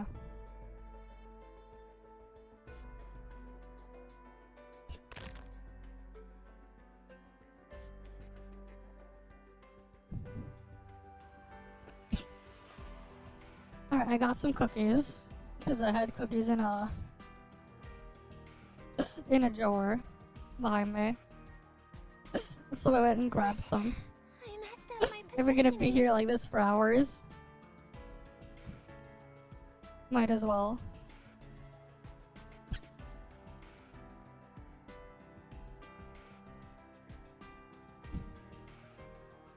But yeah. I just wanted to protect you. For once. Next time? No, every time. As long as I'm with you, I won't be afraid of her. No. It's just 4 oatmeal cookies, unfortunately.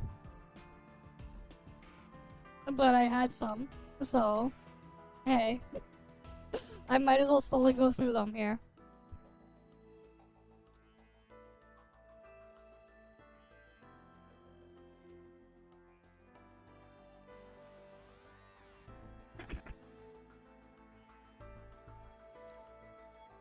Surely it'll help me keep me awake. But hey, if it works, it works.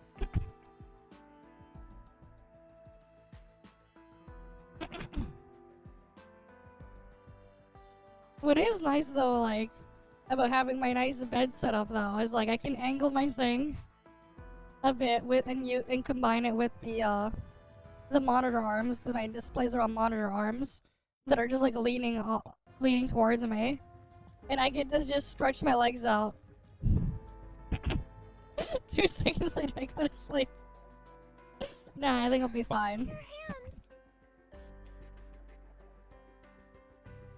hand. Okay.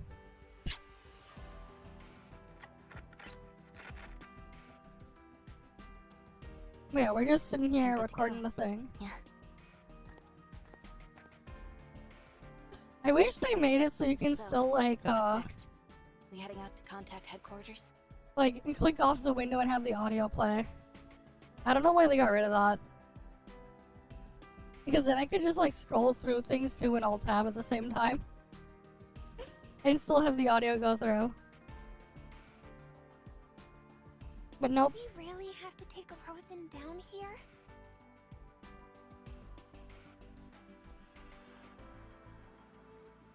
Alright.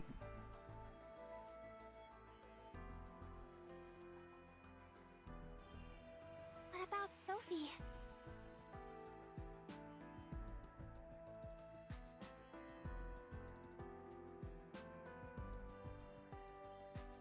Yep, here it is.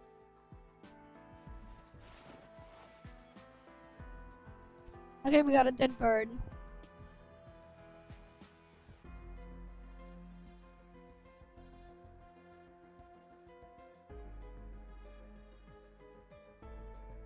You're looking at that dead bird.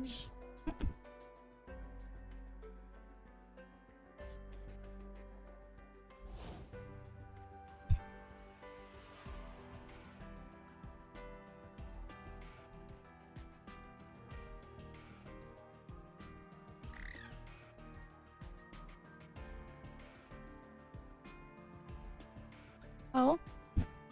Never mind, it's not dead. Oh wait, no, it's a different bird. Okay.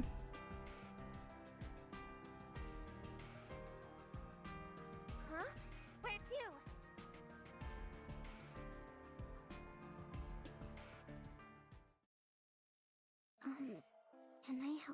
sir. Alina. Come back.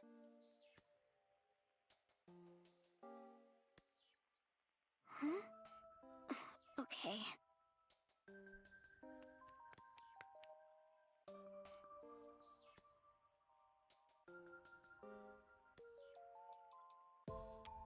Who are you? How did you get in here?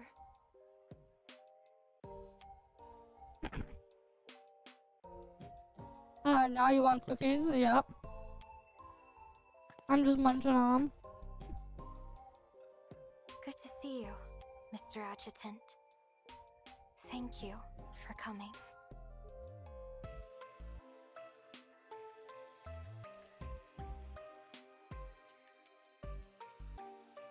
Okay.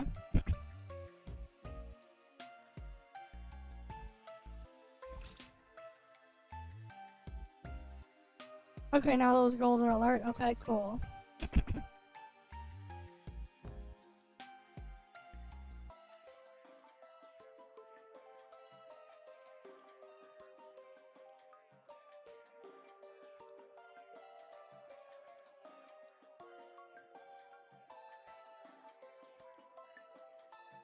There are no Adventists anymore, nor emissaries.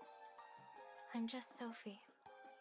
These two are children hurt by Titagen contamination. You can see, they're no threat. Okay.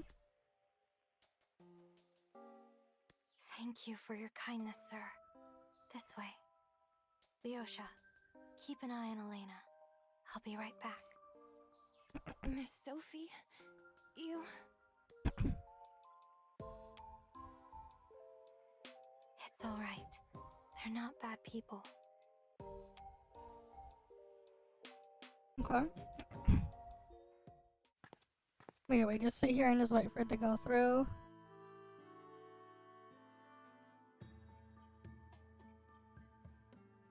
There's only 3 of them, I guess. I have no idea. I got no clue. I haven't seen them before. So I don't know. Please, take a seat. Random NPC number 69 is their story. That's what it is.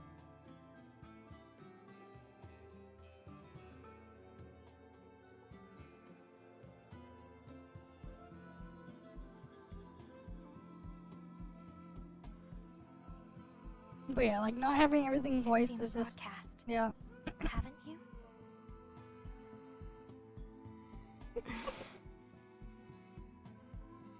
I don't know. It was me. It's just the best number, I used you know? my voice to strike a deal with Etta for what I want. If there were anything more between us, would you have found this place so easily?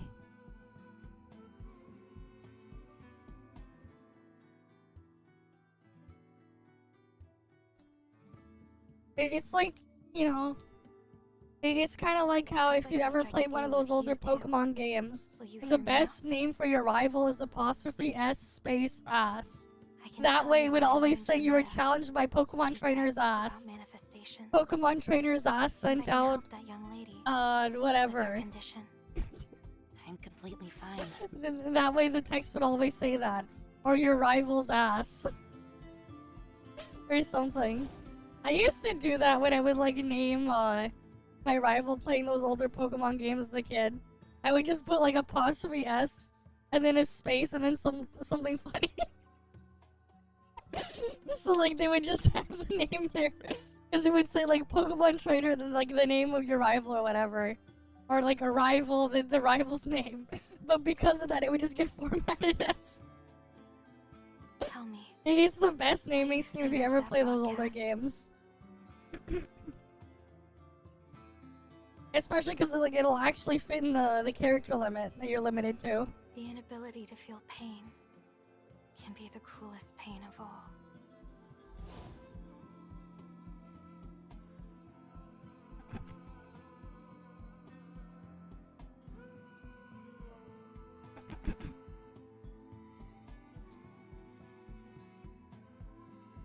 I'm fine. She's recovering already. That's good. Okay, they're recovering. Readings do look steadier. Consider that a gesture of good faith. Now then, will you tell me? Tell her what?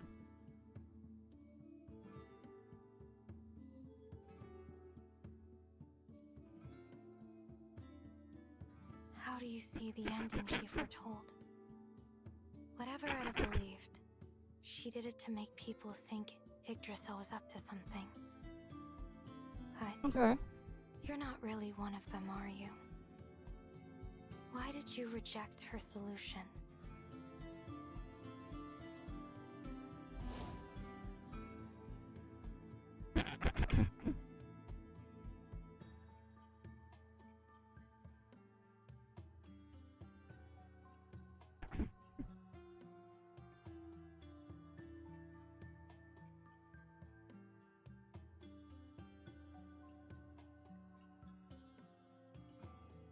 But the ending is written, isn't it? Okay.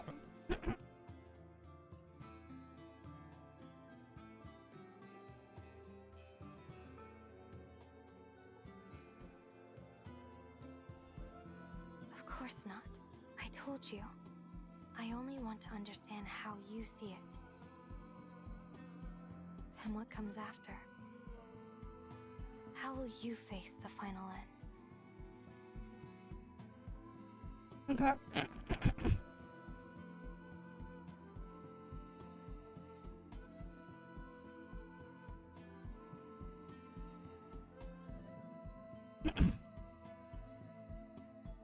Oh great, now I need to get another bottle of water.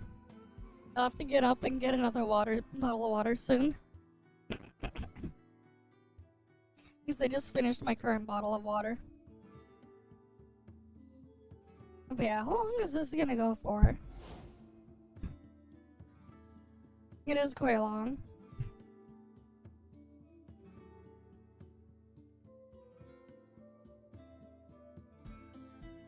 Right, and we haven't even gone to the second stage yet.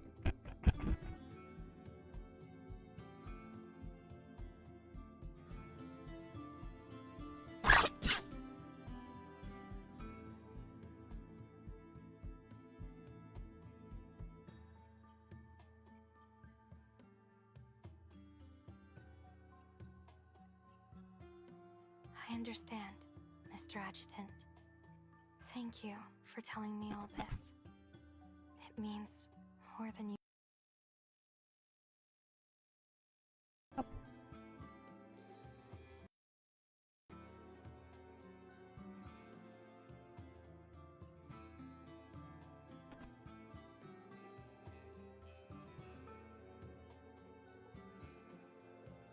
My freedom. That's the price for the secret. But I can only tell you after I've left.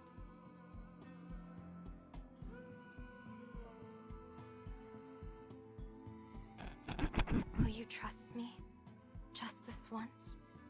I want to tell you my secret, but there are reasons I can't.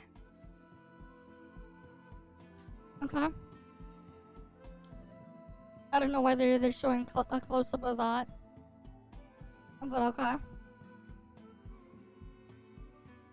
They're just children who've suffered too much. I listen when they need to be heard. I listen to their pain, to the choices they've made. I offer comfort and guide them towards salvation.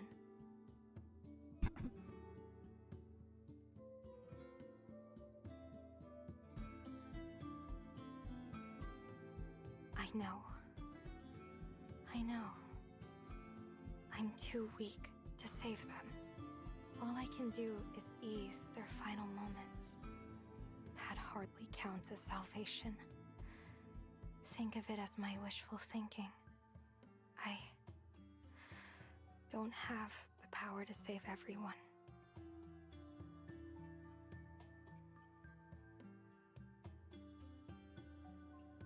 Okay.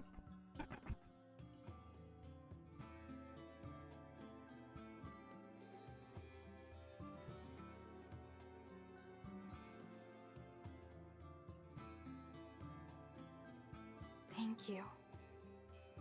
Thank you for understanding.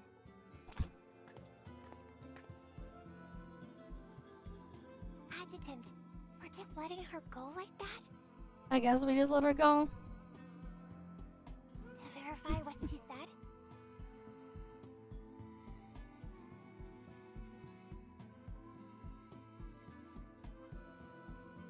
Okay. I told you I'm fine. Yeah. The strain from using the death knell has faded. I feel fine now.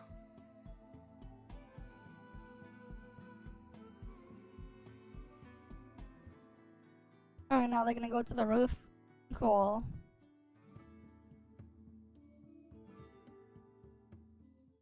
How to level up from 15 to level 23? Just, yeah, AFK farm. Other than that, you do more story. I lost composure. But Do story, do, kill mobs, do your join ops, I guess. Mr. Adjutant, you really are. Those are like the only sources of EXP. You just gotta like keep doing stuff. One day, you'll understand me. But yeah, like, Enough. you could always just like, if you have a device you can leave on overnight, just be like, put yourself in the EXP farming spot. I've been waiting a long time. If you're strong enough, you can probably handle the lower tier. But like, yeah, like that's one of the downsides with the join up thing, because everyone's just gonna do the next highest tier. If you're on the lower tier, it's only the basic one. I think you can do the lower tier with him, yeah. I think he'll just get raised up to your level or whatever. If you're talking about like the difficulty 1, you should be able to solo it. I'm pretty sure. Besides with the current join op, it's a bit more efficient to only just kill the first, to loot the first 2 chests and leave, than to do the whole thing. As weird as it sounds. It's more efficient to do it that way.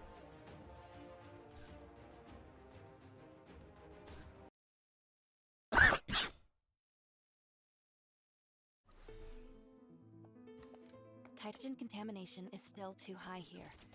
Our comms won't link. Then we follow the adjutant's instructions. Clear out the change and keep an eye on the comm signal. 楽勝だったね。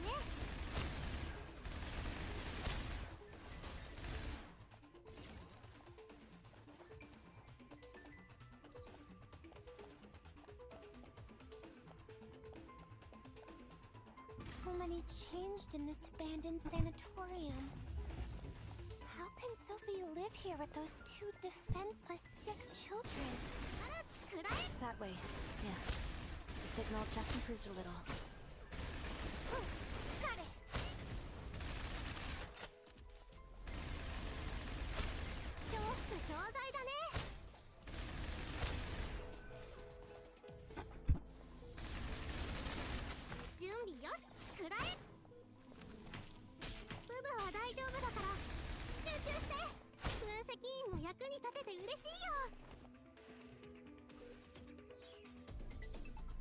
Yeah, like that's really the only thing you can really do.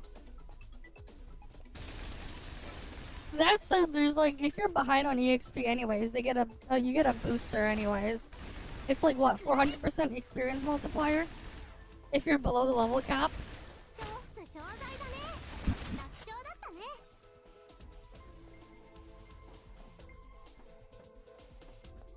So it's not the end of the world. The elevator seems to go down. But yeah, MMO level grinding be like, you know. Shouldn't we be heading up? At least you're not like gated by stamina or whatever. I need to map out the whole facility's layout anyway. Might be And you useful can for just the keep operation. playing. And farming. So there's that.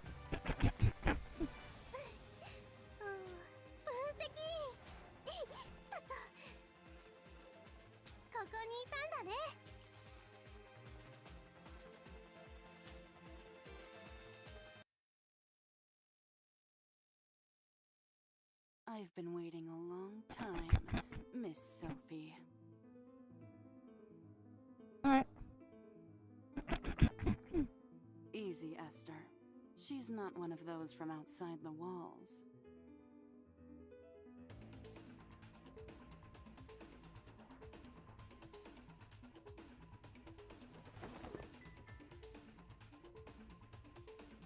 It's okay. It's okay. Miss Rosen, could we speak somewhere else? I don't care for the place you chose. Okay. And there's the dead bird. Cool. What's wrong with here? It's warm, pleasant, good for a little rest, don't you think?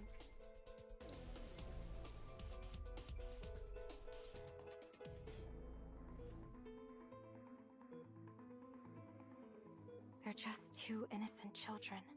Do you have to drag them into this? Depends. Do you even have the leverage to bargain with me? I don't know.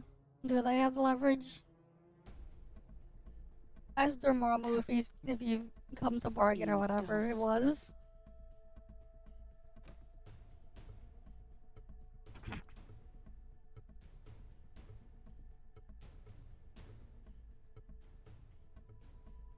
What's wrong? Regretting you came to me.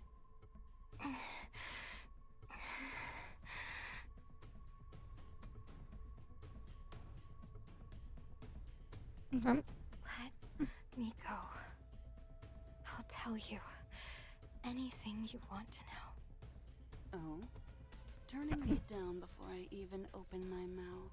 Okay. Esther, did you hear that? The power you've been dreaming of. She can't get away from it fast enough. What will you pay for your life?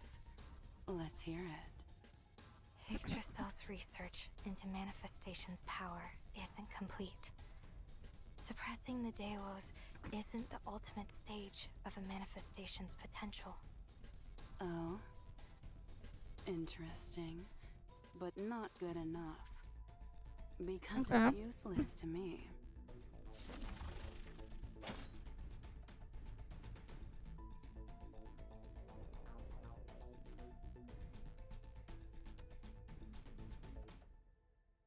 Go on. Okay. Yggdrasil and the military are preparing to launch a rocket from Northwind Aerospace Center aimed at Mistletoe. Oh. I already knew that.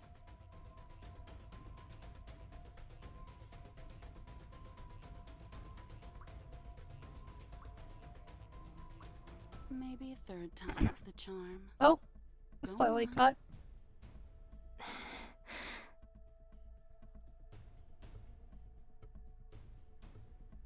The weapon that nearly killed you. It can only be activated a limited number of times.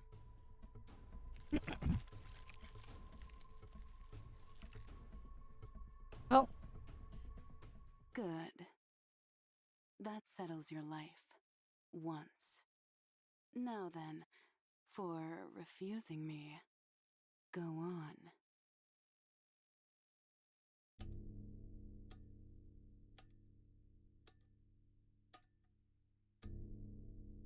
Okay. Now they're going over the stuff there. I want to end pain from this world. I want to save everyone.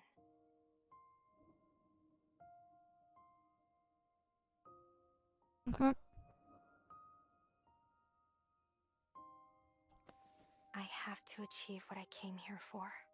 I have reasons to keep living.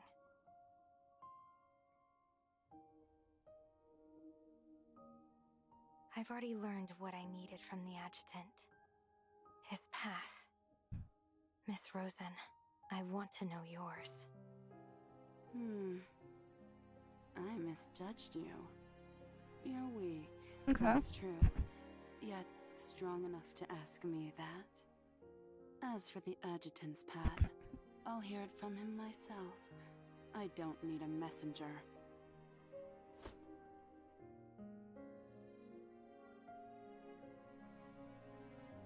I want a world built on true equality.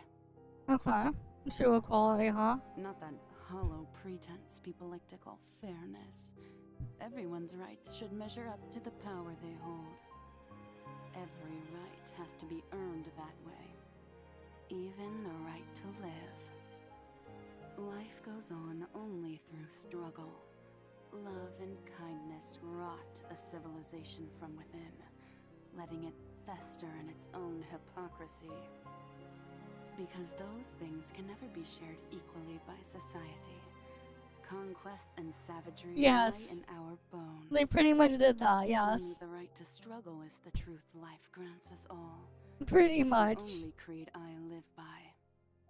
It works for me too. Struggle never ends, and that's the only fairness that endures. Death and purging are inevitable. Juvosis and Tytogen are signs of change, the laws of a new age. Like, so much so they have to, like, they had to censor it, but then they made a decensor way. They added a way to decensor the game worth anything. by changing a flag in one of the files. So, like, yeah. Even an ant can shine for a moment when it fights for something. Those who refuse me die, but only if they're worthy of it. I never meant to kill you. I was merely curious. And now you've turned out to be my kind of person. Ironically, that gives me a reason to kill you. Still, I'm a woman of my word. I'll let you live, for now. As for your path, you haven't earned the right to speak it yet. I'll wait for the day you earn that right. Think carefully about what it means to speak your path aloud, and come prepared next time. Don't disappoint me. I'll be waiting.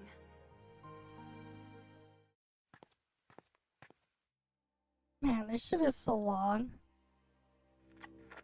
She actually bought it? You tricked them both. Not bad at all. Alright. The plan worked. He only comes when I get close enough to the rocket. And when he comes, Rosen follows. If I still had my trees, things wouldn't be such a bother. Let them fight. The bloodier, the better. In that case, no one will have time to stand in my way. Now then, your reward.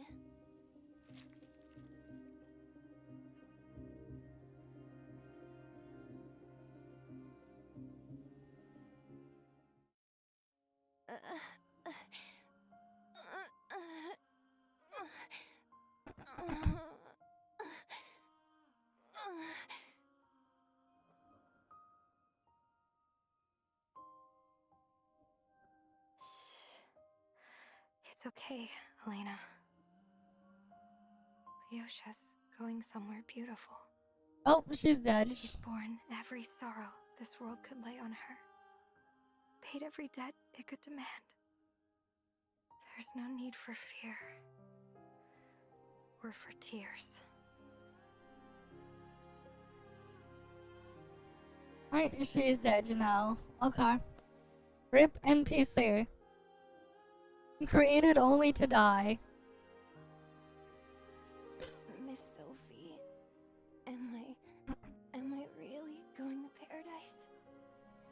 Yes. Yeah, don't worry. Close your eyes now, Leosha.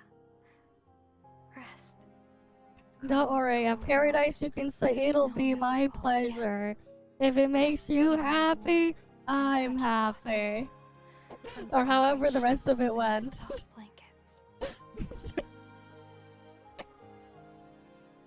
Surely that paradise.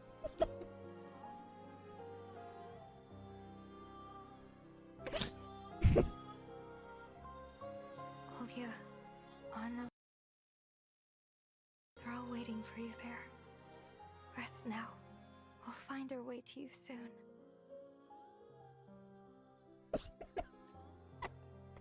No. You want a story, man? You gotta see Star Door 15 from Trails in the Sky the Third. I swear, things are gonna be really crazy when eventually they remake the third Trails in the Sky game and people get near the end of the game and they have to go through Star Door 15 Paradise. I really hope they don't censor it. And you get the craziest trauma dump ever. Where you have a little girl get kidnapped by a cult, right, who thinks her parents abandoned her, and the cult instead, they take the kids to perform experiments with drugs on them, except they realize, performing drug experiments is too expensive and we need funding. So they put them in the place that's effectively like the Epstein Island thing. You have politicians and stuff from all over the world brought in to perform activities with the kids on there, right? They called the place Paradise. And yeah, it's from the perspective of a character that literally went insane. It's a really messed up thing. Oh, and don't worry, the ending is even more... the way it ends is even more fucked. But it'll be funny to see people's reaction to whatever they get there. Too bad they have to go through, they have to do Trails in the Sky second chapter first. Because man, Trails in the Sky the third, when that gets remade and people get to that point, it'll be funny for like all the people who have never played it before and to see it and experience it for the first time.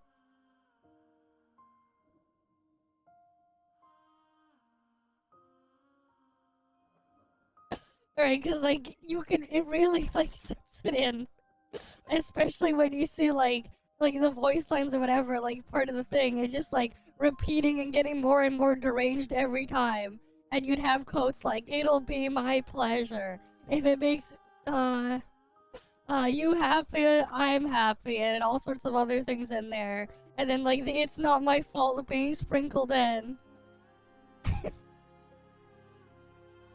It's very it's quite the story, man. I mean, if you're ever curious, let me pull it up.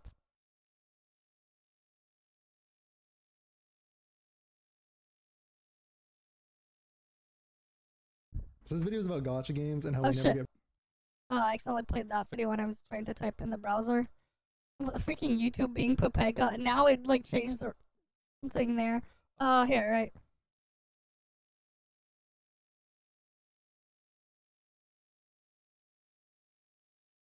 Star Door 15.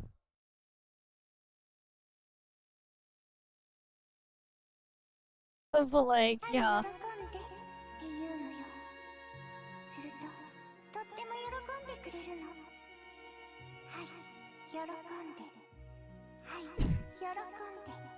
Like, look at some of the text here. "Hey, do you want to play with me? I want to play with dolls too. Cross is working at the moment, so I've got free time." He sure seems to be getting nominated a lot lately. Maybe that's just what people are into these days. Let me give you a useful tip, Ren. Always be sure to say, "It would be my pleasure." Saying that makes everyone smile. No matter what you have to do or what people do to you, always say, "It would be my pleasure." Funny how that works, right? After all, it's the customers you're pleasing, not you. We're all here to protect you. That's why we make it so you don't need to see a thing. And the thing just gets like repeats parts of those sections more and more. And it gets more and more deranged.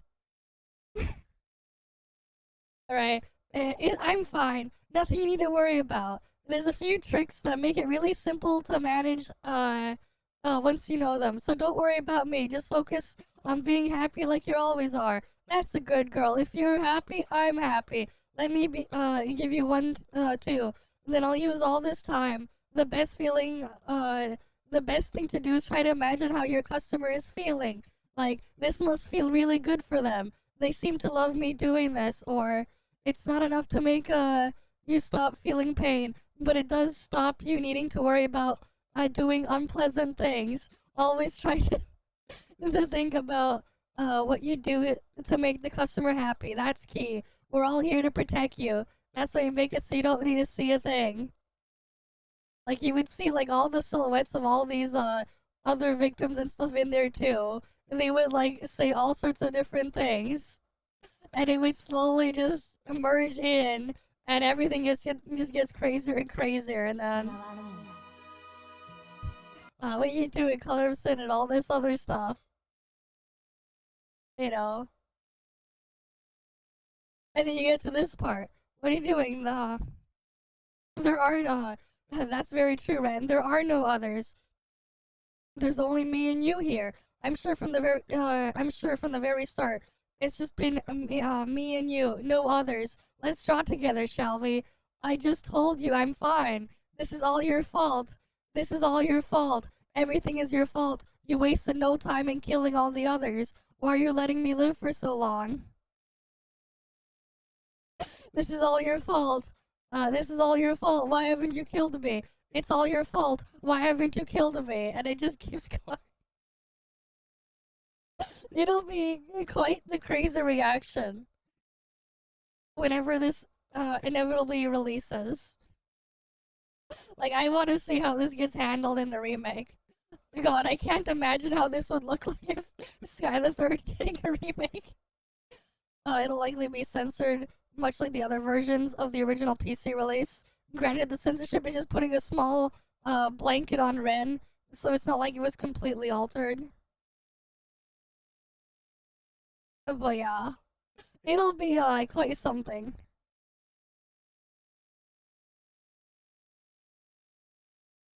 Alright, I remember people constantly mentioning Stardoor 15 before I played third chapter, so I was hyped to see what it was. After all, I love being emotionally locked in the balls.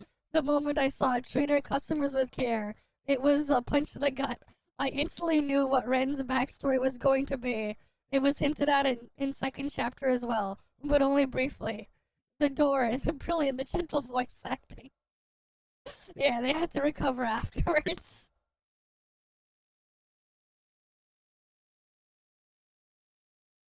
Yeah, the still gets difference with the voices.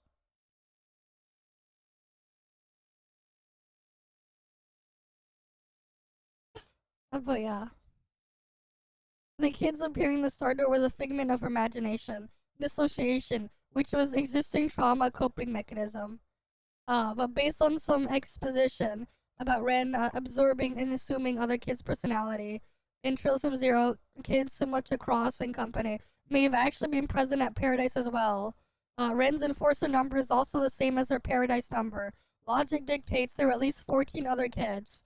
During that Stardoor scene, Ren herself also mentions other unseen kids. It's never mentioned what happened to them. Yep.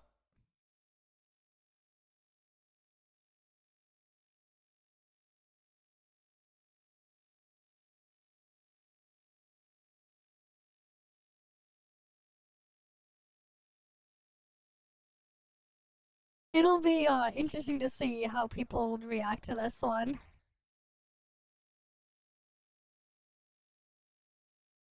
Because it is quite something.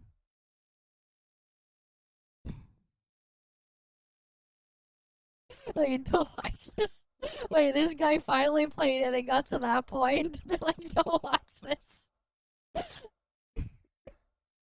It is quite the roller coaster there.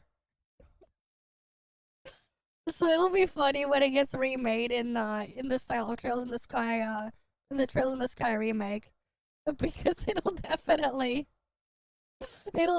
traumatize some people who have never seen it before. That's for sure. It definitely will.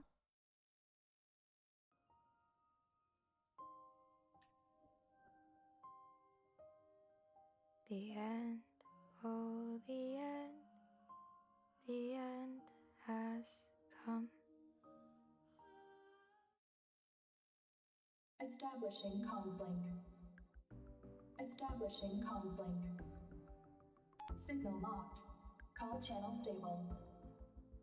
This is Caroline. Boss, the adjutant's on the line. Yes, ma'am. Maybe, we'll see. Adjutant. But if you're ever curious, just look it up. If you're ever curious. It's always there. Copy that. Medical team's on standby.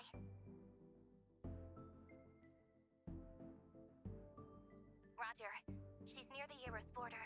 It'll take a second to link her in. Medical team's connected, but still decoding the vitals.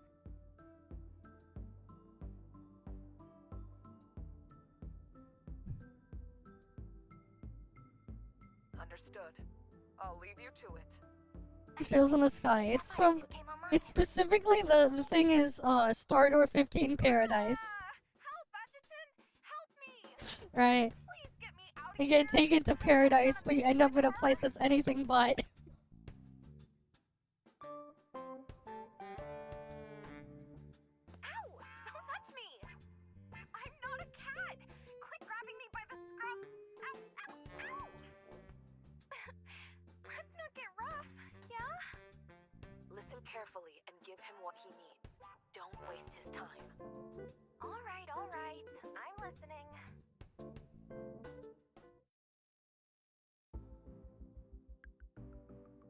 Huh? How'd you know about my secret ability? My body syncs perfectly with Titagen. Give me enough of it, and I pretty much become invincible. I'm not sure. Humans react to Titagen differently. You need super fine control of Titagen, like microscopic. Say you cut your hand. You just rebuild the skin layer by layer using Titagen. Okay. Of course. If the molecular patterns change, the properties change too. It's, not something I can explain all at once. You can manipulate Titagen too, right? Try it and see for yourself. You can make it extremely tough, like a Titan's armor. But whether it's healing tissue or building a shell, you need control down to the micrometer. No, nanometer. Hey, wait! That's my terminal! What's the situation? No. Now we got life over there. Let me come help you.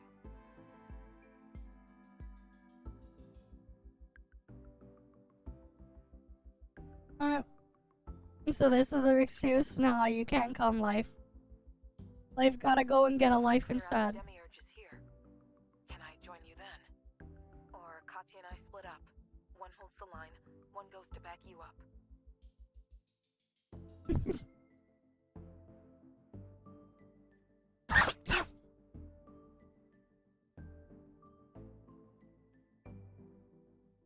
Alright then.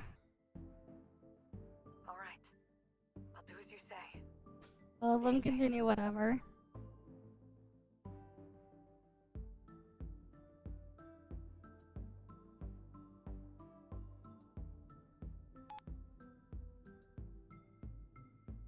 Adjutant, the medical team's hit a snag. From what they can see, Mouse's analgesia is starting to recover. But there's no data explaining why. It's like her body just began repairing itself. It's not even a new waifu. That's the funny part. It's not even a new waifu. Like, that's the funny part. It's not even a new waifu. Frisia's still offline, but the rest of R&D is connected. It's just two of the older waifus. They got a new outfit and everything. They get a new variant of them. A new suit, so to speak. So they're featured. Adjutant, we've received Mouse's vitals. Can you walk us through what happened out there? Like, that's the funny part. It's not even them adding a new waifu to the collection. Full cardiogenic shock. It's just... That's strange. new variants to existing ones. Reborn waifus, yes. Sure. Arise. Noted. Even so, 3 activations are already the limit. As we've explained before, Miss Moushier's exosuit amplifies her manifestation power, and her theotropic nerves drive the death knell directly. The process is highly taxing. It overloads the heart. Miss Moushier's analgesia is the only reason she can keep it running without passing out.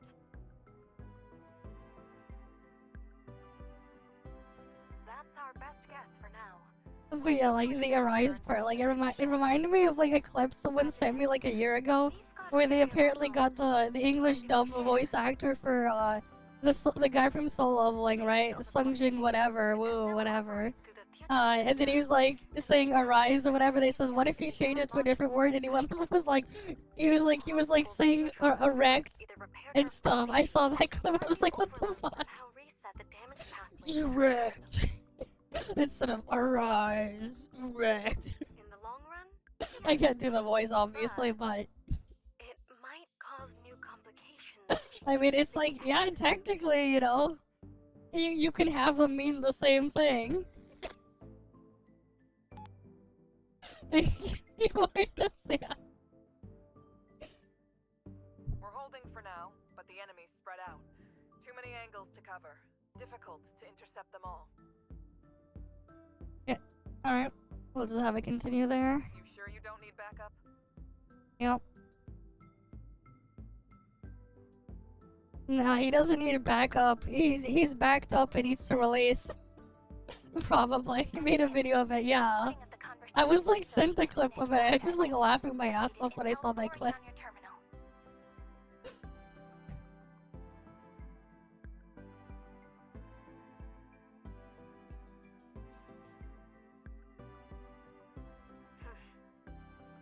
I see. Stay safe, Adjutant.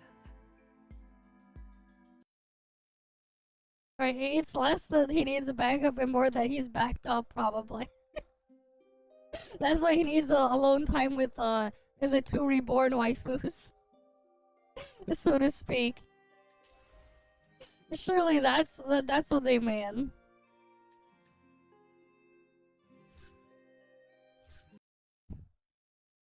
So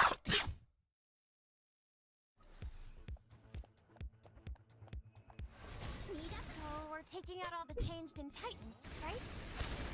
Don't rush. Yeah. Stay alert for Rosen.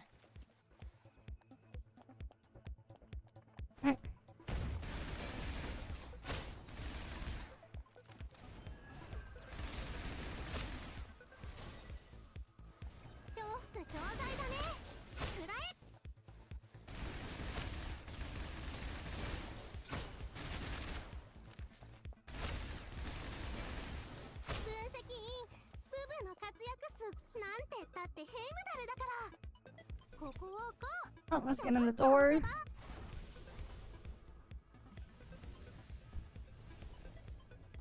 Gotta go in the square hole.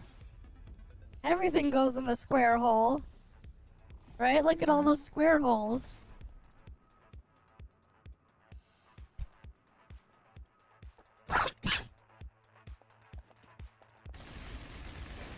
When in doubt, put everything in the square hole. Weird. Right, the square hole is the goal. How's anyone supposed to get across? Let me decrypt the system. Yeah. Access granted. That explains it. It's an astronaut training room. Gravity can be reoriented. Whoa! This feels amazing! There's an elevator at the end. Yeah. Huh? But Oh, heads is it this way? Titans Oh, down above. here.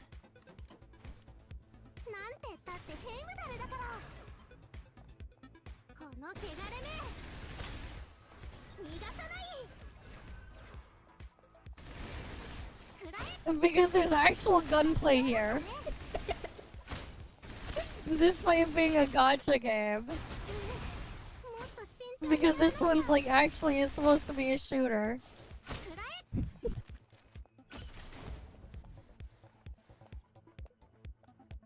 This one only ends up being that way just because it has to be, because the game itself is meant to be a shooter.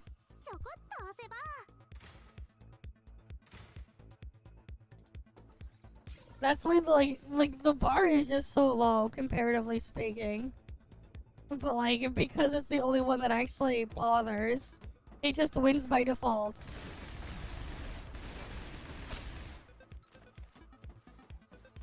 You know what'd be funny though, like imagine if someone was like they made like a children's alphabet book or whatever, and then they're like instead like they make it so like they replace all the letters instead of being like A for apple or whatever.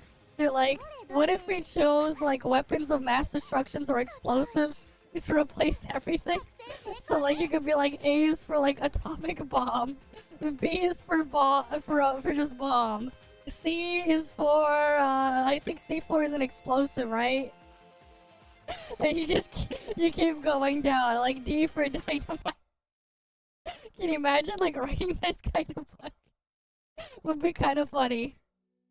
And you're like, okay, here you go. This is for your kid here. Like let's say a relative or whatever of yours, they have a kid and they're like, oh, here you go. Here to help them read. Here's a good baby book for them. Adjutant? Would be the funniest kind of thing. I've got a question. Alright, go ahead. Knell and Specular Array. They were made to deal with Rosen, right?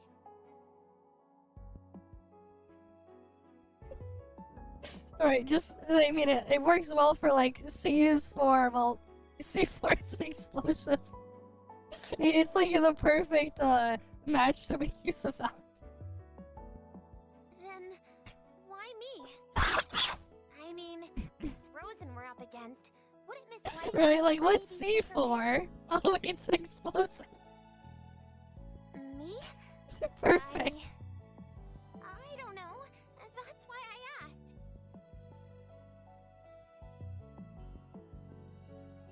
Right, perfect wordplay right there that you could do. Understood. I won't let you down, Adjutant. Pressure builds stride. I'm working to become a real manifestation. A true Heimdall operative. I thought she already was a manifestation. Yeah, a real one? If all it took to be a manifestation was getting theotropic nerves implanted, that would be... way too easy. Okay. Capable of standing on their own. A real hero. Like Katya with her special ability, or Miss Penny, you can tell she's unbeatable just by looking at her. Or Miss Moushier, she faced a demiurge head-on and still triggered the death knell without even flinching. You needed me, so I answered. That line was so cool. I want to be strong enough to say that to you someday.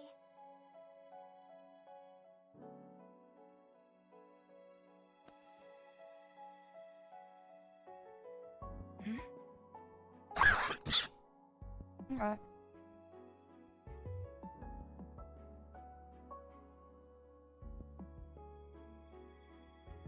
I'm done for... yeah. This exosuit's tuned for recon and scanning. Great for spotting targets, not for brawling. Getting pinned in the woods? Odds weren't great. Yeah. Okay. But that's not what you said before.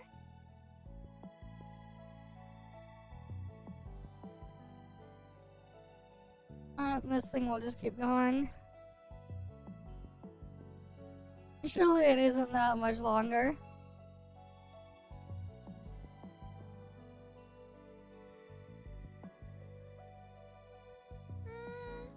I get it now. I'll do my best. I'll become a true Heimdall operative soon enough. But they already are an operative.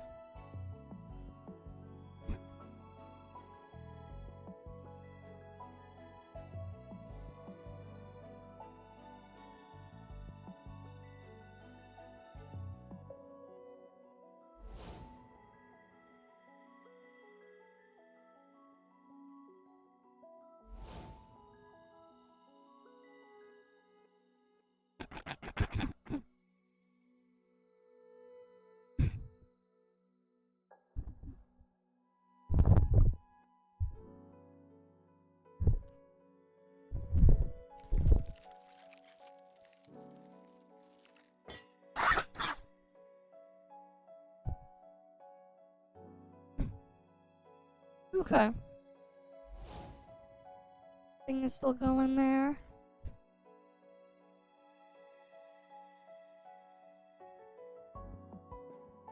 And they're still trying to control the weird intelligent thing.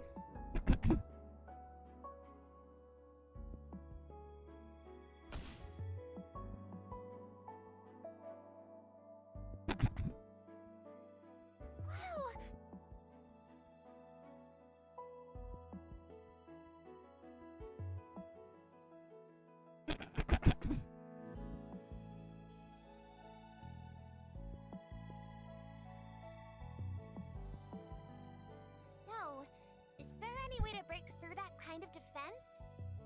From what you've described, Rosen has to know where she's about to be hit. Only then can she reinforce that spot. If she can't predict the timing or the target, she won't have time to react.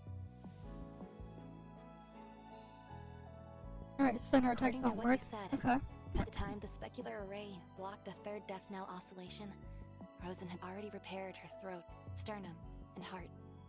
Judging by what you and Sapphire discussed, her control over Titagen is precise enough to rebuild tissue almost instantly. She might be using it to temporarily replace entire cells, or even organs. Just nuke the entire thing. Problem solved. Is she even human anymore? Alright. They stopped being human a long time ago, okay.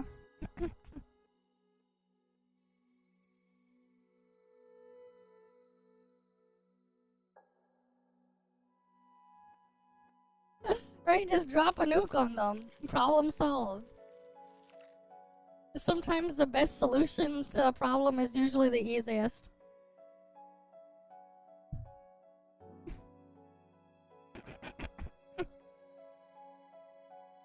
Alright, sometimes. Oh, it healed! Are you some kind of genius? Reconstructing and linking cells like that takes submicron level control over Titagen.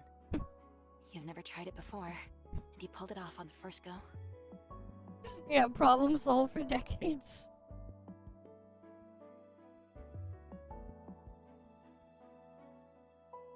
Maybe that's what sets you apart from the rest of us. You're not a manifestation. That bullet rewrote your genome by accident. Maybe your body just treats Titagen as part of its base code now. Oh, right! On the cultist now. They did say people adapt to Titagen differently. Okay. Maybe you've just got super high compatibility.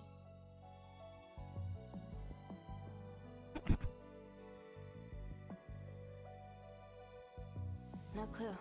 Yeah. What I said was just guesswork anyway.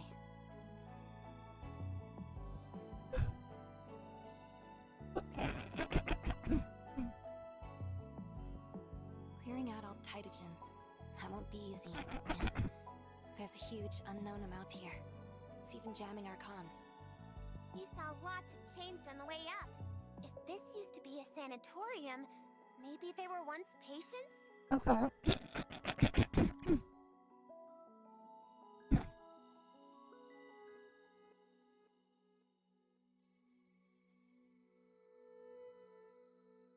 I don't know. Hey, but sometimes, you know, English can be funny and weird depending on how you you phrase things, you know? Like you could have your, you know, speaking of Jack, right? You don't have a Jack to hold up a car and everything, you know? What if you have an uncle, his name is Jack, and he's into horse riding, and you gotta, you know, and he wants some help, right? So what if your Uncle Jack, you know, you gotta help your Uncle Jack off a horse. Haven't tested the other features yet. Depending what you mean, you could be helping your Uncle Jack off the horse, or you can help your Uncle Jack get off of that horse. You know? English can be funny at times.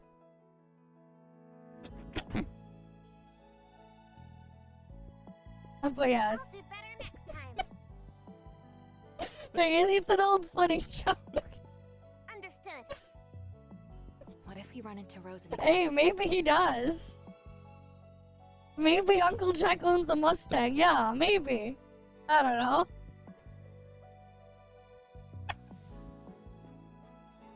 Hey, you gotta help Uncle Jack get off a horse. My brain's overloading.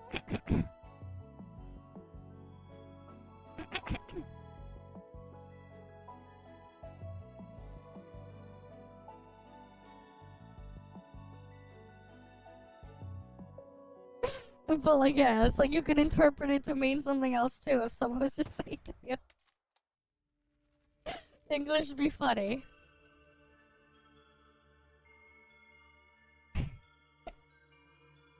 Fair enough, no double meaning. I mean, it's also why punctuation is important. Because depending on where you put it, it changes the meaning too when you read it.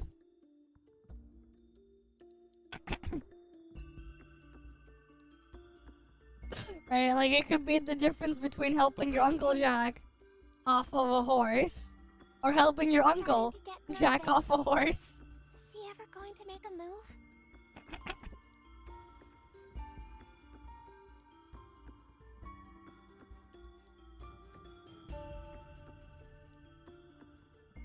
Your record is to set a record, yeah?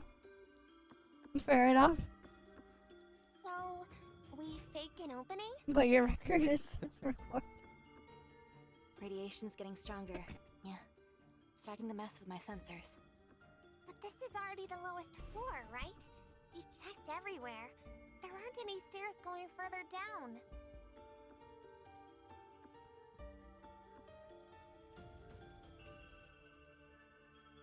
Adjutant. Titan. Okay. If we want to down it quietly, it's gotta be you. Down it quietly with what? Quietly with what, yeah. What are they gonna down it with?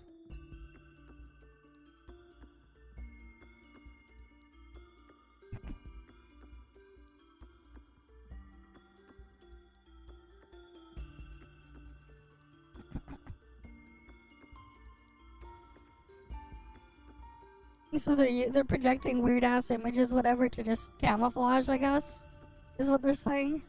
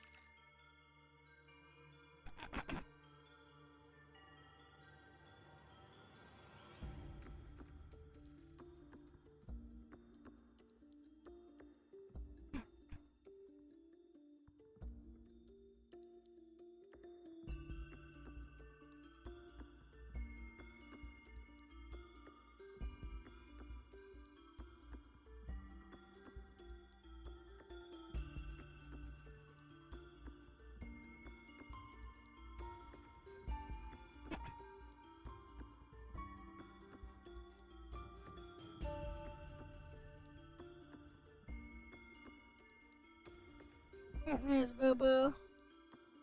Hopefully Boo Boo doesn't get a boo boo.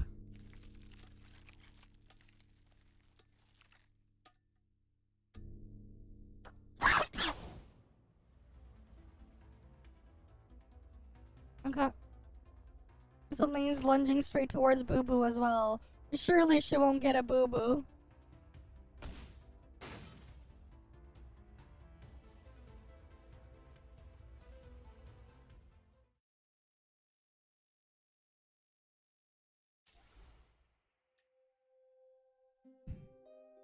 We go from progress 4 just to go to progress 5. Okay. Bruh. Alright, I'm back to more, just sitting here for the autoplay.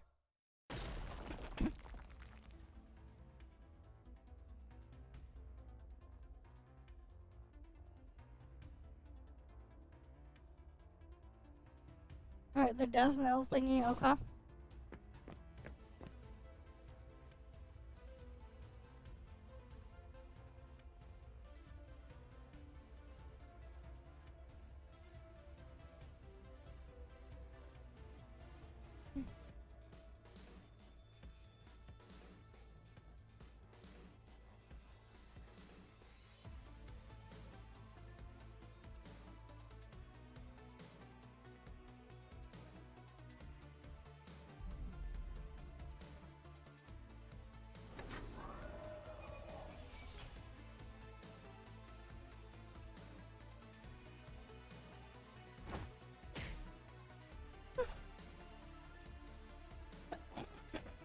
At least we're probably halfway done this. But yeah, this will take a while to get through.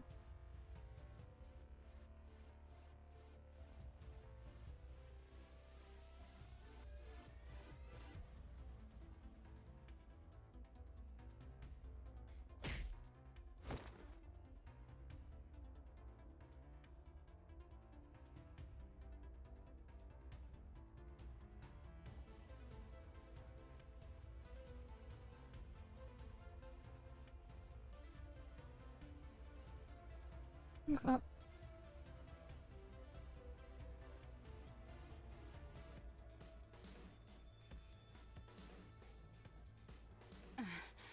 I knew it. Oh, she spat dark red on the floor, You okay. never failed to surprise me. So she got hit. I have Esther's position locked. Okay. The first target we're gonna deal with Esther, I guess.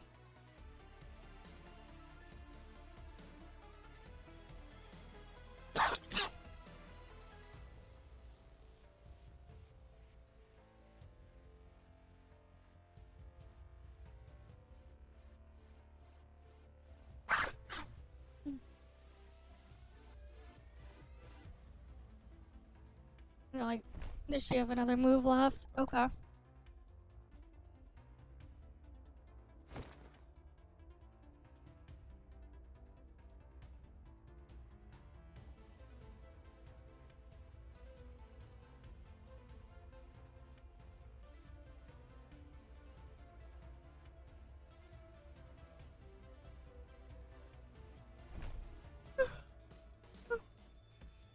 Alright.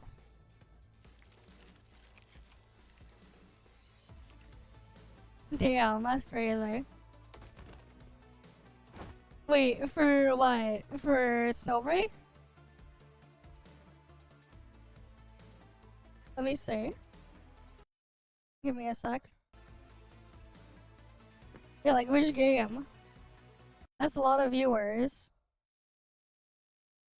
Is it for Snowbreak? Oh, it is Snowbreak. Yeah, well, there's like 3 streams. And yeah, like one of them just has 454 viewers. I see it. Crazy. Absolutely crazy. Okay. Back to more of the story. We just wait. There we go. Now this is voiced. And now it's not.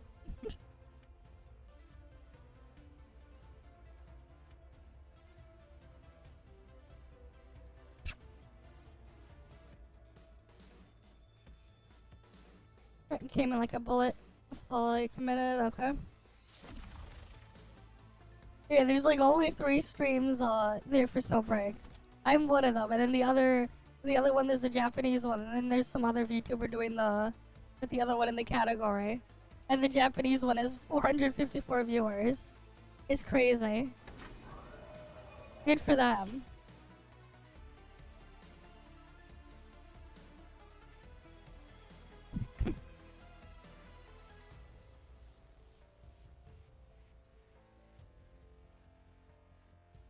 Okay. After we get out of this scene, I need to get some water. I'm just gonna go to my fridge after.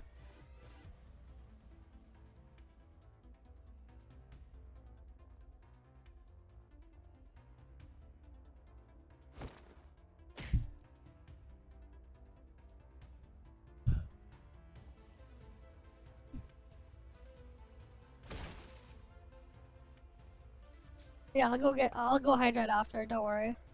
Yeah, because I finished my current bottle of water, so I need to get another one. Good thing I keep my fridge stocked. It's just I have to physically get up and get to it.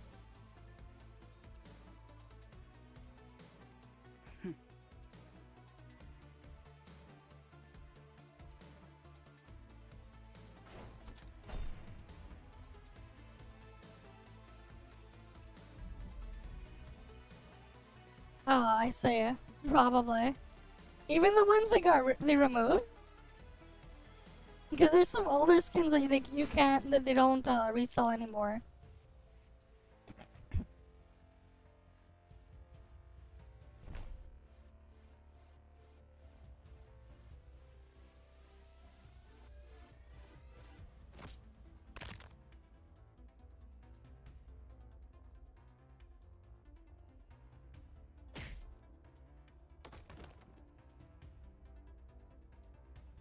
Yeah, because like there's all sorts of older skins that are just gone forever.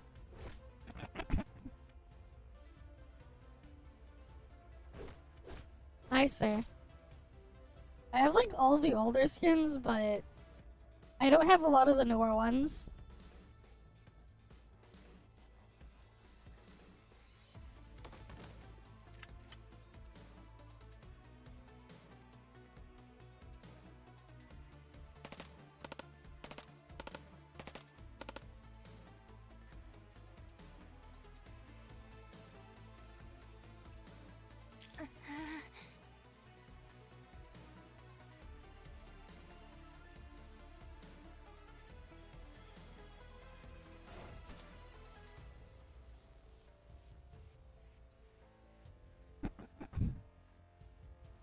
Boo boo boo boo boo boo, it's funny, yeah? What if Boo Boo's Boo Boo gets a Boo Boo? Right, Boo Boo getting hurt. Boo Boo's Boo Boo.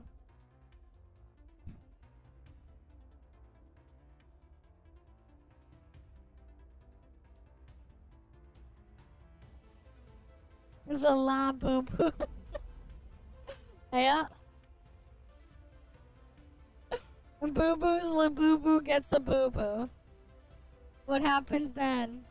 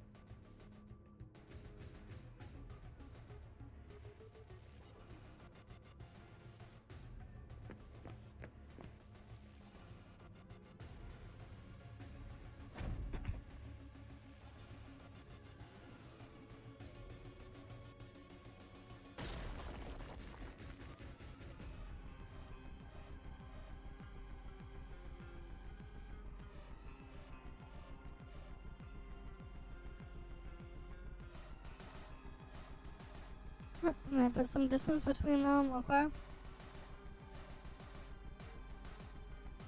And there you go, she turned into a monster, Rosen. Yep, that is definitely something. She Rosen digivolved or whatever the kids say.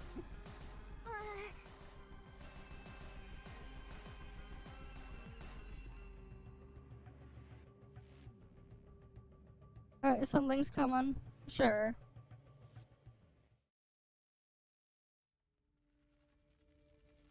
All the manifestations are tied up by the demiurges. Only 2 remain here, locked in a fight to the death. Have you forgotten me, Adjutant? Or do I not even exist to you? Okay. You dare look down on me?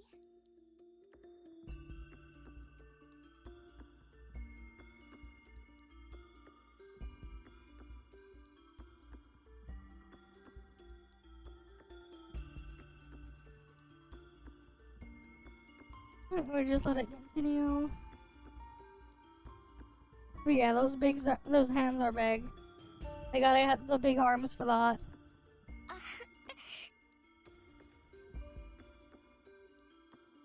I don't boo boo at all. I don't have a la boo boo. I don't.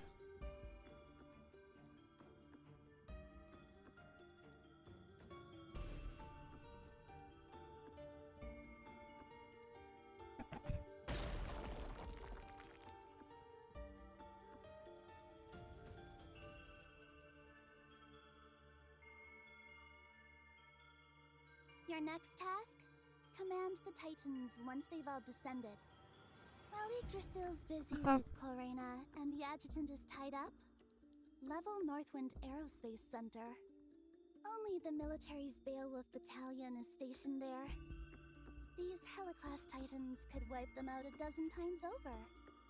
As appreciation for your previous task, and to make sure you can stand against both the manifestations and the military, I'll grant you the next reward now. Okay.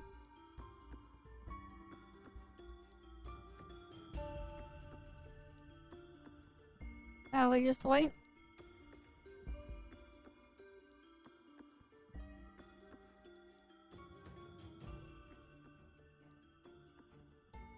Miss Sophie. Oh. Am I dying? No, you're already dead. Will I see Lyosha again? Sure. Oh, bye. Alright, whatever. It's done. All went smoothly. Alright, she's dead anyway. She's just an NPC. The one that asks if she's dying. Rest now, rest now.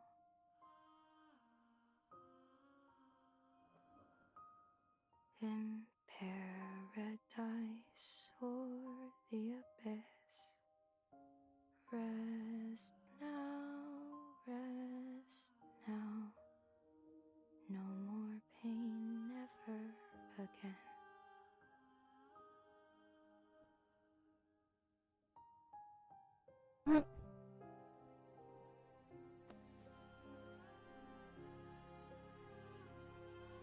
Elena, you'll always be with me. But she's already dead.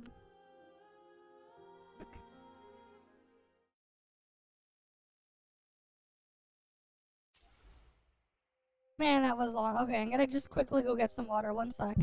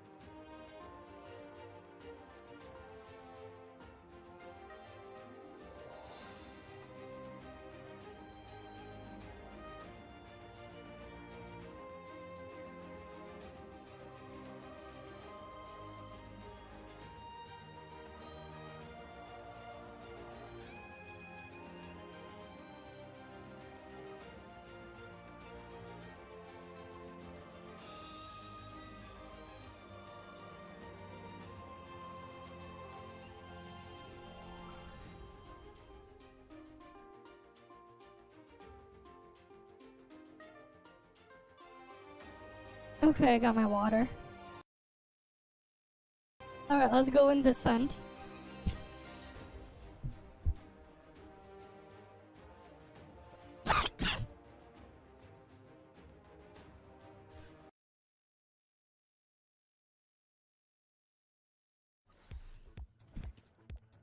Adjutant, this way!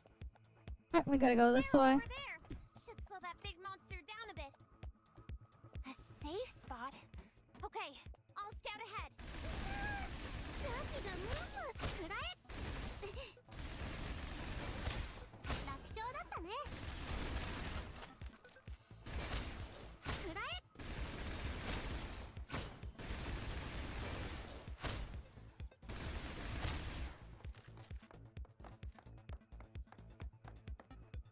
Alright, this way.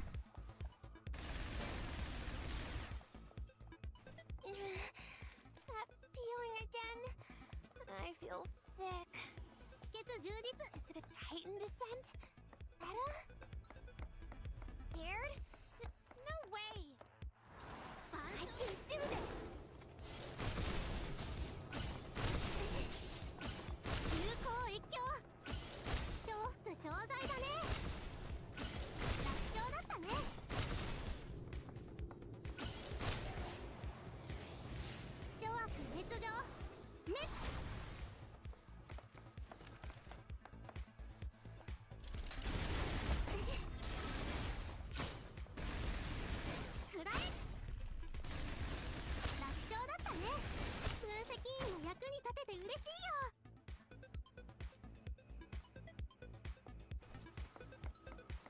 Alright, what's this for?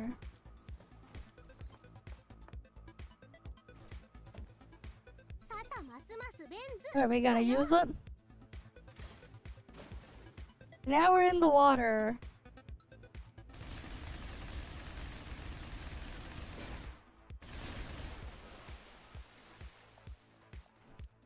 Okay. That was easy.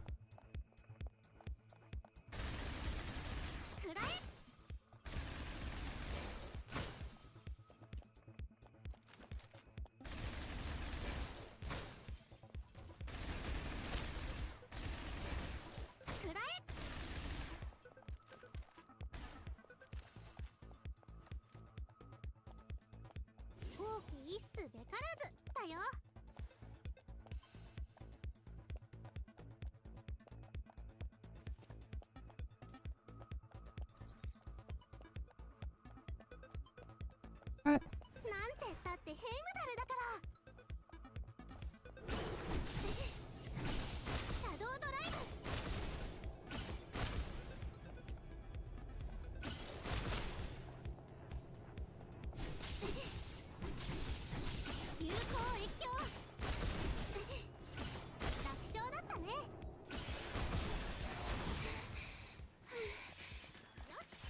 New sound from Rosen. That monster's gone quiet. Yeah, we can take a breather here. Alright. So then we get to the next stage.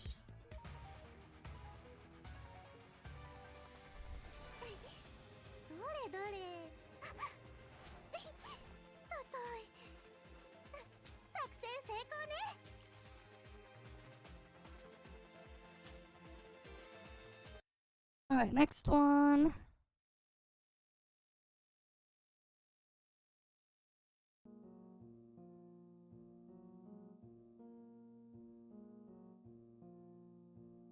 Okay, got it. Alright, we're just a little over halfway done this. But damn, I'm so tired.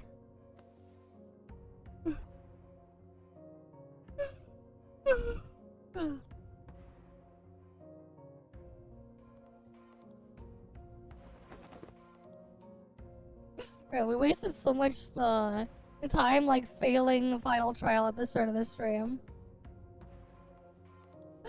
Yeah, I should soon.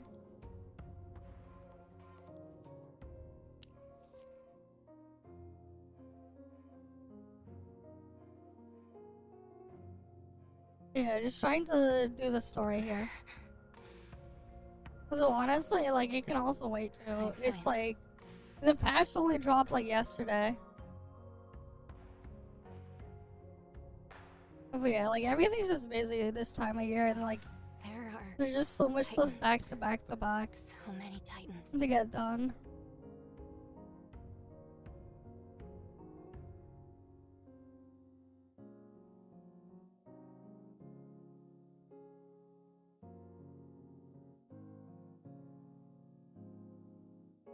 Right.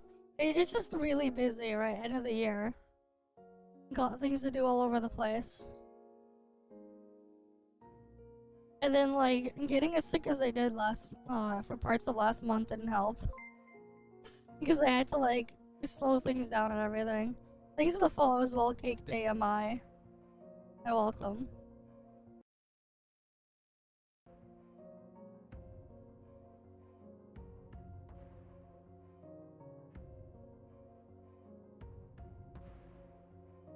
Oh yeah, we're just going through the story stuff now. Going up to Misteltine Station? Oh. What other thing? This isn't something you can just rush into. Ever since she became self-aware, Edda's been reinforcing the station's firewall. Even now. Even if she ignored your attack entirely, that firewall would take a while to break. Okay.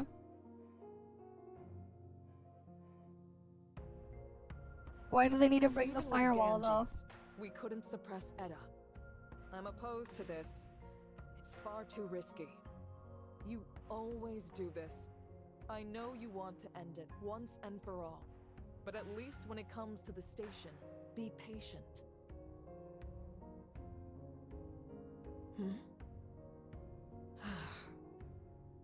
Did you have to scare me like that? I've already got enough on my plate. But yeah. I remember back when, was it, what? Hard to say. When we had the, To outsiders, you come off as even more was it when intimidating Chapter than 10 or Rose something and released? Greta. It was like the ending or whatever. And you had all the symbols for each of like the code names for the people that were like the characters like Tau or whatever. As an opponent. I remember someone like saw all the symbols in there for like all the different things there, and they were like, "It's the OO squad." But we only see Tau here. Where's the rest of the OO squad? Because they were all just using like Greek letters.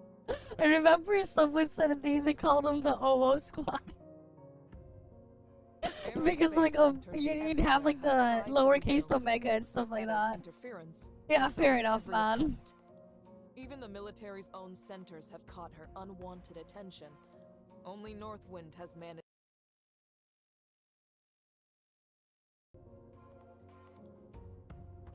Alright, I accidentally dropped my mouse. Exactly. That's why we chose it. It's always been the optimal launch point for a return to the station. It's just like, yeah, all this stuff going on. Through a joint effort between Yggdrasil and the military. Yeah, they're at least trying to improve things. Beowulf Battalion is the most sympathetic to us and the easiest to sway.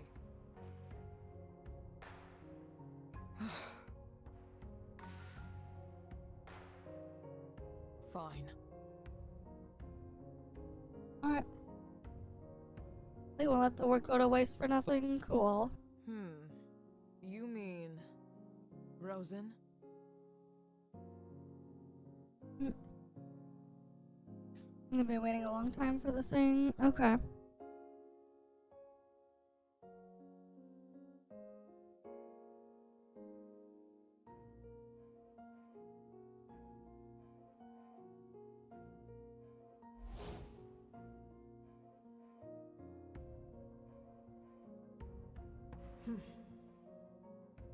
I see.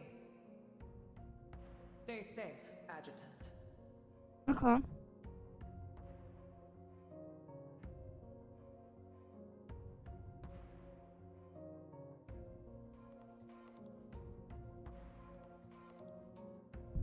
But yeah, it's just like, shit's so tiring when it's like I've been awake for like the past, at this point, how many hours? Like a past 20 hours.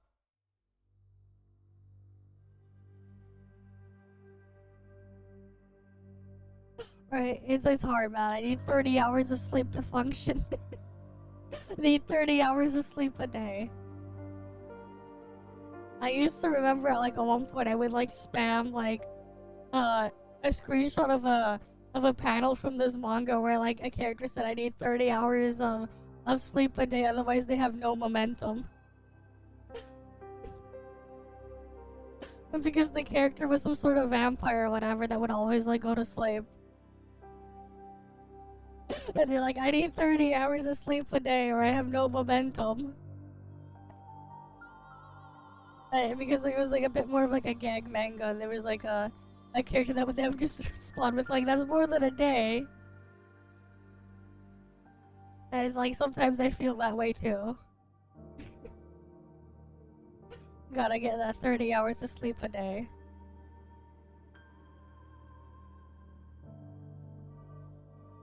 But yeah, they're just talking about the death knell thing and trying to kill Rosen or something.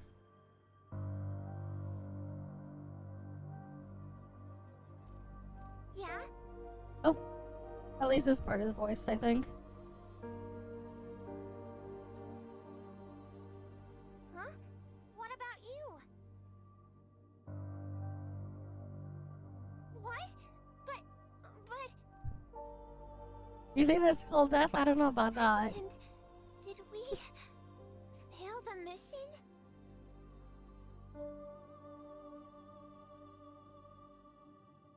I remember one time, it was like 2 or 3 years ago, I somehow ended up sleeping for like 20 hours.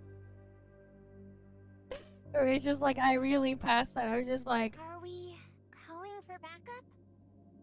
Or like, I didn't wake up until like someone woke me up because I was like asleep for like 20 hours. I was like, wait, what?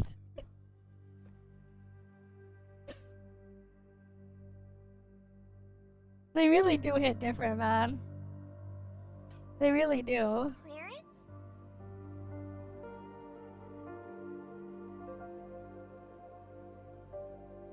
At least I don't have like the problems I used to have, because I used to get like sleep paralysis all the time many years ago, and then just What about you? randomly I just stopped getting them.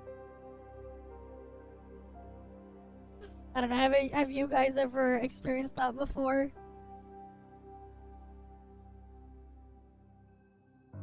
No. It is the worst, man. I can still. Like, there was like a moment in time where I would get it all the time. And where I would like get sleep paralysis like once every few days, and then now I haven't had it in years, but like I used to remember getting it like all the time. Understood. I'll make sure But it was painful.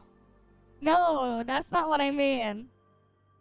I mean, it's like when you think you're awake but you're still asleep and you're trying to like move. It's yeah. Like that kind of experience.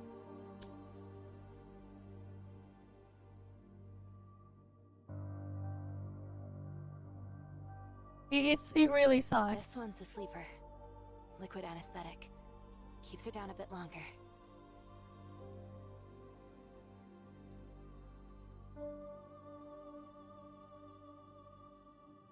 Yeah, the recording module's always active.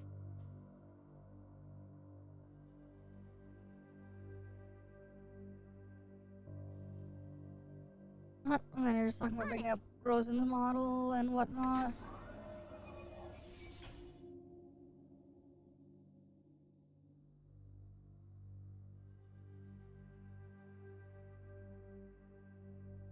Sync complete.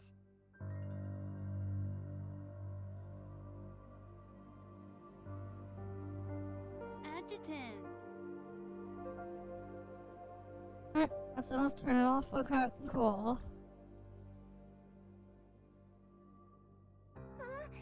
Too much. Alright, I'll try again. Adjutant, it's been a while.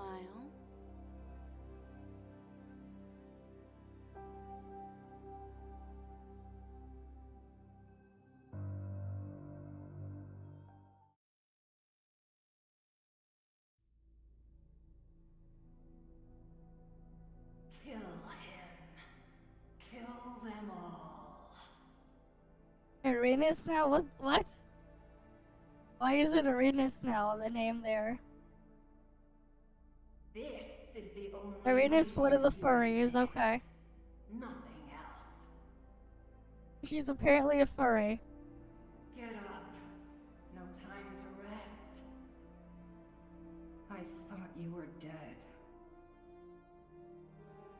Me? Dead? Don't be ridiculous.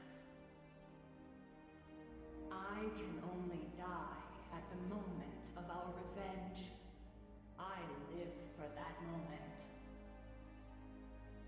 But Rosen drained you dry. I thought you were gone. It hurt. But for revenge, I'd endure 10 times more. Okay. You feel the same, don't you? You're right. Then get up already.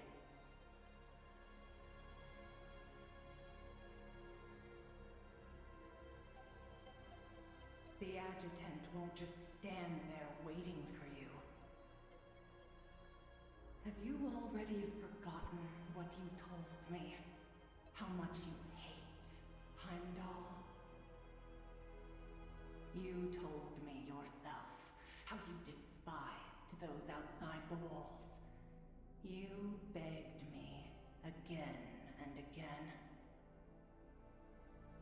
Seems you're really breaking down. Then let me remind you of your own past. After all, hate is what sustains us. Okay. Have you forgotten the orphanage? Forgotten those people from outside the walls, laughing as they butchered your kin, broadcasting the massacre for all to see? Don't you remember the humiliation they heaped upon you when you begged to live beyond the walls? I remember it all. Think of the coyotes who followed you. Think of the traitors, those who died in the containment zone, in New Hintiro, even those you twisted into monsters. What was all that for? No. Revenge. Revenge against those outside the walls. That's it. So dull. Where's the fire? Nope. Weakness of flesh is no excuse. You know, this was the older boss that would fly around that was annoying. She just got a new design. Death would be a mercy. The one with like the mechanical wings. This is literally that same character. The one that turned your own kin into monsters. Where's the cruelty you showed the coyotes? The determination that let you cast aside morality to offer everything up to hate. But there's nothing left in me. You lost everything long ago. Nothing remains but hate. Only hate. As long as you still hate, I cannot die. Power will come to you. You are still a vessel of vengeance. If hatred only exists in strength, then it was never true hatred. Okay. The one who only strikes once they've grown strong, that's the coward. I see it now. I'm waking up. This isn't over yet. And then she struggled to rise. Okay.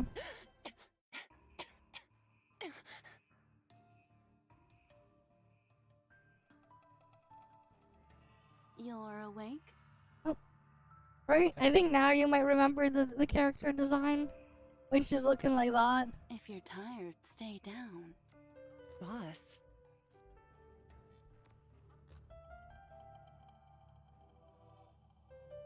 So, you've realized you're no longer a demiurge.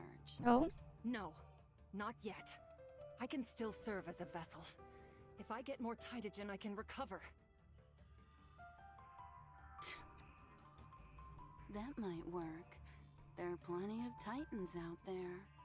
Might help if you didn't mash skip, fair enough. I feel you But there. you haven't forgotten why I'm here. At times I do feel like doing that too. Titans. I remember. Kill the adjutant, or use him to kill Sisyphus, and perfect your fusion with the Deimos. To be honest, it's like it's not just man. It's with a lot of like the way they handle things in like story-wise, whatever. With a lot of these Chinese games, it just makes it really hard to maintain the attention span. They don't really do enough to keep me engaged for most of them, unfortunately. There are Titans out there. I can host their Titagen again. Aranus will awaken and... What's funny is it's just like I can go and like tolerate doing it in a different game from like from a different country of origin or whatever. That's like 100 times longer and like it'd be fine. It's just like, I don't know, it's just something weird about the way like a lot of these games handle it, the Chinese ones. It's just like this, they just give that feeling where it's just kind of a pain. Even if they're like not even the longest things I've gone through. Host Titagen again? It's possible, but are you sure your body can take it? It's crazy, right? I don't know if it's just me, but like it's just what I've noticed. Kill the adjutant. I mean, some are far worse than others. Takes a lot to maintain this But, feeling, you know. I think I can make it happen. Please just give me one more chance. It won't cost you anything. If it works, you'll have 2 chances to perform the fusion. What? 2 chances.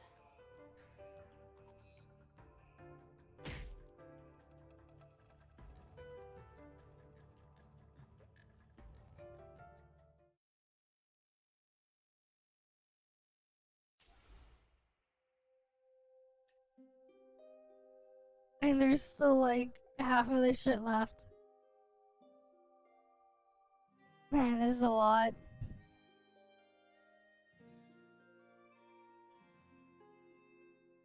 Or like I don't even feel like I can finish it now, and I just need to get some sleep.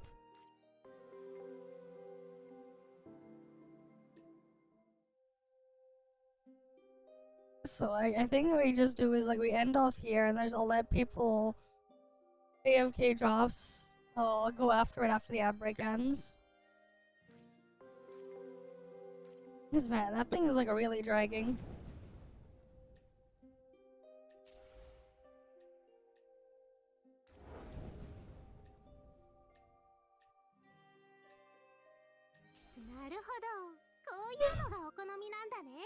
Ugh.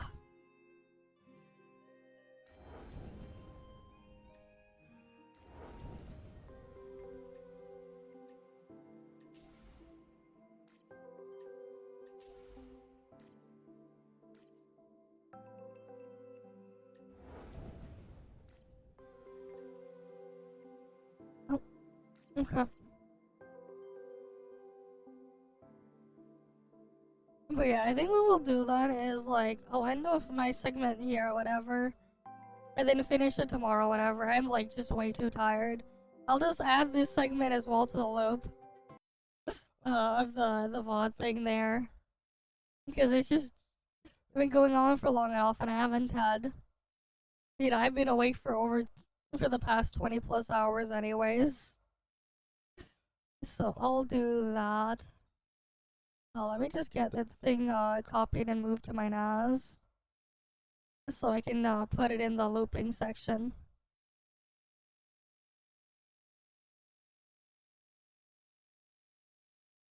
I'll also have to like edit and re-upload the Silver Palace reaction thing from the VOD later.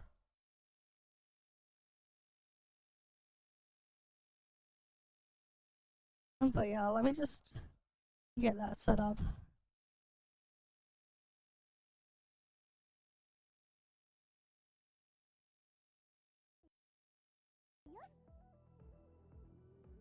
Alright then, wait one sec.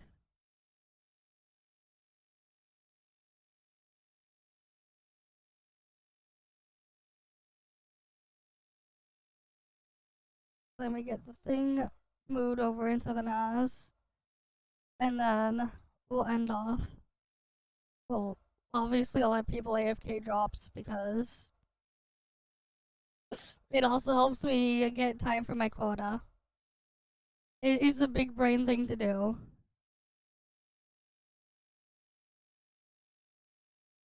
Alright, and the worst part too is like eventually I do need to finish the Anfield closed beta. I have like what, barely like a week left to do that and like get a video out. And I keep putting it off because it's just so painful to continue. But like it doesn't help out with that one from what I played there. The only thing I actually liked was the factory, and even then it left a lot to be desired. It is what it is, man. It's unfortunate. But like it's just like whatever they were doing, the devs there, they kind of just put themselves in a weird corner where it's like, you know, you make something for everyone, you end up appealing to no one. And like that's kind of like what it feels like their situation there is going to end up being. Right? It's like there's a lot of potential with what they could do with it, but then they keep shooting themselves in the foot and ruining things for either type of player. So like, it's just like in the long term, it's just gonna be like, it's the whole thing. Like, you try to make something for everyone, you appeal to no one.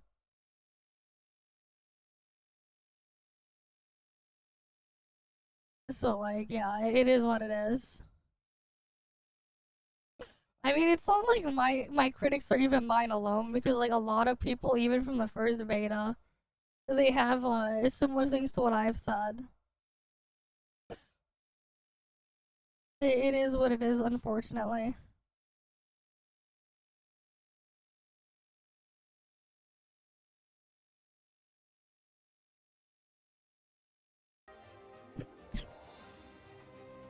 Alright, we'll just let it replay there, and I'll see you guys later then.